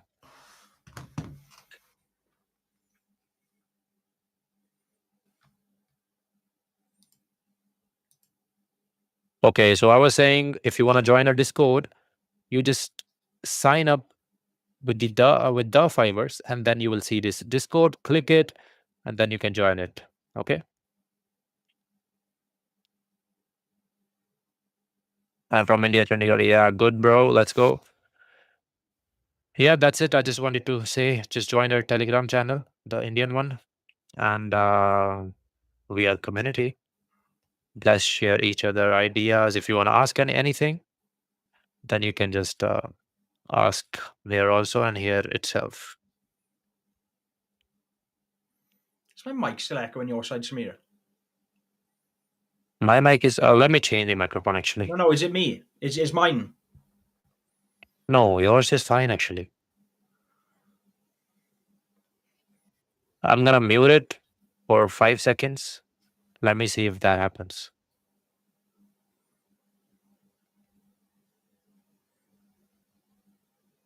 Did it change anything? No, yeah. I think John's fixed it now. Jonathan's texting me as I'm speaking. Okay. No, yeah, I think it's all good. The Sage. Samir, do you manage the Telegram group? Is the official one. It's the official one only. We are trying to build the community here for our Indian traders, and I am there. Our team is there. So we are trying to grow that. If you're not a part of it, you should be a part of it, because we are bringing a lot of good things to our traders. And yeah, and if you're also not a part of our Discord channel, make sure you join that also. And if you're not subscribed yet, make sure you do that also. on the YouTube. We are bringing a ton of value to you guys. So yeah, make sure you benefit from these kind of live sessions and our community. Yeah, this pattern is looking very good. In my opinion, I am bullish on this one. We have a lot of liquidity areas. So yeah, German 30 or German 40, looking for buys only. Can take a risky buy also because 200 EMA is to the upside only. It holds a lot of weight. So 1 to 2, let's go for. Okay. 200 EMA does hold a lot of weight because it's kind of 200 days trend.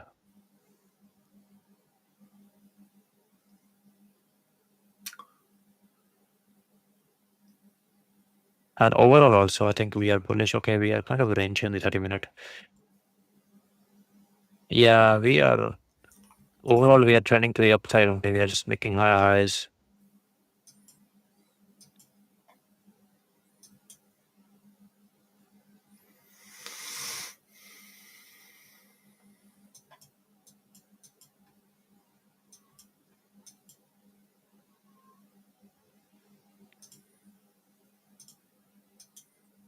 Is Jonathan on kind of vacation today? I don't know.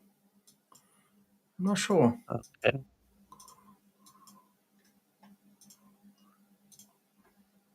Let's see.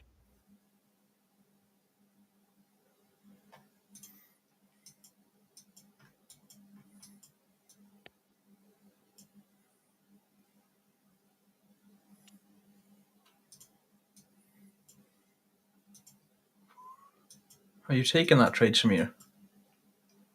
No, I just want to secure my payout. Oh, 3% up. Yeah. Yeah, after that, if this was the setup, then I would have definitely gone for a buy here. It would have been good if we would have some kind of more kind of consolidation. I do think we're gonna consolidate for some time. Probably Yeah. tomorrow's London session can be the move. Tomorrow is Thursday. Yeah, Thursday is okay. Wednesdays are also good trading days for me. So I think these buys I can take a little bit aggressively also. Let's go to the 1 hour. Let's go to the 2 hour. Yeah, makes sense. These buys makes really sense. This order block can be your target.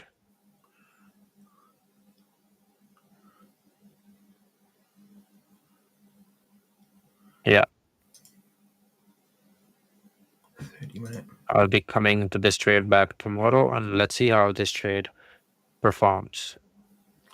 Because I don't think so. We're gonna be hitting TP today, but maybe it can during NYSE. Let's see. But we'll be giving you the update of this trade tomorrow. I'm gonna leave this risk to reward tool here only. How long are That's you the other usually best. in trade, Samir? It depends. Like sometimes I am in for probably 3-4 hours. Yeah, okay. Back in the days, I used to hold trade for 1 to 2 days. I haven't really holded any trade past this. 2 days is the max. Yeah. That's long. That's long for me. An hour maximum. You go with 1 to 3s strictly, or you extend targets also? I have targets on. It depends. I look for a minimum of 1 to 2. I usually get around like a 1 to 3, 1 to 4. But I just target Okay. liquidity places. Like yesterday, liquidity places, liquidity areas. Monday on the 5ers when I took that trade, that was the longest trade I've been in, like in a long time. I think it was 2 hours I was in Okay. the trade. It just bores me. I just get bored then. Who was your competition in this? It wasn't. recent one? It was just a trade that I took while we were here. Okay. Yeah. Let's see if we get the FVG on gold. It might be a sell.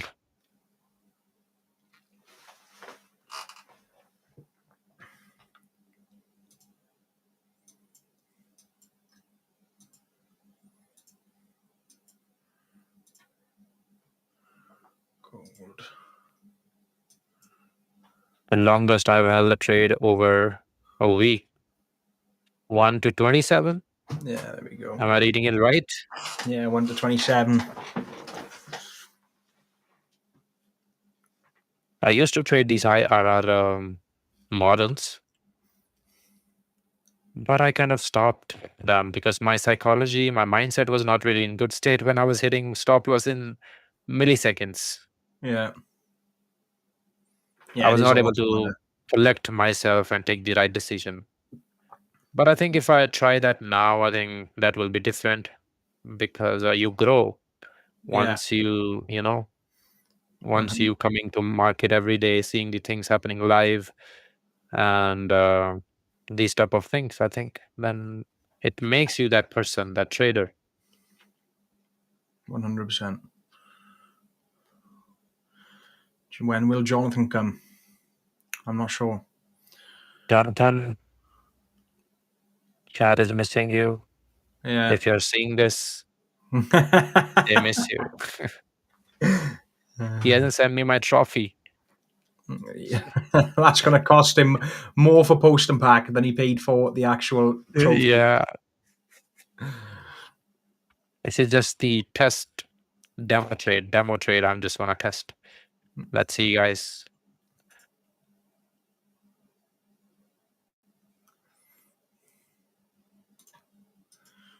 Actually, was he looking for buys? Maybe, but as 200 EMA straight downside, even on the 5-minute, unless we are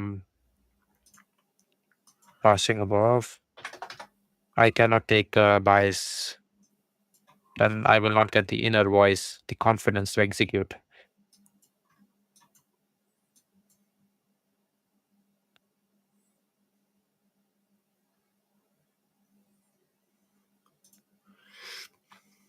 This recent competition you was competing with? The first round I had, I can't remember. It was so long ago. Who was it? I can't remember who it was. You can't remember.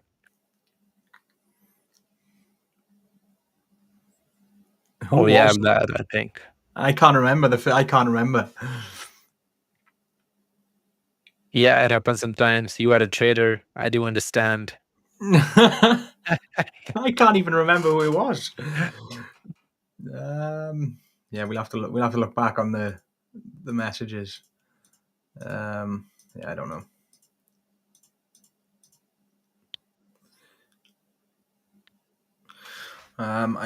Tim. I don't. I just use the concept, if that makes sense. I've got like ICT's got so many different entry models. What I do is moving crazy. is I've got my sort of entry method that fits inside most of his entry methods. So yes, I use the concept, but not all the models.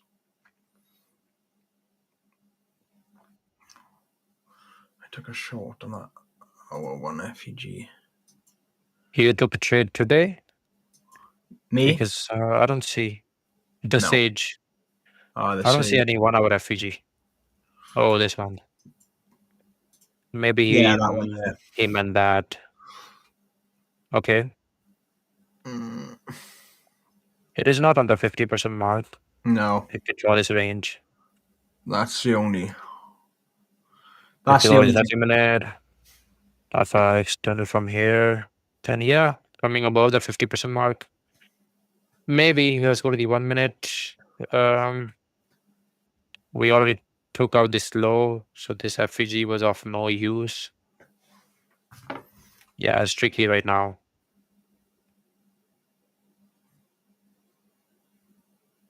James Daddy just checked the competition link. Okay. So it was James Daddy. Chatted Yeah, okay, there we go. And Tim, that's a touchy subject. John will speak to you himself about that. He does speak to me, but he doesn't agree with what I trade.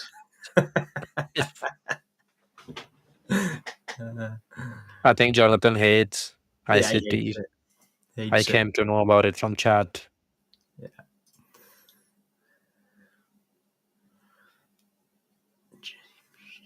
I like your 1 minute strategy, good and clean. Yeah. Yeah.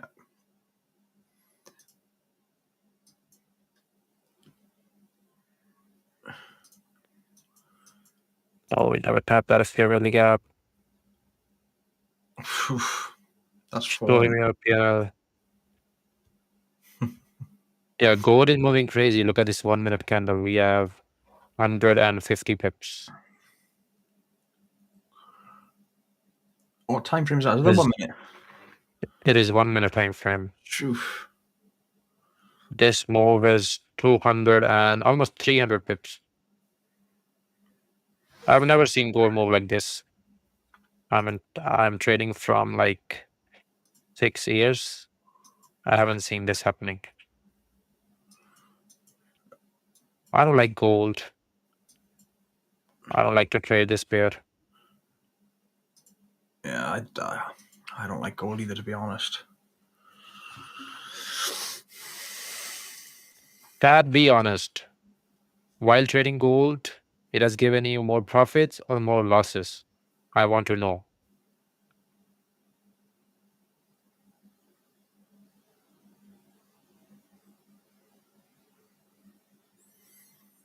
Jonathan doesn't hate ICT, but he hates that overclaimed like order block CTC. What do you mean by that, Van? That's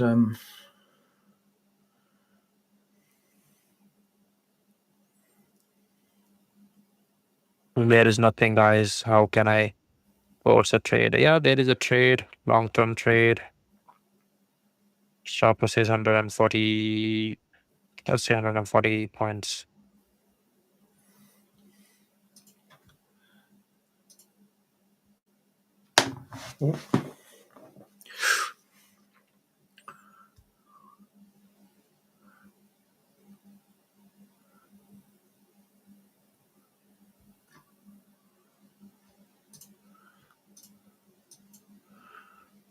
jeez.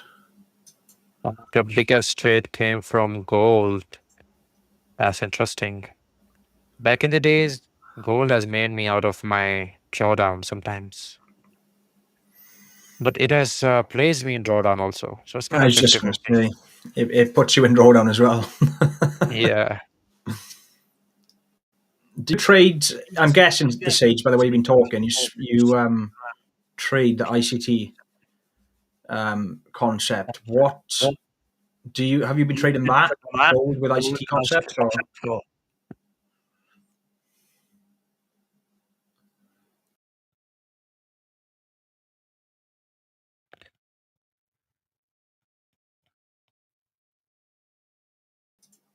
I like these buys. Kind of consolidation, just entering it pre-break.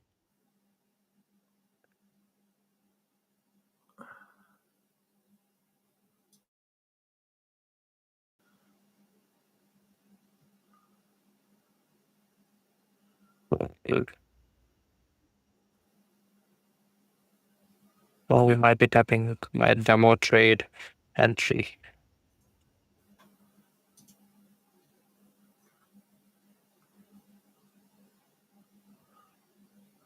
As a person, From time to time, this mic keeps echoing. It's my side. It is. I have no idea. Tell me if it happens again. I'll just mute it for maybe 5-10 seconds. It's me. It is. I don't know why. It's stopped now again, but it just keeps doing it. But Mic check 1 to 3. very weird.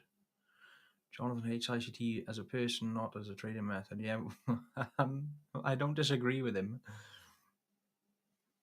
I don't disagree with him at all. I'm not going to say the name, but yeah, I'm not a massive fan either. Highest profit, which pair gives you?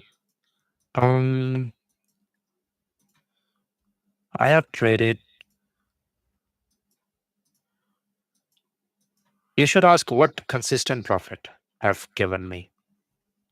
Then I will say NAS 100. Really? Yeah. Wow, that's bold. Oh, my demo trade is almost stopping me out here, guys. Yeah. Yeah, what's I'm new to FPGs trading this way, so I don't know what I'm doing. So yeah, I should stick to my normal strategy, which is German 30 looks good for longs. Oh, hey Saul, Hey guys, Saul, how you how's it doing? going? how are Good, you? mate. I'm fine. How are you? Good, good, I'm good. I'm good. mate. Making some money? Yeah, I'm not really trading actively. Already have 3% secured, so I'm just waiting for the withdrawal. That's what Jonathan said you're here for, Saul. He texted me saying Saul's coming to absolutely rob the markets. Yeah, Saul is the man. Sometimes. Also, I've got a question to ask you, Saul. Rich was trying to explain to me the other day about Yeah. your partial profit in drawdown. Yeah. So I want an explanation because that confused me. It's not a partial profit; it's a partial loss. Yeah, partial loss, Yeah. partial trade. You know what I mean. Yeah, partial loss. You know there. You know the. You know when traders get a trade in their favor and they take partial profits. Yeah, that's what I do. Yeah. It made me thinking, and I think I did some testing around it. That traders are constantly taking partial profits, but when it comes to a losing trade, they take the full loss. Yeah. They never do the same action on the losing trades, so they're always taking full losses and partial profits. And most of the traders are breaking even, struggling to become profitable or consistently profitable. And I thought one time, okay, why don't I do that? Why don't do I flip this equation? Why if I start doing taking full profits and partial losses? Because there's a point where you start trading and the trade goes against you. It's all going all the way to your stop loss. You can feel how it's not going well. Yeah, you are right. I have been there multiple times. Yeah. So in those cases, I mean, yeah, why taking the full loss? Why if I take half of the loss, out? So it turns out that saves you a lot of money. Then you can reallocate, even if the trade goes back in your favor, you can reallocate that little money you saved into the position. So yeah, that's when I started taking partial losses, when in these occasions where the trade goes wrong and you feel it's going all the way to your stop loss. I take part of the loss as a partial loss. I'm gonna go and back test that. Yeah, it's pretty cool. It saves you a little bit of money in every trade that it would have been a full loss. But yeah, that's interesting. That's the idea behind it. Hello, everyone. Victor is also here. Hi, Victor. How are you? Yes. Hi, everyone. Hello, gentlemen. Saul, how are you doing today? I'm fine. Just opening the charts here to see what can we get. You just mentioned something that you've mentioned before, but I think it is beyond what is easily graspable for most people. The fact of how important it is to accept when you're wrong quickly and move on. And we have, as human beings, we are, we want to be right, and it feeds into our ego if we're right. So we want to feed that. It feels good to be right, and we're chasing that, but that's not the proper. At least in trading, it's not a good thing, and you found that out. I think it's an eye opener if anyone would try it as well. Understanding when your trade is no longer going to work out before your stop loss, and acting upon it, accepting the loss and moving on. It can be so powerful. We know that, right? We know that feeling. This is going to go to our stop loss, but somehow it's still too difficult for most to take but even loss. you know, a lot of traders trade, let's say, on the hourly chart or 15-minute chart, or any time frame. So you have your drawdown box determined, marked in that time frame. And you can, for example, go into lower time frames and try to identify little support or resistance or key levels or whatever would help you to understand, okay, there's lower time frame key levels being broken. This will most likely will go to my larger time frame stop loss. So that's something that's one of the techniques. So if you have your stop loss area or your drawdown box mark on the, let's say, on the 15-minute chart, then try to look for maybe key levels within your drawdown box, key levels on the 1-minute chart, let's say, to give you references. Okay, are these levels holding within my stop? So are these holding to reverse the trade, or are these being broken down all the way to what it's eventually going to be your time frame stop loss? So that could be a Do, technique. do you have like rules that you apply, that you have perhaps like alert? Like if this level, it is within the range to your stop loss still, but if it goes, I don't know, this maybe there are three levels from where you enter and your stop loss, Yeah. where you say, well, it should hold these areas. Do you mark them with alerts? Do you have a certain methodology which you go through? You've seen me trading enough, Victor, to know that I'm very responsive to the market and very Mm-hmm. discretional. So, and I trade already on the 1-minute chart. So I don't have a lot of, I only have the levels within the 1-minute chart and a little bit of activity within that chart. But it's very individual, and you can start playing around with this idea. Okay, if I'm trading on the 15 or the hourly chart or even the 5-minute chart, to look for lower time frames key levels that you can try to use as um as as indicators of, okay, is this going to hold, or is this going eventually to drawdown, to stop loss? Yes, yes, indeed. So, are you looking to? I see you're already in a sell position. We see that Yeah. you have one lot open. What is your breakdown? Have you broken the chart? At least this pair. Are you, because the fact that you're going short now doesn't necessarily mean that that's your bias. We know how you trade. You Yeah. can go against your bias, waiting for your bias to play out to set up. So, how do you look at the market today in this pair specifically? um Let me. I'll give you. I'll explain you why I'm going short. Let me just. Um, Let me see, because I want to get into another trade, and I'll tell you the reason why. Let's see. Maybe. Yeah. Okay, that was fast. I was So gonna say we do something else. So I talk to the audience, or I ask someone else here, but you already entered the trade. yeah, I'm just trying to get a sense of where's the market going to turn, if it Okay. will turn, or I'll end up taking a loss on this setup.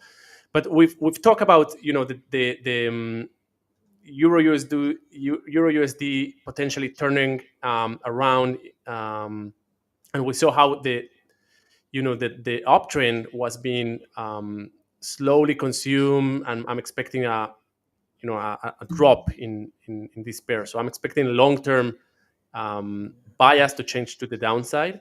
And when I zoom into the recent activity, I go to the hourlies. We've had this not super strong movement to the downside, but there's also nothing in there to stop it to go all the way to this demand area. So Mm-hmm. I think we're heading there. So that's why I have a bias to the downside, and then I go to the 1 minute to the 5-minute charts, and I'm just trying to look for entry points. And I think on the 1 minute chart is clear. We we had this, we had the recent activity. We had this impulse to the downside, We broke the previous low, so I'm waiting for a retracement and eventually either a retest of these lows or all the way to the to the extreme lows. Sorry, I jumped a bit fast to the market, but yeah, basically long-term bias from the dailies. I think we're expecting a turn on the overall bias. On the hourlies, I think we're heading towards this demand. So there's room to go down, and that's why I'm inclined to go short. On the 5-minute chart, nothing very convincing. In fact, we had this strong bullish candle, but the overall trend or impulses have been to the downside. Kind of momentum is to the downside. And now on the 1 minute chart, I'm just trying to fine tune my entries. I can mark a little bit of, I can mark. We have, the. I'm still waiting. If we go up there, I will. If we go up there, I will. I will. That's kind of a supply area. We can try to trade. We also have this one right there, and I think that's it. I mean, if the market keeps climbing and breaks this area, it might go all the way to that level.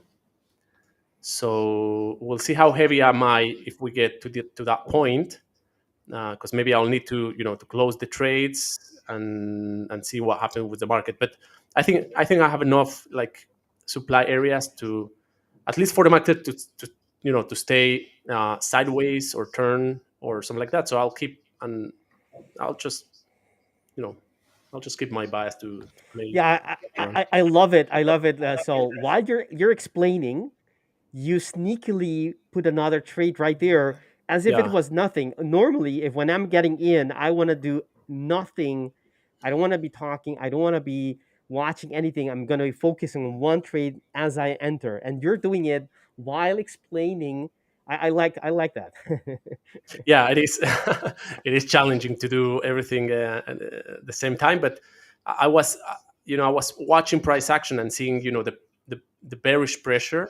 It wasn't enough, but that's what I added a second position, and I want to see price action around this level because that's where previous impulse to the downside was initiated. So ideally, I want this level to hold. I don't want to see this invalidated. If that happens, then we might most likely we go to the this next level. So I'll just keep watching price action to see where we can have eventually a turn to the downside. And I'm targeting now these levels here. I think it's quite clear to me why you explained it quite nicely how you're looking for the dailies for your bias, your higher time frame bias. I agree with that. I think it's very very visible and obvious, evident that the market seems to be shifting now to the downside, at least on the dailies, at least for a little bit. And then you say on the hourlies, you identify where we're likely going towards or what the intention. I like to say, quote unquote, intention of the market. Right? What is most likely what is going to be touched first, and you identify that demand zone on the hourly. That it seems there's nothing to stop us there. Yeah, And on my analysis on order blocks as well, there isn't anything. So I agree with that. And then the on the 5 minute and the 1 minute, what makes you choose to go in where you went in? Is it because of the time constraints of the stream and you want to have some positions on, or was that the breakdown of the consolidation area and then coming back to the consolidation area? What I mean is the breakdown earlier before you yeah, came on, I understand. the bigger one that, let me go to my chart, and the one that went to a 50.77s basically. Yeah, exactly. What I mean is, so I what I see on the lower time frames, we have a consolidation. And my question, and this might be helpful for viewers who are watching us right now and asking, they want to be trading like you, and there's a consolidation area, right? That we had that earlier. It's actually like something similar to that.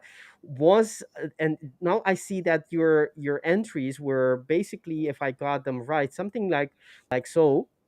Not that the stop is necessarily there, but the entry more I want to be focusing. It was this breakdown of the consolidation area. Was this any, something that you were watching? We had this consolidation area. You see that breakdown and gotten short when it came back to retest, that broken level? Is that something that you used? Yeah, I didn't take that into my analysis. Okay. 'Cause, I wasn't trading like a specific pattern. Okay. I'm just seeing the market going sideways completely, and I'm just trying to get my position to trade. Uh, you know, considering the market will stay in this sideways movement. I'm just trying, Mhm. and after I saw the most recent impulse to the downside, I thought we would revisit that previous low. That's why I entered the trade in the first place. I Yeah. see. Okay. So, but very discretional. So how new information, I take into account every piece of information and every price action, and I adapt my trading accordingly. So I see how my previous reading is kind of being invalidated, so I need to adjust. Um, We'll go and back to your screen so people can see your position. Um, yeah. Yeah. So for example, here, like my very first entry, this one is because I thought after this impulse to the downside, let me zoom in a little bit. After this impulse, we would revisit these lows. So that's why I entered. Um, and then I was looking for the same reaction to the downside, a bit higher, closer to the supply area. Now we had the reaction, we moved down, and now previous candle or two candles ago, we had a strong reaction to the upside, which it's something I need to consider when I'm trying to, if I'm considering adding to my position, or how aggressively is taking into account the bullish position. If we revisit that area, this tick right there, I know Mhm. there's going to be kind of there's kind of tick support there that we'll need to break before going into my take profit. So if it happens that we revisit that area, okay, I like that Mhm. candle. That's the reaction um, of the supply area, and Mhm. even after we had a very strong bullish activity and seems like a convincing bullish candle at the potential break to the upside, we had the reaction, rejection to the downside, which I like. Mhm. As long as we have this, move up and down movement, we'll be able to make a movement, so make some money. So let's say if we can revisit this tick, and I'll need to make a decision at that point, because last time we were there, we had a strong reaction to the upside. So we'll see how we approach, if we approach this level this time, and I'll need to manage my trade. So we don't have any like news events or something like that might interfere trading. So um, let me check. I haven't checked that. We have at the end of the stream, we have the existing Okay. home sales, which is an Okay. orange folder, not red Mhm. folder, and that's it. We have we had some CAD dollar news, Canadian dollar, but that's Mhm. not relevant for our All right. trade. So it's only at the end of this stream. So yeah, that's good to hear, because the bias is there, the very long term, but I need to be so I'm happy I'm selling this market and not going long. um, yeah, let's see how this unfolds. As long as we have this up and down activity, we don't have the clearest price action. To be honest, we have a lot of tailing activity, so a lot of fake outs and up and down that might be tricky to play to trade. Uh, but I'll try to adapt to that. So as long as we don't change to a trendy market from out of Hmm. nowhere, I'll try to adapt my trading approach to the sideways activity we're seeing. So we'll see how it unfolds. Yeah, it looks promising. Of course, the market has on EU has had some. If we look at the hourly, has had a quite a, what is it, six candles back to back bearish, meaning it's okay for the market wanting to take a breather, have a little pullback. But still, the price action. If we look at the 15-minute, maybe I Yeah. should switch quickly to my screen so people can have some visuals. If you watch the current leg we're on, and I put on the EMAs, even though I don't use them myself, but I know a lot of traders use them. We have quite a nice breakdown of that H4 order block, which is part of a quasi, which held price for some time. We had the initial move, the initial reaction, and the secondary reaction, but eventually the market, the higher time frames, they are much stronger and they break H4, meaning daily, breaking the H4 quasis entry order blocks. And we had a considerable move down, which has been, as I said, six candles back to back. And that we're pausing here, maybe going sideways, maybe even have a little pop is okay. I mean, it doesn't break, doesn't take away from the momentum, the bearish momentum, which is what you're trading. So it looks nice, I think, on a sell. And if I look on the the price action in terms of order blocks as well, I'm gonna take away these lines so they don't obstruct the view that much, and also this area. What I see on the 30 minutes, I think I saw it on the 30-minute, or was it on the yeah, there it is.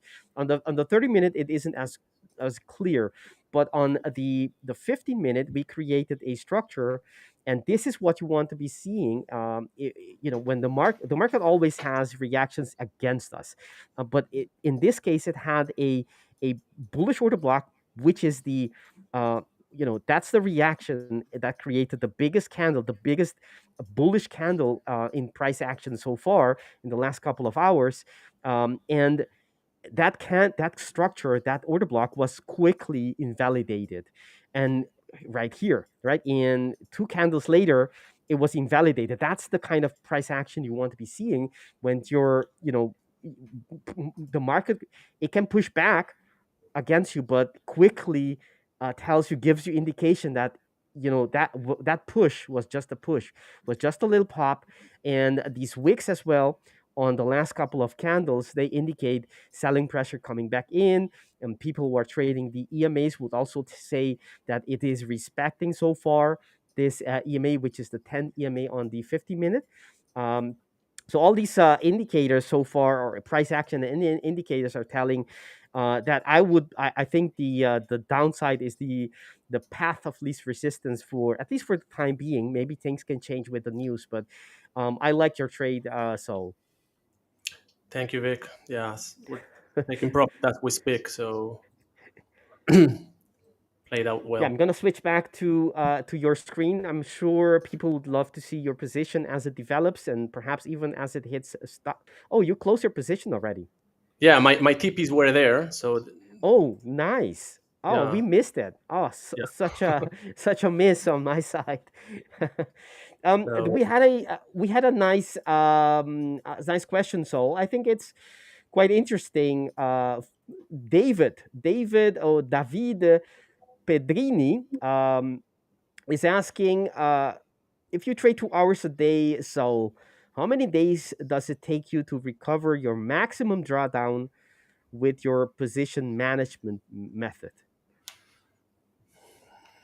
um, I don't I understand don't if get he. that question either, Saul. I don't get it either. Okay. I think what they it's first it's expressed a little bit cryptic, but I think what the person here wants to know is how long does it take? How many days does it take for you to recover your worst, your assumed worst drawdown Yeah. typically? Um, yeah, it's hard to tell, right? But what I can tell you, like,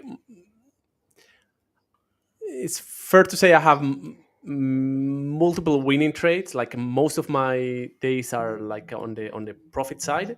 When I Okay. do have a losing day, usually takes me 2 days or even 3 days to recover the losing day. It's not secret that I work on a negative risk reward ratio. So Mm-hmm. if it happens that I do take like a losing day and a losing session, Okay. usually it's larger than my winning sessions. So it might take me 2 or 3 winning sessions to recover those losing sessions, but they come not very often, not many often, not very All often. right. Okay. Basically 2 to 3 days to recover your losing day. And how big is your is your losing day always, relatively the same, or do you have like outsize once in a blue moon bigger losses? Because it's you don't have. No, if I'm trading, this is not an account I trade a lot. This is the one I use for the trading room and the streams and everything. But if I'm trading like any other account, if I'm hitting 0.5%, 1% max loss from the balance, I would stop for the day. I would consider that um, 1%. That would be a losing session, let's say, because then So I can make basically, on a winning day I can make 0.4 half percent profit. There's good days that I make 1%, but if I make it, let's say, half percent or 0.4 of a percent, then it would take me those couple of days to recover the loss. But many times I do stop a day on a loss, even if I didn't get to the maximum loss. If it's just not there, the timing is not right, I'm not feeling comfortable, I'm already in drawdown, I might stop for the day and call it a losing day, but it's just a small losing day, and I can recover even the same day, like the next session or the very next day. is that the same principle that you're using on a setup where you're stopping before the stop loss? Yeah, because I will not go into a loss on a full loss in one setup. So in order for me to go into a full day loss, it means I went to multiple losing setups. So if many times I understand, okay, this is not the day, I'm not reading the market right, something's wrong. After a couple of losing setups, I might just stop, and that would be considered a losing day even before I went to the maximum loss for the day. Perfect. Perfect. All right. The market has, at least on the 1 minute, has seemed to broken that little box Yeah, we have I'm there and gone to the bigger one. To broken one level to the next one, bearishly breaking out. I mean, it's a bullish breakout. But you already took TP. So are you looking to get in again yeah. another reaction? Yeah. So first, I think it's very important to notice that I place my take profits there based on this price action, and Mm-hmm. as we heated my take profits, the market reversed, and I think that's a very important lesson, because many trades, we don't connect our stop losses and take profits to price action. So if I had left my TPs down here, I would left the take profit area. So when I'm scalping, I've said this in the past, I'm always trying to get from key level to key level. I'm not expecting the market to break key levels in order to get into um, my take profits. So if I understand this was a key level on the 1 minute chart, my take profits needed to be there, and in this case, turn out um, um, right, that I was able to take profits just before the market reversed. Now this is new information. Okay, this is not something I had before. Now I connect this to the big picture. Okay, we had a similar impulse back here. This is there's evidence of clear bullish strength coming into the market. Even the formation of this candle right here, that's a very powerful bullish candle. So I'm seeing signs of bullish activity. So now I have a conflict, right? Because my bias from the dailies is bearish, Mm-hmm. but I see the current momentum is to the bullish side. So I want to take that into my analysis and how I readapt my trading. So if I see where there's an increase in bullish activity, I will switch. I never get married with my very first analysis. All new price action gives me new information. So now, for example, we broke this level, the resistance level right here. We broke or are breaking this one right here. That will now serve as, and of course the extreme one will serve as demand area. So if now I see like a retracement to those areas, I can consider going long into those, with those areas, and we will be targeting potentially the next supply level, which is there. So I just need to keep in mind that this is short-term momentum, that it's fighting long-term bias. So I need to adapt my risk accordingly. But it's not a reason why not to get into the market. Yeah, it's how did you develop that flexibility in bias? Because I think that's quite difficult for most people. Once The once bias is they, still there. but I mean not the bias. I mean the eye to recognize that now is the moment to switch, maybe for a little push, go long within a bearish bias. How do you how did you develop that ability to switch from long to short and back to long, or vice versa, easily and effectively? I mean, I guess it's screening time and experience, but I always ask myself, if I was just opening the chart right now, okay, I opened the chart for the first time, what am I seeing? Okay, so I did my analysis. The bias is still there. I still think we're eventually going to this level. Okay, so but when I go to the 5-minute chart, I see, or the 1-minute chart, I see bullish activity. It's not new. You see the impulse. You said, okay, we attempt to break, and then we had this V-shaped recovery. Mm-hmm. We see this bullish. So you just open the market with fresh eyes, and Mm-hmm. you reanalyze and you look for the next setup. Totally. So there, we have one question here, and it said Samir, love the 1 minute gold trade idea. And Saul, you're getting compliments for being spot on the 1 minute supply area. But hey, I didn't get any credit. It says, how can I have thought that to be a order block? I will go back very quickly. Hopefully not miss any of Saul's trades, and go to the 15 minute very quickly. The thing is, to begin with, my order blocks are not necessarily what your order blocks are. I have my own definition of order blocks, and mine isn't necessarily to be. It doesn't have to be the beginning of a big wave or a big impulse, right? The candle in the opposite direction of an impulse. Mine, that's not my definition. So to me, this is a broken fresh order block, meaning it tells me something, even though it may not be for you an order block, and it may not be a demand zone. So it's a difference in definition. That's the question. Thank you for your for your comments. Keep them coming, by the way. And while you're doing these good observations, Punjabi, don't forget to hit the like button. Subscribe to the channel if you're not a subscriber yet. Let's go back to your screen, Saul. Let's take a look at. Okay, Yeah, I so mean, the guys, market is. Go Samir, ahead. if you got a setup, you can also trade. I'm just saying. I mean, like I see. We're targeting this area, the supply area.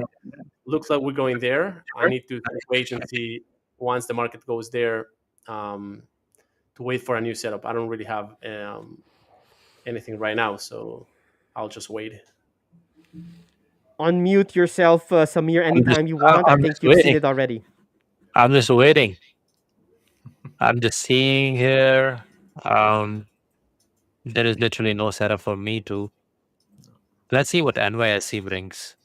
There was setup in the London session, but now it's gone. I was not active on the charts.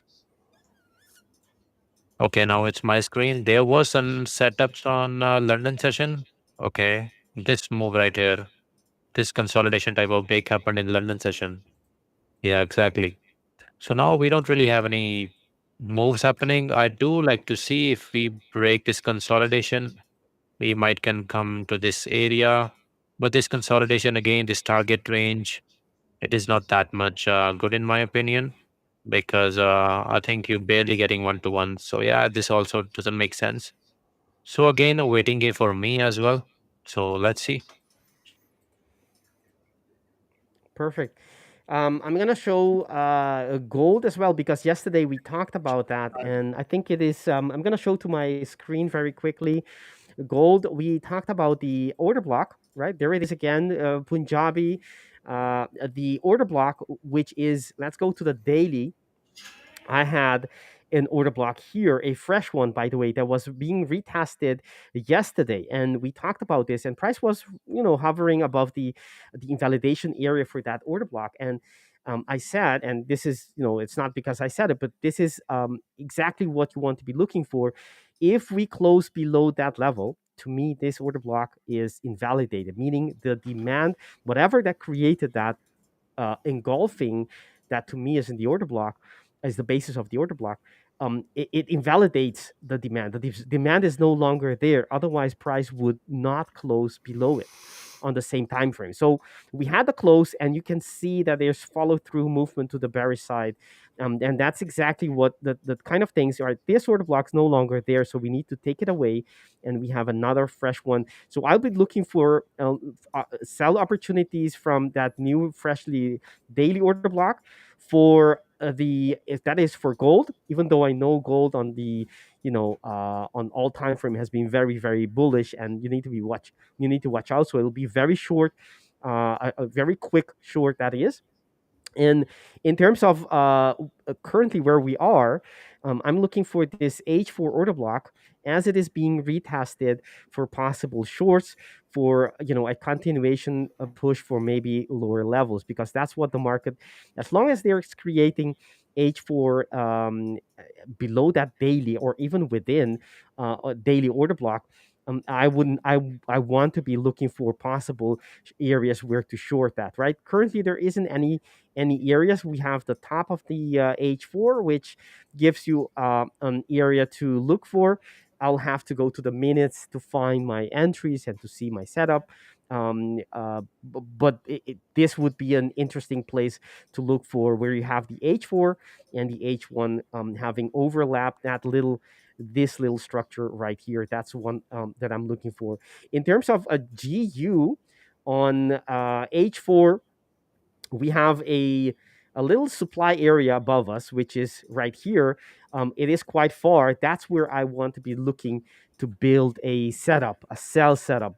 Not the case yet. There isn't any. We're too far from that area, so that's not something that's going to. I don't want to be going long this, even though you see a supply area. I don't have a reason on the H4 to go to look for a long yet. That might come maybe later today or later in the week. But I'm looking to short the this order block I'm indicating right now. On EU, it's not very different, although the area is nearby, nearer, I should say, closer by, and where we have the last structure on the H4 order block, where this the entry order block has already been invalidated. So, but I'll keep it there to indicate, right, we're breaking bullish structure, meaning that's a bearish sign, and you want to be going with that bearish order flow, but you want to do it from a supply area. And this is, to me, the a likely place where price, if we're going to continue lower, that's a possible area we want to be getting in, as price is, perhaps needing that structure to continue its path lower to the order block that Saul was talking about on the hourlies, which is what I have here on the H4 as well. So that's the possible setup coming up, but it's not gonna set up in the next 20 minutes, which is the time we have in our stream. So let's go back to Saul. You don't So trade what indices, right? I don't trade indices. No, I don't. Are you Okay. referring to me or to Saul? to Victor as well, but I would like to ask the same question to Saul. Do you trade indices or you just trade these major pairs? I trade the indices, but they are in a very, I don't scalp the indices. I just Okay. wait for pullbacks. Usually I'm long on indices, the US ones at least. Okay. So I wait for So you have the similar strategy, like you are scalping these markets? No, I'm not. So the indices I just buy and hold them, buy and hold, buy and Okay, hold. okay. Kind of a Yeah. long term, maybe a swing trade, you want to call it that way? Yeah. So I have both. I have on on CFDs accounts. I swing them Okay. on my portfolio or stocks portfolio. I buy and Okay, hold okay. them. You're basically on both end of the spectrum, being very, very quick, And what and on about the other, cryptos? Crypto on is the left. other. I beg your pardon, Samir. I just wanted to know, do you trade crypto as well? I buy and hold crypto. Yeah. Okay. Similar So to stocks. Okay. Samir taking notes, mental notes. no, Yeah. don't get me wrong. I do know a lot of. I don't know. I just read the titles, right? Of these kids buying little coins, cryptos that make thousands of percentage of movement a day, and they do well. I just focus on the big ones, and I buy and hold. I buy and hold them. Yeah, that is the, I think, smartest investment. These meme coins, we don't know, they come and disappear, Yeah, but That is not the I see the behavior similar to like penny stocks in the stock okay. market when there's the big hype around them and you either buy them or dump them. Um, but I don't know. I don't get into that. I just focus on the large ones.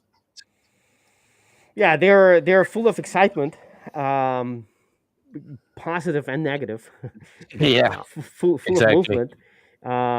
But yeah, it's sure we can do technical analysis on them, but I prefer to be in assets that are a bit more stable in a sense, that they keep value, even though as a trader they don't have to because you're in out quickly, and they're fundamentally the asset could not be a great asset, but you Uh-huh. still make it you can still trade it profitably. We Absolutely. have someone here, Gorush Kukreti. I'm not sure I can pronounce that. I did my best. I read Apologize the if comment.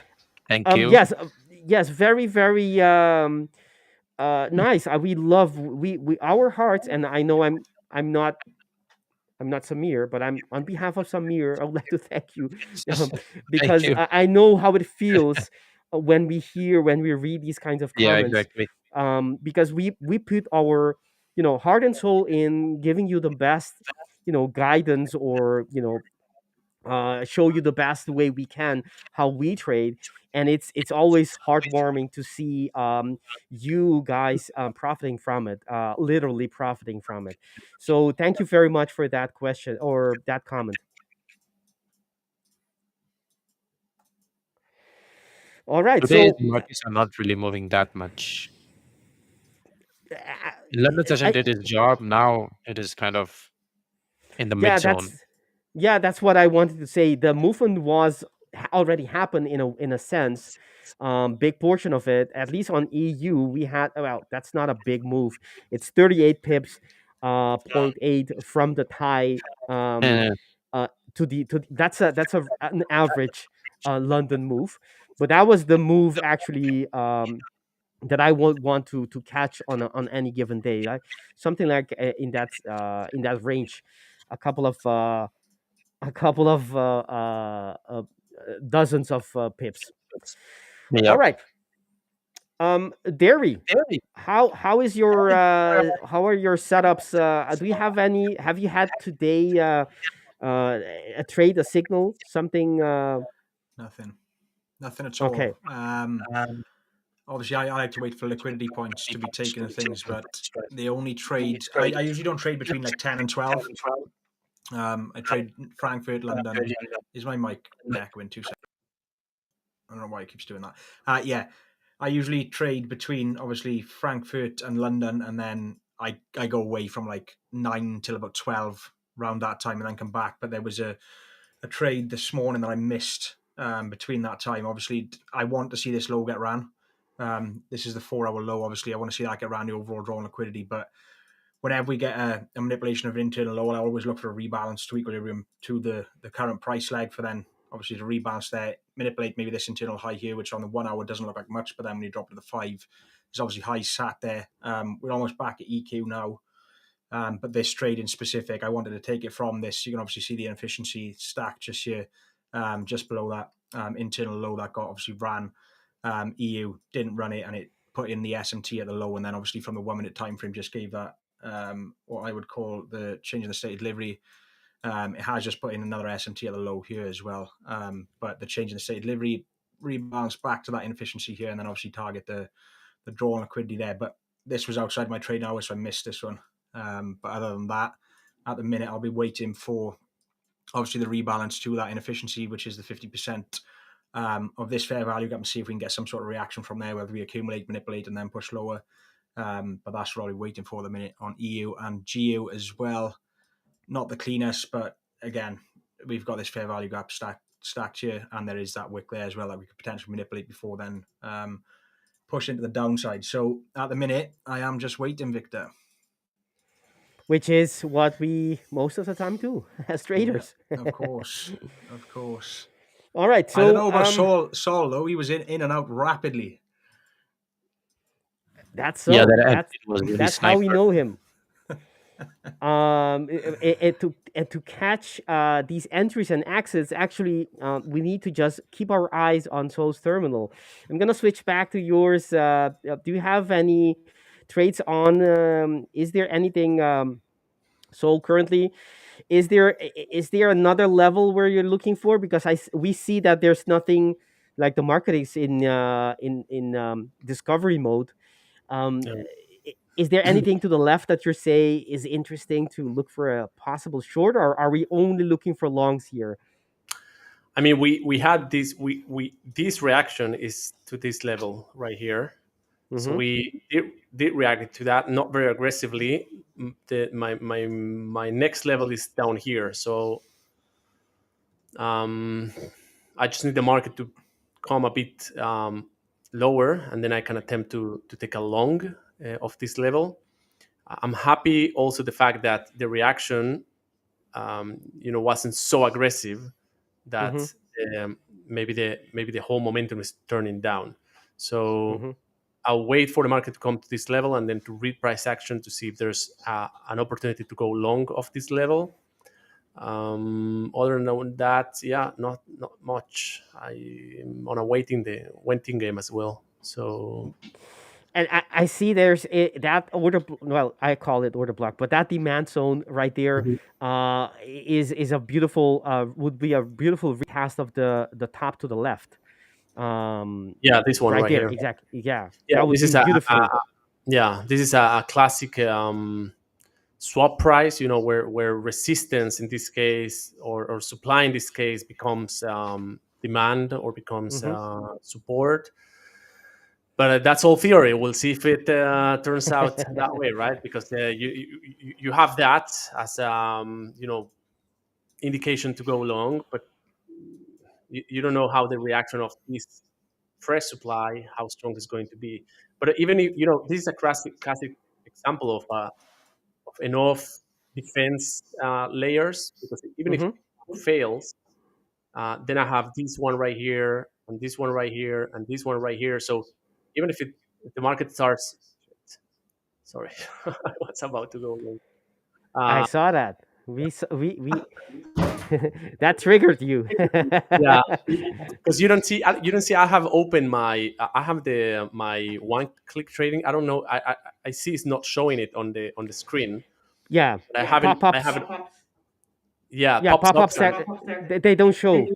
But I was just hitting my mouse over it to click the buy button, and I missed it. The reaction was strong, so I missed the entry.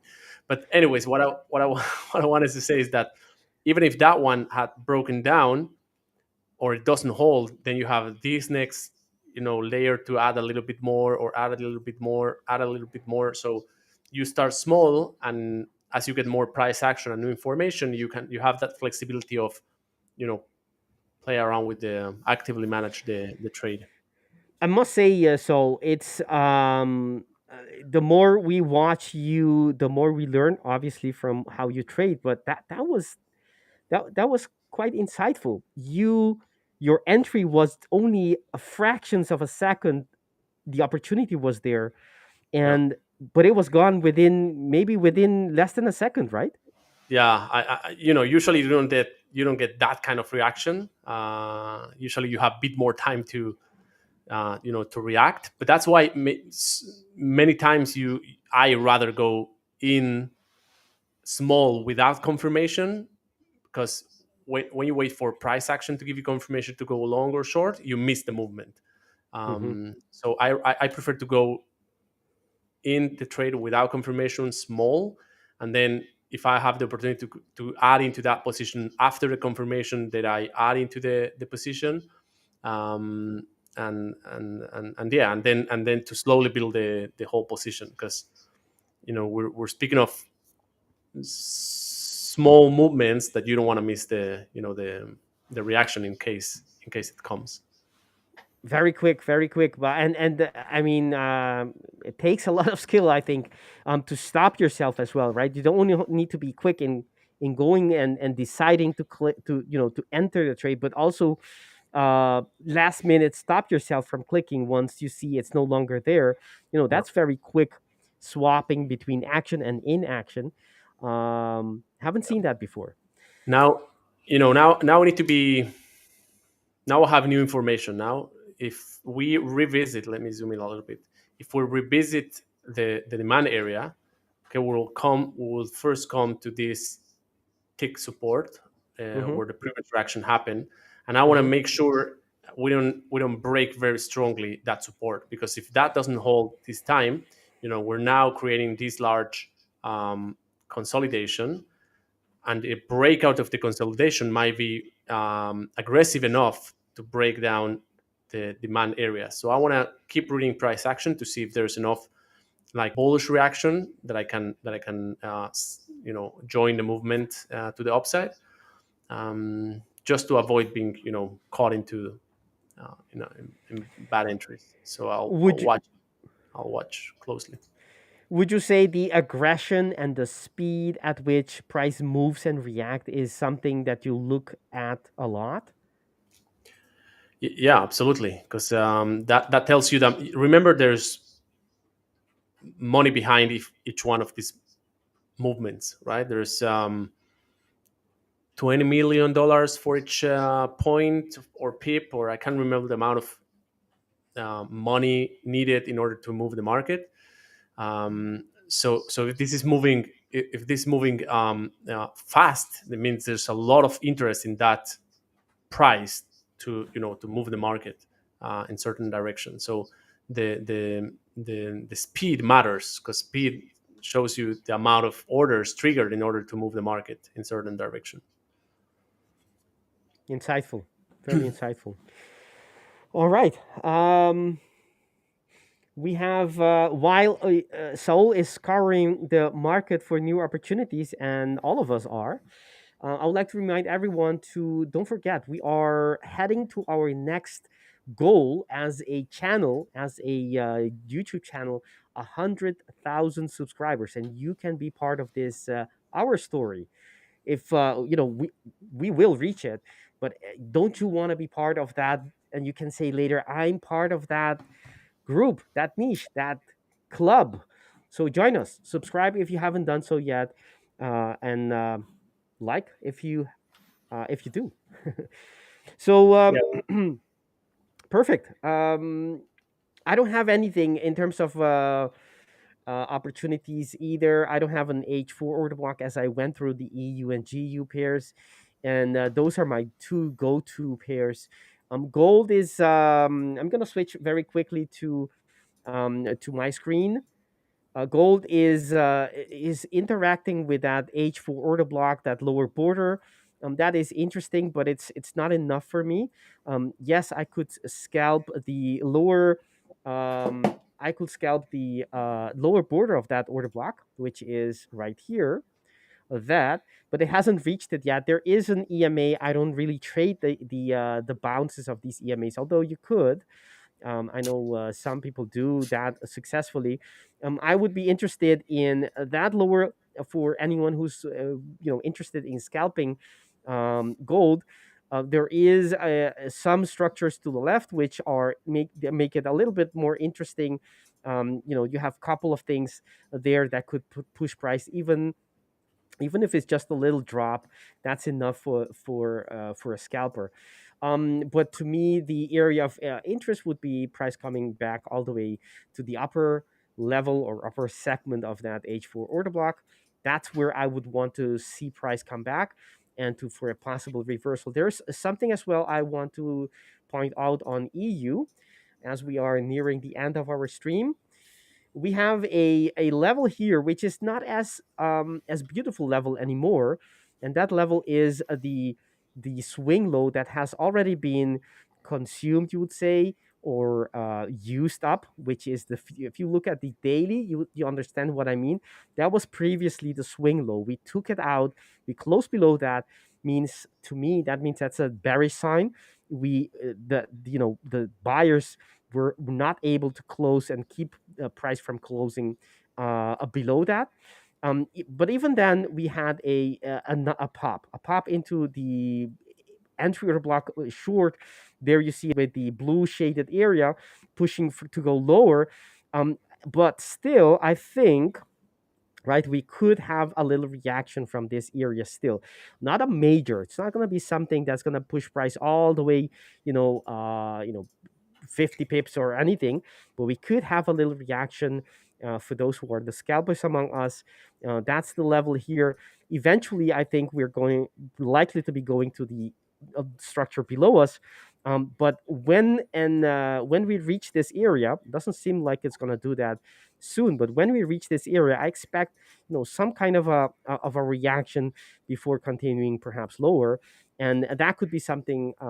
If you're a scalper, and if it fits your setup, we could be you could be looking into it. I'm not going to be trading it, but well, there's a small chance that I would trade something like that. I would be still looking to shorting this order block, which is it's the other direction, obviously, which is the H4 above us. So which is still about what is it, about 10 pips above where we are currently.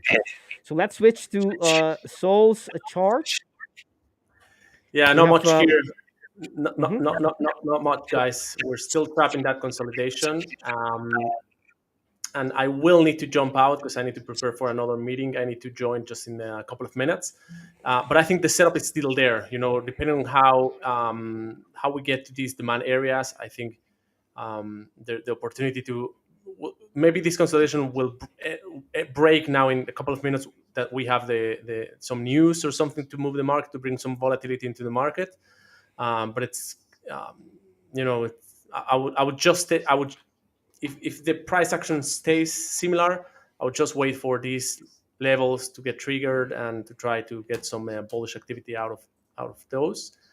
Keep in mind that the overall bias is there's a lot of some pressure to the downside, so keeping that in mind. But yeah, nothing just to get in right now. We need this structure to break either up or down to give us a new opportunity. So yeah, just waiting, guys. We know, Saul, that you're a very, very busy person running the 5ers and all. So we would like to thank you very much for taking the time to come show us, the passion of yours trading, and in front of everyone. So thank you for letting us have this opportunity in watching you trade. Yeah, pleasure, guys. I always enjoy, the coming to these sessions. I hope I could come more often. But yeah, thanks, guys. Thanks, Derry. Thanks, Samir. Yeah, Thanks, no Victor. worries. Thanks, everyone Sorry, who Saul. joined and stayed. And yeah, join us for this. Help us share and spread the word of what we're doing in here. We want to get to 100K by the end of the year, so help us in that mission. I'm sure we're gonna be able to do something special when we hit that milestone. So help us get there, and we'll do something fun for everyone, something special. Yeah, thank you guys. Perfect. Next time. Till next time. Bye, Saul. Have a great Take day, care. See Saul. you. Bye. Bye bye. Take care. Bye bye. All right, so we are actually at the end Yeah. of our stream. Guys, do you have anything you would like to share with the audience before maybe there's one thing you saw in the charts, maybe there's a liquidity area, Samir, where you're eyeing that you think might be I'm just something seeing this for. consolidation pattern actually. I was gonna ask you what are your views on German 30 or maybe DAX 30 if you want to call it. I am Yes, bullish on this one. So now let we me are at the end of switch the to stream. let's switch to your chart. Yeah. So I am bullish on German 30. Looking good for buys. You can take an impulsive buy here because I do think this 200 EMA is gonna hold because it is not gonna break out easily. So I was just gonna ask, what are your thoughts on German 30? And we can end the stream, or maybe you can do it tomorrow. It's fine. Sure. Let's take a look. I will switch to mine in a little bit. Um, let's see. German 30. Yeah, German 30. All right. So let's take a look at. Let's see what Quasi's says. Perfect. Perfect. Let's break this down. I will do a top down. Obviously, we don't have a lot of time to do it. From right. So I'm just gonna identify very quickly the last structures that have been in place, even though it may not be very. This is gonna be a fast tracked top down analysis. We already had Yeah, the it's fine. reaction of this structure, so that's not relevant anymore. That's the weekly time frame. So I don't see anything here except for perhaps this one, without double checking it on other price feeds. Hasn't been. We had a reaction in front of it, which is nice, which means that's a bullish sign when the market doesn't even need to reach the order block but reacts before that. I like to see that. So that's one point you might say for on the balance on the scale of between buyers and sellers. I'm gonna take off the EMAs because actually I don't use them for my analysis. So we have sideways movement on the daily. It's clearly that we let me move that. We had a, you could say, liquidity run here, and we're moving back, but that was, so understand that the market is moving away, even though it didn't interact with the weekly order block, the demand zone, but it is still, in my opinion, on that phase, meaning that order flow. You have this is the movement that I see, right? You have the creation of the order block, which was actually from here. You have the let's do this. This is the bearish order block that got the engulfing from, and this is the retest for presumably this move that hasn't been, hasn't ended yet. So anytime now, it makes a lot of sense to expect that continuation. That makes a lot of sense. That's the daily order block. Personally, I would want to be trading from the demand zone. But if we go to the H4, we do have a quasi here, but the quasi does not. So you want to be looking, as you have the higher time frame, you want to be aligning the lower time frames with that higher time frame bullish order flow. So you have the H4. Let's see on the H4. There isn't anything from this point, from the right from this top. This is the left shoulder. You could argue that could be the left shoulder. It does not matter. One of them is the left shoulder. That's the head. That's the neckline. It breaks it. And typically, you want to be looking for the pushback or the pullback before the continuation move, right? But it doesn't always come back that low. So if you can get in the same time frame, if you can get an H4 order block, which I don't see here, we have an H4 bearish. So I would wait for something, for a reason on this H4 before going long. But I do see that the market has this nice quasi bullish right here. If only TradingView cooperates. All right, so that would be this. I know it does not. It's not perfect. You should take it from that point, but it doesn't change the analysis. Breaks the neckline, and I personally want to have a deeper pullback before the continuation, but it doesn't always do that. And if either now or later we get a bullish H4, that could be an engulfing or an outside bar, then yes, then I want to be participating yet. But so I don't have on the H4. I'm still missing a piece of the puzzle to go long, in my opinion.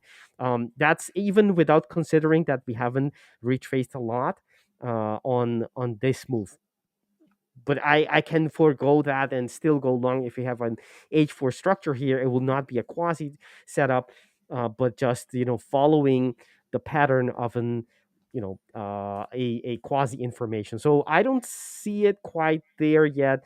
And once I have on the H4, missing that puzzle, looking for H1 reasons isn't exactly so it's not there currently. I would want to see price create structures that are going in the direction of the expected move. But it looks good from the higher time frame, Samir.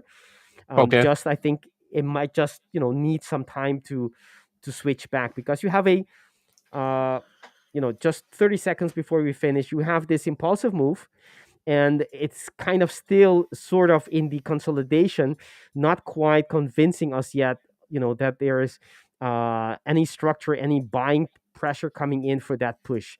So I'm still waiting for something in that direction. Might, maybe it's in a couple of hours, so perhaps tomorrow.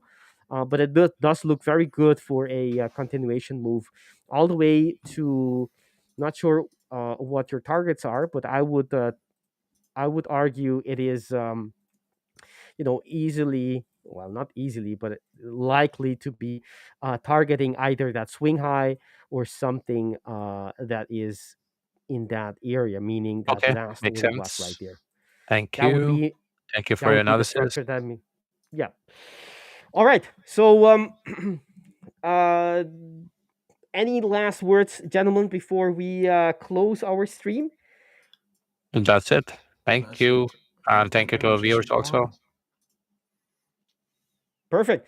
We have everyone watching. We have a stream on Discord. Yes, we will be going over the charts, talking about the struggles, celebrate with each other as members. Our members pass their phases, their milestones. Join us. That's the call for you. Join us today. It's going to be in about 37 minutes. It's going to be fun, and you will enjoy yourself. I'm pretty sure of that.